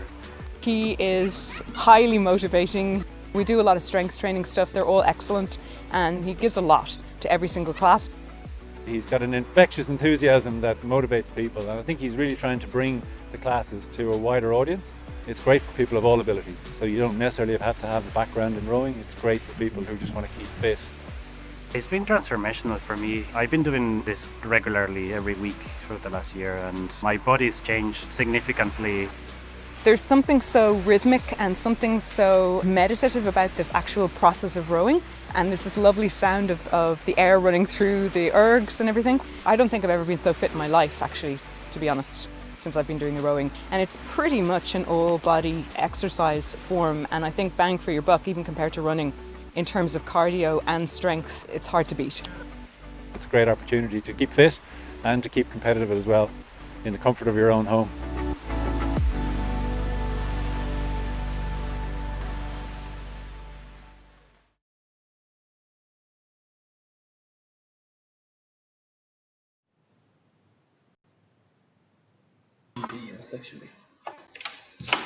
Lovely. Incredible video there of Mike Creamer talking about power rowing. So just to reiterate again, any connections or jumps with the cable or the monitor, the performance monitor, just make sure that you just take a photo. If you disconnect, send it to VIRC support@ROWfit.ie, and we have Joe, Ivan, and Brian in the background working religiously, and they'll be able to sort it all out. So yeah, up next we have the women's open 500 meter piece and women's 60 to 69 piece. So we have Jeanne O'Gorman, that's Jeanne O'Gorman from our club, racing in the women's 60 to 69 500 meter piece. We have Kathleen McGonigal from Kincastle Rowing Club, racing in the women's open 500 meter piece. We have Raina Storman from Virginia Beach Veteran Rowing, and she'd like to wish everyone a fun and safe race. So that's lovely, Raina. And remember to warm up and stay hydrated. Brilliant stuff.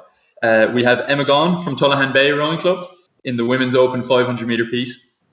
We have Ciara Ginty, also from Tullahan Bay Rowing Club. We have Kathleen Ducey, and we have Alana Cosgrove from Tullahan Bay Rowing Club as well. We just have here now that Kathleen Ducey is the power behind Tullahan Bay Rowing Club. She's the driving force of indoor rowing in Tullahan Bay. And it looks like she's gotten Ciara Ginty into it because she's only been rowing for a few weeks. So incredible stuff there from Kathleen Ducey and Ciara Ginty. Women's open 500 meter piece. What type of times would we be expecting here? What would we like to see? I'd say anywhere 145, 150 type would be very impressive. Definitely. Maybe if you see anything below that, I think it'd be a good shout and it'd be an impressive time to pull. But no, it's a big air entry again this time, and it's great to see. And Tullahan Bay bringing up a good few entries, and even entries coming from the USA in Virginia Beach by Raina Stroman, and it's great to see a good variety of athletes, and make sure that we hold down those ergs for the 500 meter, make sure they're not hopping off the ground or sliding across the floor, because the last thing you want at home. Make sure you have maybe someone standing on the edge of the erg or put a weight down and hold the erg steady so you can get the best time possible. Definitely. I'm just getting in my ear there from the production team that Kathleen McGonigal as well is a serious talent. So she'll definitely be one to watch in this 500 meter race. So as Raina said, just make sure to warm up properly. We were talking about it earlier. The last thing you want to do is race a 500 meter piece, it generally tends to be a higher intensity than other pieces. The last thing you want to be doing is racing that cold. Warm muscles are happy muscles. So as Raina said, remember to warm up and hydrate. You want to be 500 meter piece, you want to get that engine up to 9,000 revs as quickly as possible. We've seen plenty of races there happen today where there's been joint first places or people missing out on the podium by 0.2 of a second, and I think that's the last thing you want to be doing is putting all this effort in just a couple small bit short to somebody else. So I think making sure that we're firing all cylinders, getting all warmed up and ready to go is the key to a good successful race and to get on the podium. So we have 2 minutes to go here now. This is the tough part now when all the nerves start kicking in. Well, they were probably already there before the 2 minute call, but it's just the realization of what you're about to put your body through, and you just want to start now at this stage. You hate waiting around, sitting there with the handle, it's just this is definitely the toughest time, because once you're in the piece, you know, you're not thinking about all this. It's you're underway. It's just getting going is the main part. Definitely. And for such a short race, you want to be able to get off the blocks nice and quick, and make sure you take every stroke as powerful and as fast as you can. So I expect to see some high rates off the blocks, and let's hope to get some good close racing off these girls. So just for people watching at home, if you're watching on the live tracker, as the crews are asked to stop rowing now, the boats in yellow are the women's open category, and then the boat in red, Jeanne O'Gorman, that is the women's 60 to 69 500-meter category. So just remember that. As the crews stop rowing now, the fly wheels, the fans are coming to a stop. Just sitting ready. Last few sups of water, last stretch.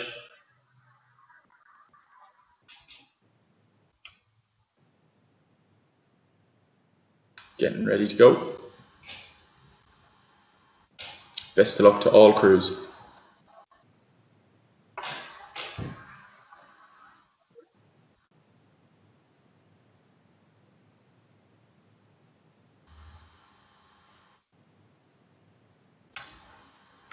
False start there from boat number 2.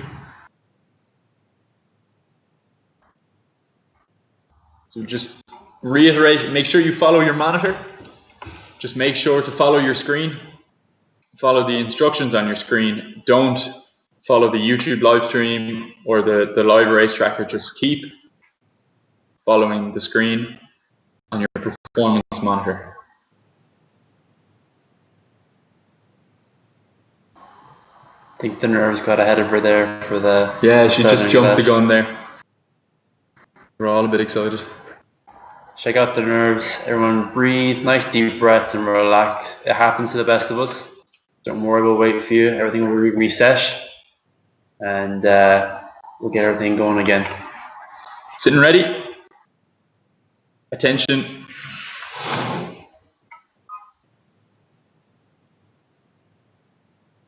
And we're off. Off clean. Brilliant stuff. So no clear leader as of yet, as we just come up to the 50-meter mark. Incredible racing by all of the ladies here. The 8 meters separating the women's open category. It's great to see. And Jeanne O'Gorman in the women's 60 to 69 category, rating 39 through the roof there. Yeah, and holding sub 2, and she's hanging on to the back of the women's open pack here, but she's staying with them. And Alana Cosgrove is taking the early lead with a 142 split at rate 36. So we're in and around the area of where she'll be at, and she's even holding a nice steady pace and really taking the race by the bit and leading the way. Incredible stuff. Tullahan Bay representative here in the women's open 500-meter piece. Alana is taking the spoils. She has she's bragging rights now over Ciara Ginty, Kathleen Ducey, and Emma Gaughan. So she does. So as you can see, those 4 Tullahan Bay rowing girls there, those athletes just pushing hard now through the last 200 meters of this race, separating each other, trying to steal the bragging rights. And Kathleen McGonigal now just overtaking Emma Gaughan now and pushing on Ciara Ginty now in the last 150. She's really closing that gap, but she's split lower than her now. So let's see if she can catch her before the last 100 meters comes up here. So as we're coming into the last 100 meters now, we have Alana Cosgrove out in front, Ciara Ginty in 2nd place, Kathleen McGonigal in 3rd place, Emma Gaughan in 4th place, Kathleen Ducey in 5th place, and Jeanne O'Gorman pushing hard there in the women's 60 to 69 category. Rating 35, rate is through the roof. She's really going for it now. As we come up to the line, Alana Cosgrove pushing through the line in 1st place, unofficially as of yet. Ciara Ginty in 2nd, Kathleen McGonigal in 3rd. Tight finish here between Emma Gaughan and Kathleen Ducey. Very little separating those 2 ladies. And Jeanne O'Gorman there pushing hard for the line as she just crosses there in 2:02.2. So just to reiterate and just to confirm with you, these race results are unofficial for the next 30 minutes until we confirm the podium places. But unofficially, we can announce that Alana Cosgrove took 1st place in the women's open category with a time of 1:45.2. Ciara Ginty in 2nd place with a time of 1:47.9. Kathleen McGonigal in a time of 1:49.3. Very little separating Ciara Ginty, Kathleen McGonigal, and Alana Cosgrove. And we also have Kathleen Ducey in a time of 1:53.4 and Emma Gaughan in a time of 1:53.7. Very close race there between Kathleen and Emma. And just to round it off, then we have Jeanne O'Gorman in the women's 60 to 69 category with a time of 2:02.2. So incredible racing there by all the athletes. It's very interesting to see there's very little separating any of those crews really. And I think that's what everyone wants to do is have a close race. I don't think anyone wants to see someone leading that by 2. They want a nice close race and to keep them on their toes and pushing towards a better score and really pressing on and pushing each other to the max is always a positive thing to see. And hopefully next time we'll see an even bigger entry and more racing to come from these ladies. And again, Tullahan Bay is really a tight group there. Maybe there's a women's master squad or a senior quad there to work her for. But yeah, as you can see there towards the end, we had Emma Gaughan was ahead of Kathleen Ducey for pretty much the whole 500 meter piece. Yeah. And then, Kathleen Ducey just rode through there, had a very big finish and just came through there. Maybe she just paced it a little bit better, or she just had that extra bit to go, or Emma slowed down towards the line and she got caught out. But either way, Kathleen did everything right and she got to the line just 0.3 of a second faster. And that's all you need to do is win by those small margins. And she took emphasis on it and well done. Brilliant stuff. And you can see as well, Alana Cosgrove, she led the race pretty much the whole way, but she couldn't rest on her laurels. There was only 2 seconds between 1:45 and 1:47 between her and second place. Just with the false start there, just make sure to if you're watching the live stream on YouTube ahead of your race, or if you're looking back on this live stream, just make sure that you follow what your performance monitor is telling you. If you're sitting ready and it says attention, do not start rowing before it tells you to row. Try not to preempt when the start time is going to come in, because it differs from race to race. As soon as you see row, start rowing then. But just try to avoid the false starts. Just stay relaxed, stay loose. And if you have any problems or if you disconnect at all, VIRC support at ROWfit.ie. That's VIRC support at ROWfit.ie. And I think well done to those crews as well for responding to that false start. They really knew what they were doing and read through the information that was sent out to them, and they did a great job responding to the unforeseen false start and got on with the racing, and well done to them. Okay, so we're just going to cut to a video of Phil Doyle talking about the advice he'd give to young rowers. So I'm going to watch that avidly and try to pick up some tips there. Enjoy.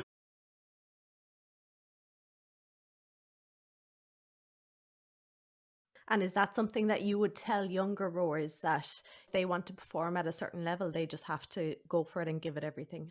Oh yeah, I've said this repeatedly on a number of talks and things, that no one told the world champion that he was going to be the world champion someday. There was a stage in his sporting career where he said, you know what, I'm going to train as if I am one, and I'm going to improve and then train harder and improve and train harder, and then eventually I'll be where I'll be. And if I put enough effort in and I have the natural talent and the mentality, I could be that world champion. And I know we're second in the world, but who would have known that starting the sport 6 years ago, this is where I would be? So I would definitely say to young people out there, if you're gonna give something a go and you really want that, then just give it a go, because all you can do is fail, and failure's not a bad thing. At least you can say that you give it everything. You learn and you grow from failure, don't you? Oh yeah, positive results don't build your character. This isn't one of those YouTube motivational videos where I'm gonna say, it's not about how many times you get knocked down, it's how many times you get back up again. That's nonsense. To a point, it's about how much you apply yourself something, and how much you're willing to fail. Because if you're not willing to fail, you're not going to take a risk, and if you don't take a risk, then you're never going to push your body to the point where it's going to adapt and improve. So if you always stay in that safe comfort zone, yes, you'll enjoy the sport, you'll have a great time, but pushing into that elite category, you will make it very difficult for yourself if you're not pushing your body to make the change that it needs to make to get to that point.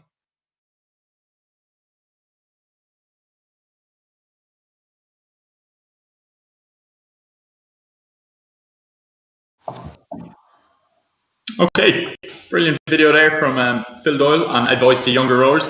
We just have some podiums coming your way now. We're just waiting for them to come through now, and we'll bring you some confirmed race results.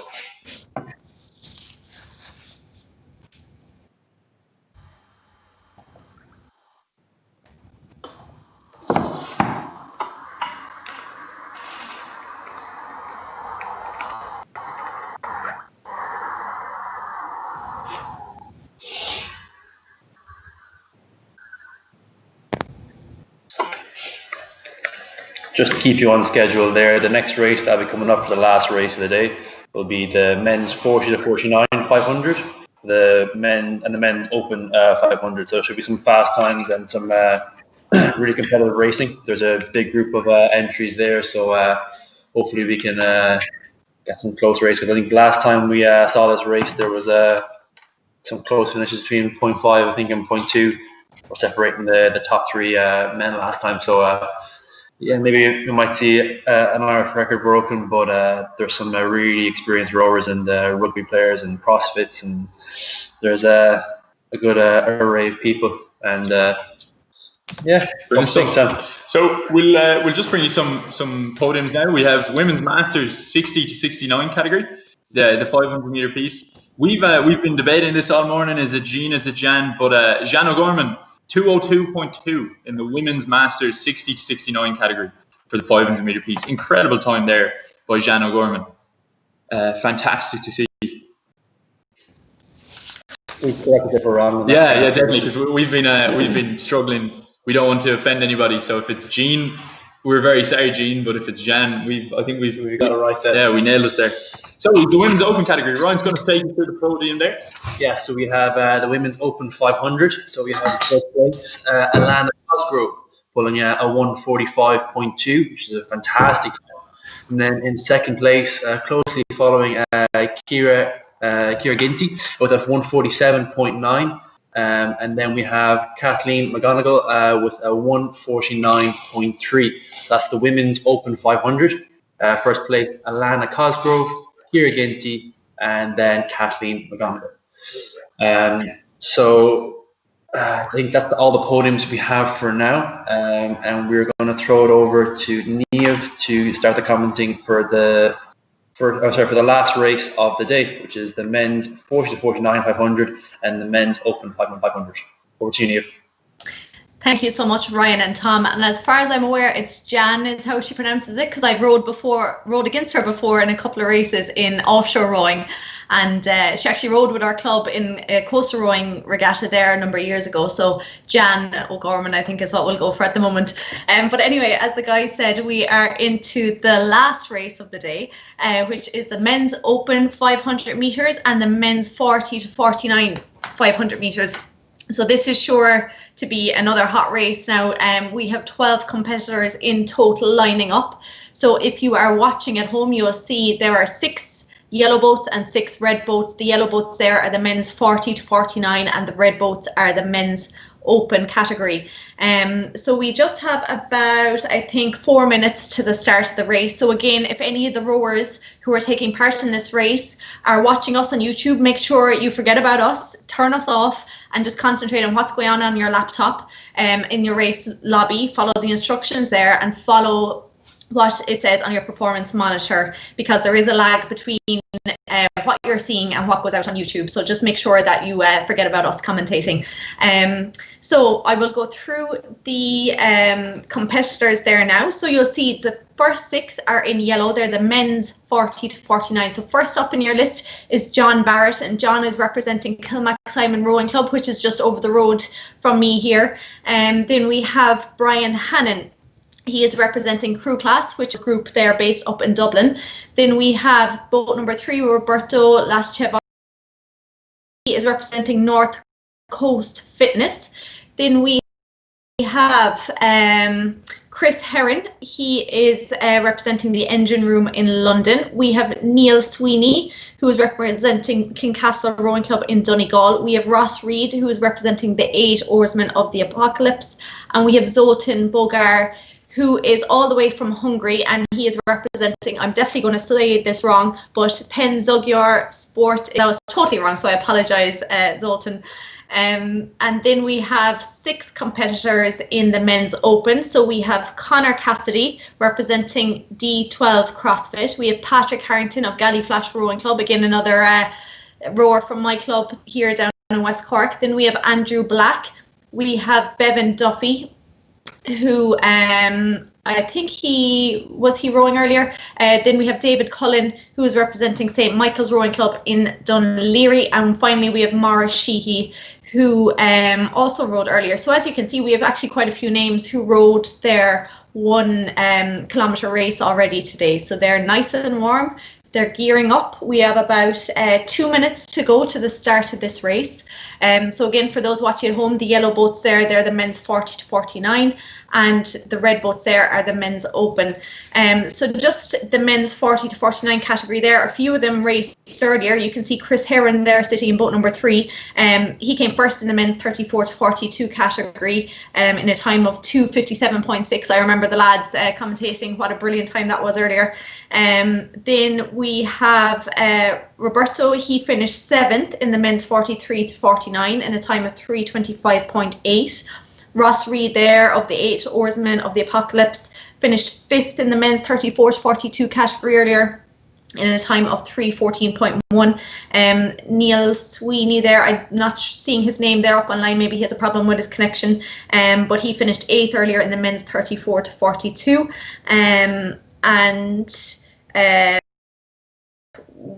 Withington, again, I'm not seeing his name up on the screen right now, but he has another few minutes to connect if he's coming on, and he finished 7th earlier in the 6 kilometre race in 22 minutes 17.3 seconds.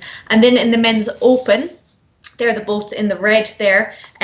You can see David Cullen there. He's sitting in boat number 12. He came 4th in the men's 34 to 42 category earlier in 3 minutes, 12.4 seconds. Patrick Harrington there of Galliflash Rowing Club. He came 3rd in the men's open 1 kilometre race in a time of 3:33.4. Mara Sheehy there, boat number 13. He came 3rd in the 6 kilometre race in a time of 21:17.0, so well done. And I must note as well that in the men's 40-49, you'll see there in Hungary, Zoltan is joining us there. I actually rowed with Zoltan as part of a mixed relay team at the World Indoor Rowing Championships just last February. And he's a very strong rower, and I know he's travelled all over Europe and the world going to these competitions, so I'm excited to see what he'll do today. So we just have about 2 minutes to go to the start of this race. And for anyone, again, watching at home, you'll see the first 7 boats are the men's 40 to 49 category. And the next 6 are the red, and they're the men's open. So sure to have a very exciting race here now today. In the final race of the day. So they're all gearing up there now. 500 meters. As we've been saying, the 500 meters is so different to what anyone who has been racing already today has done, the 1 kilometre race and the 6 kilometre race. This one is very different. It's short, it's fast. You have to go out hard at the start, and you have to keep going.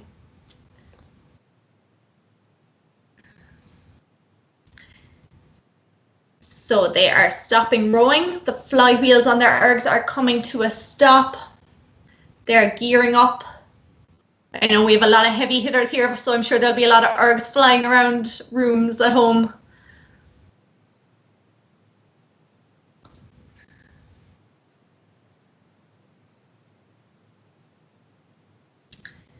So we're just getting ready for the start of this race.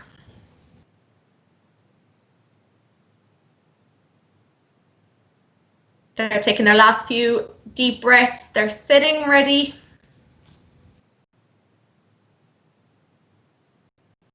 They're at attention. And they are off in this, the final race of the day, the men's open and the men's 40 to 49 category 500 meter race, all off to a flying start.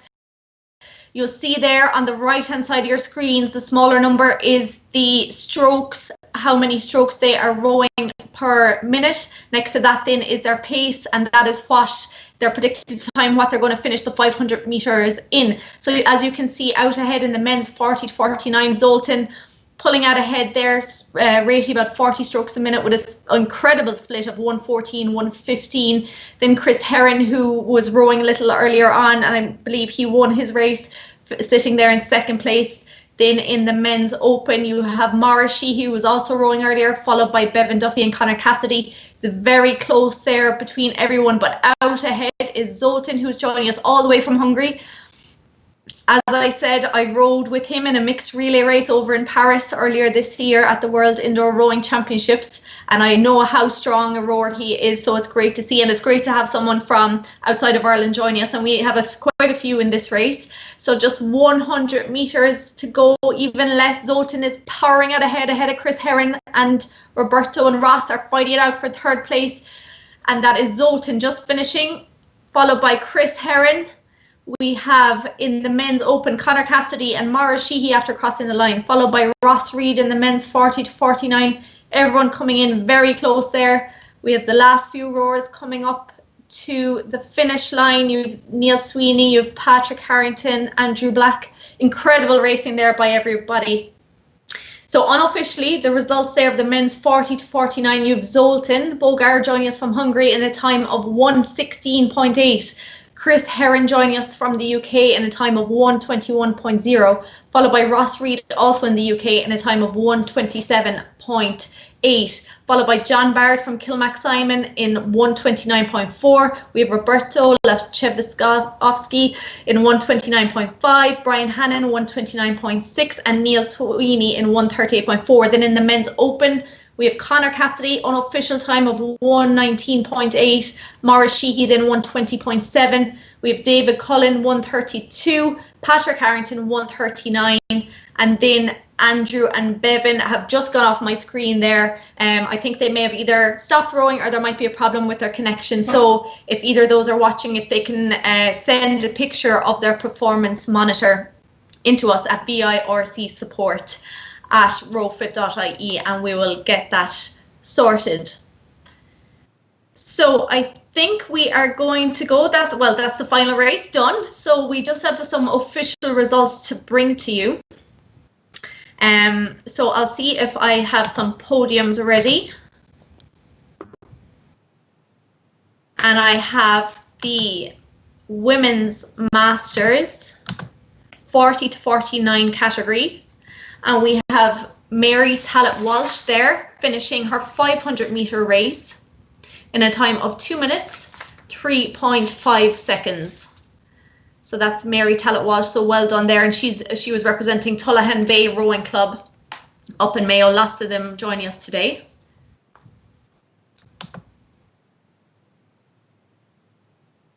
So I think that's the last official result we have at the moment. We'll be bringing you the last few there now shortly.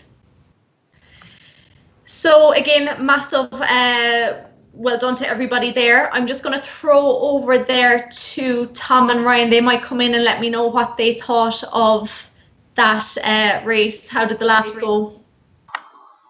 The two of us were shouting in the background. We saw Zoltan there. He was pushing hard for the line, 1:16. He pulled a 1:11 off the blocks. Yeah, and, incredible stuff. That beats my lowest split score anyways, and it was really impressive to watch. And it would have beaten the Irish record. The Irish record for us is 1:18.3. So pity for being hungry, but at the same time, I'm sure he has his own records to beat. But I would have topped our men's 40 to 49 fastest 500, and it was really impressive to watch. And fair play to Chris Herron and to Ross Reid for putting great scores. Even John Barrett and Robert Lachowski all being, and Brian Hannon all sub 1:30 as well. Conor Cassidy 1:19, 1:20. They're all fantastic scores. Really impressive to see, and well done to all crews. And yeah, it's great to see. Unreal. As you can also see Conor Cassidy there, as you said, like 1:19.8. That's fantastic. Phenomenal. Yeah, incredible stuff. And again to Andrew Black and Bevan Duffy, if they had any connection issues, please do take a picture of that and do email it to us. We can get you in the next 20-30 minutes into the podiums, and we'll see what you can come up with. And well done again to all crews. It's great racing.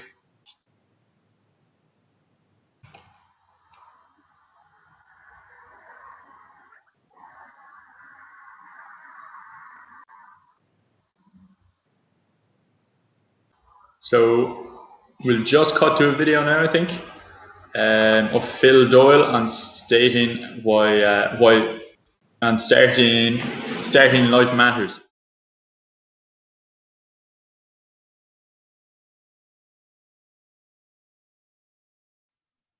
So how are you balancing working those shifts and then coming back home and facing into training? Some days I feel great and I'm raring to go. Other days, the hardest part is just doing the warm up. But as soon as the warm up's done, I'm usually ready to go after that. But I'm trying to work sort of closely with physiotherapists and nutritionists and all that to make sure I'm at the right place to be able to train. And then the rest is just down to me. So it's just my mental approach that I'm trying to improve and trying to just think about why I'm sitting on that rowing machine for the second time that day after working however many hours. And then, for example, now I'm just in the door from a night shift and I'll have to go and train today.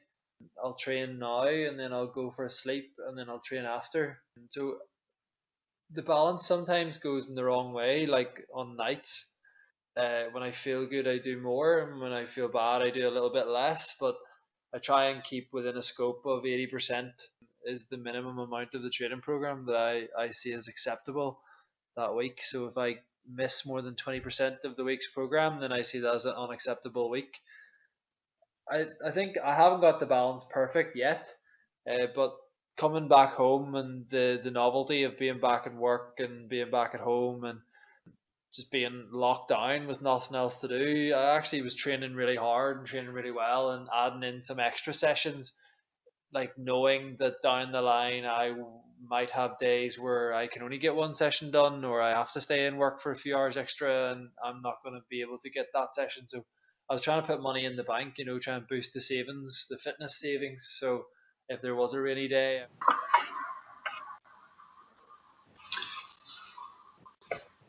Brilliant video there of Phil Doyle. So we just have a couple more podiums to bring to you before we wrap out the day. We have the men's open 500 meter podium here. We have Connor Cassidy in a time of 1:19.8, an incredible time, 1:19.8. Anything under 1:20 for the men's open category in the 500 meter piece is just truly incredible. It's a barrier to break, yeah. Definitely. Second place then, taking the silver medal, we have Mars Sheehy with a time of 1:20.7, an incredible time again. And then to wrap up the men's open 500 meters, we have David Cullen with a time of 1:32 flat. So that is Connor Cassidy taking home first place with a time of 1:19.8, Mars Sheehy with a 1:20.7, and David Cullen in third place with a time of 1:32 flat. Incredible stuff.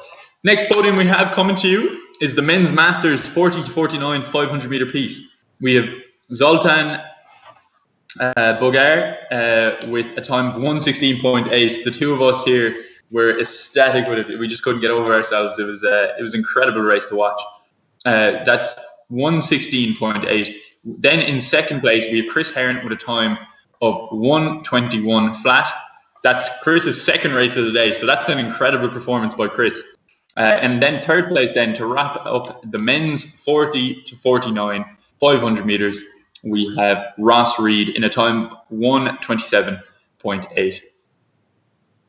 It's impressive stuff. Yeah, incredible stuff. I wouldn't mind putting those scores when I'm in my 40s, to be honest. It'd be incredible. Yeah. Exciting to see, and fair play to him. I'm sure he does plenty of training to keep up to that standard. And again, fair play to all those crews for breaking so many barriers in the men's 500.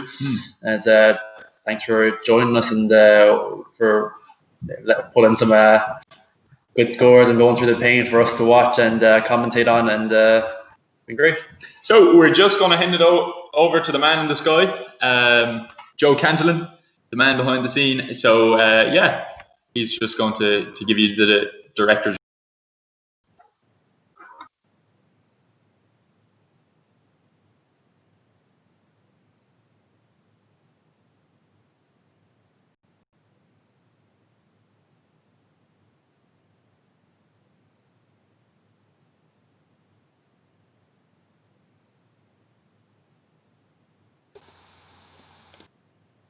muted, so you got to go through all that again, right?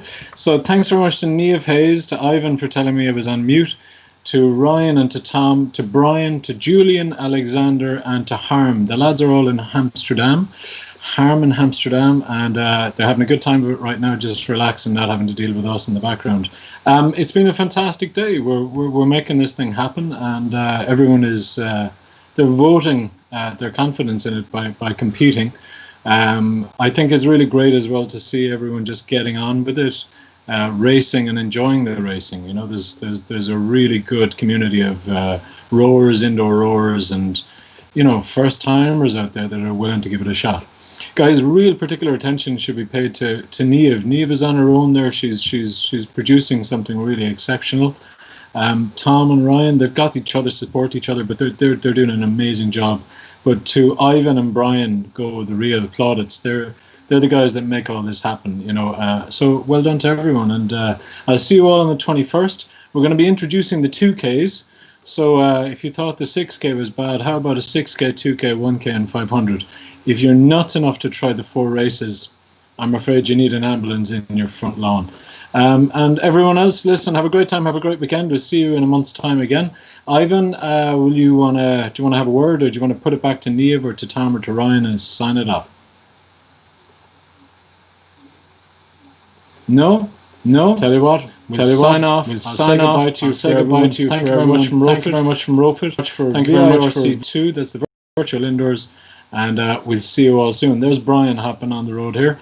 And guys, see you soon, November 21st.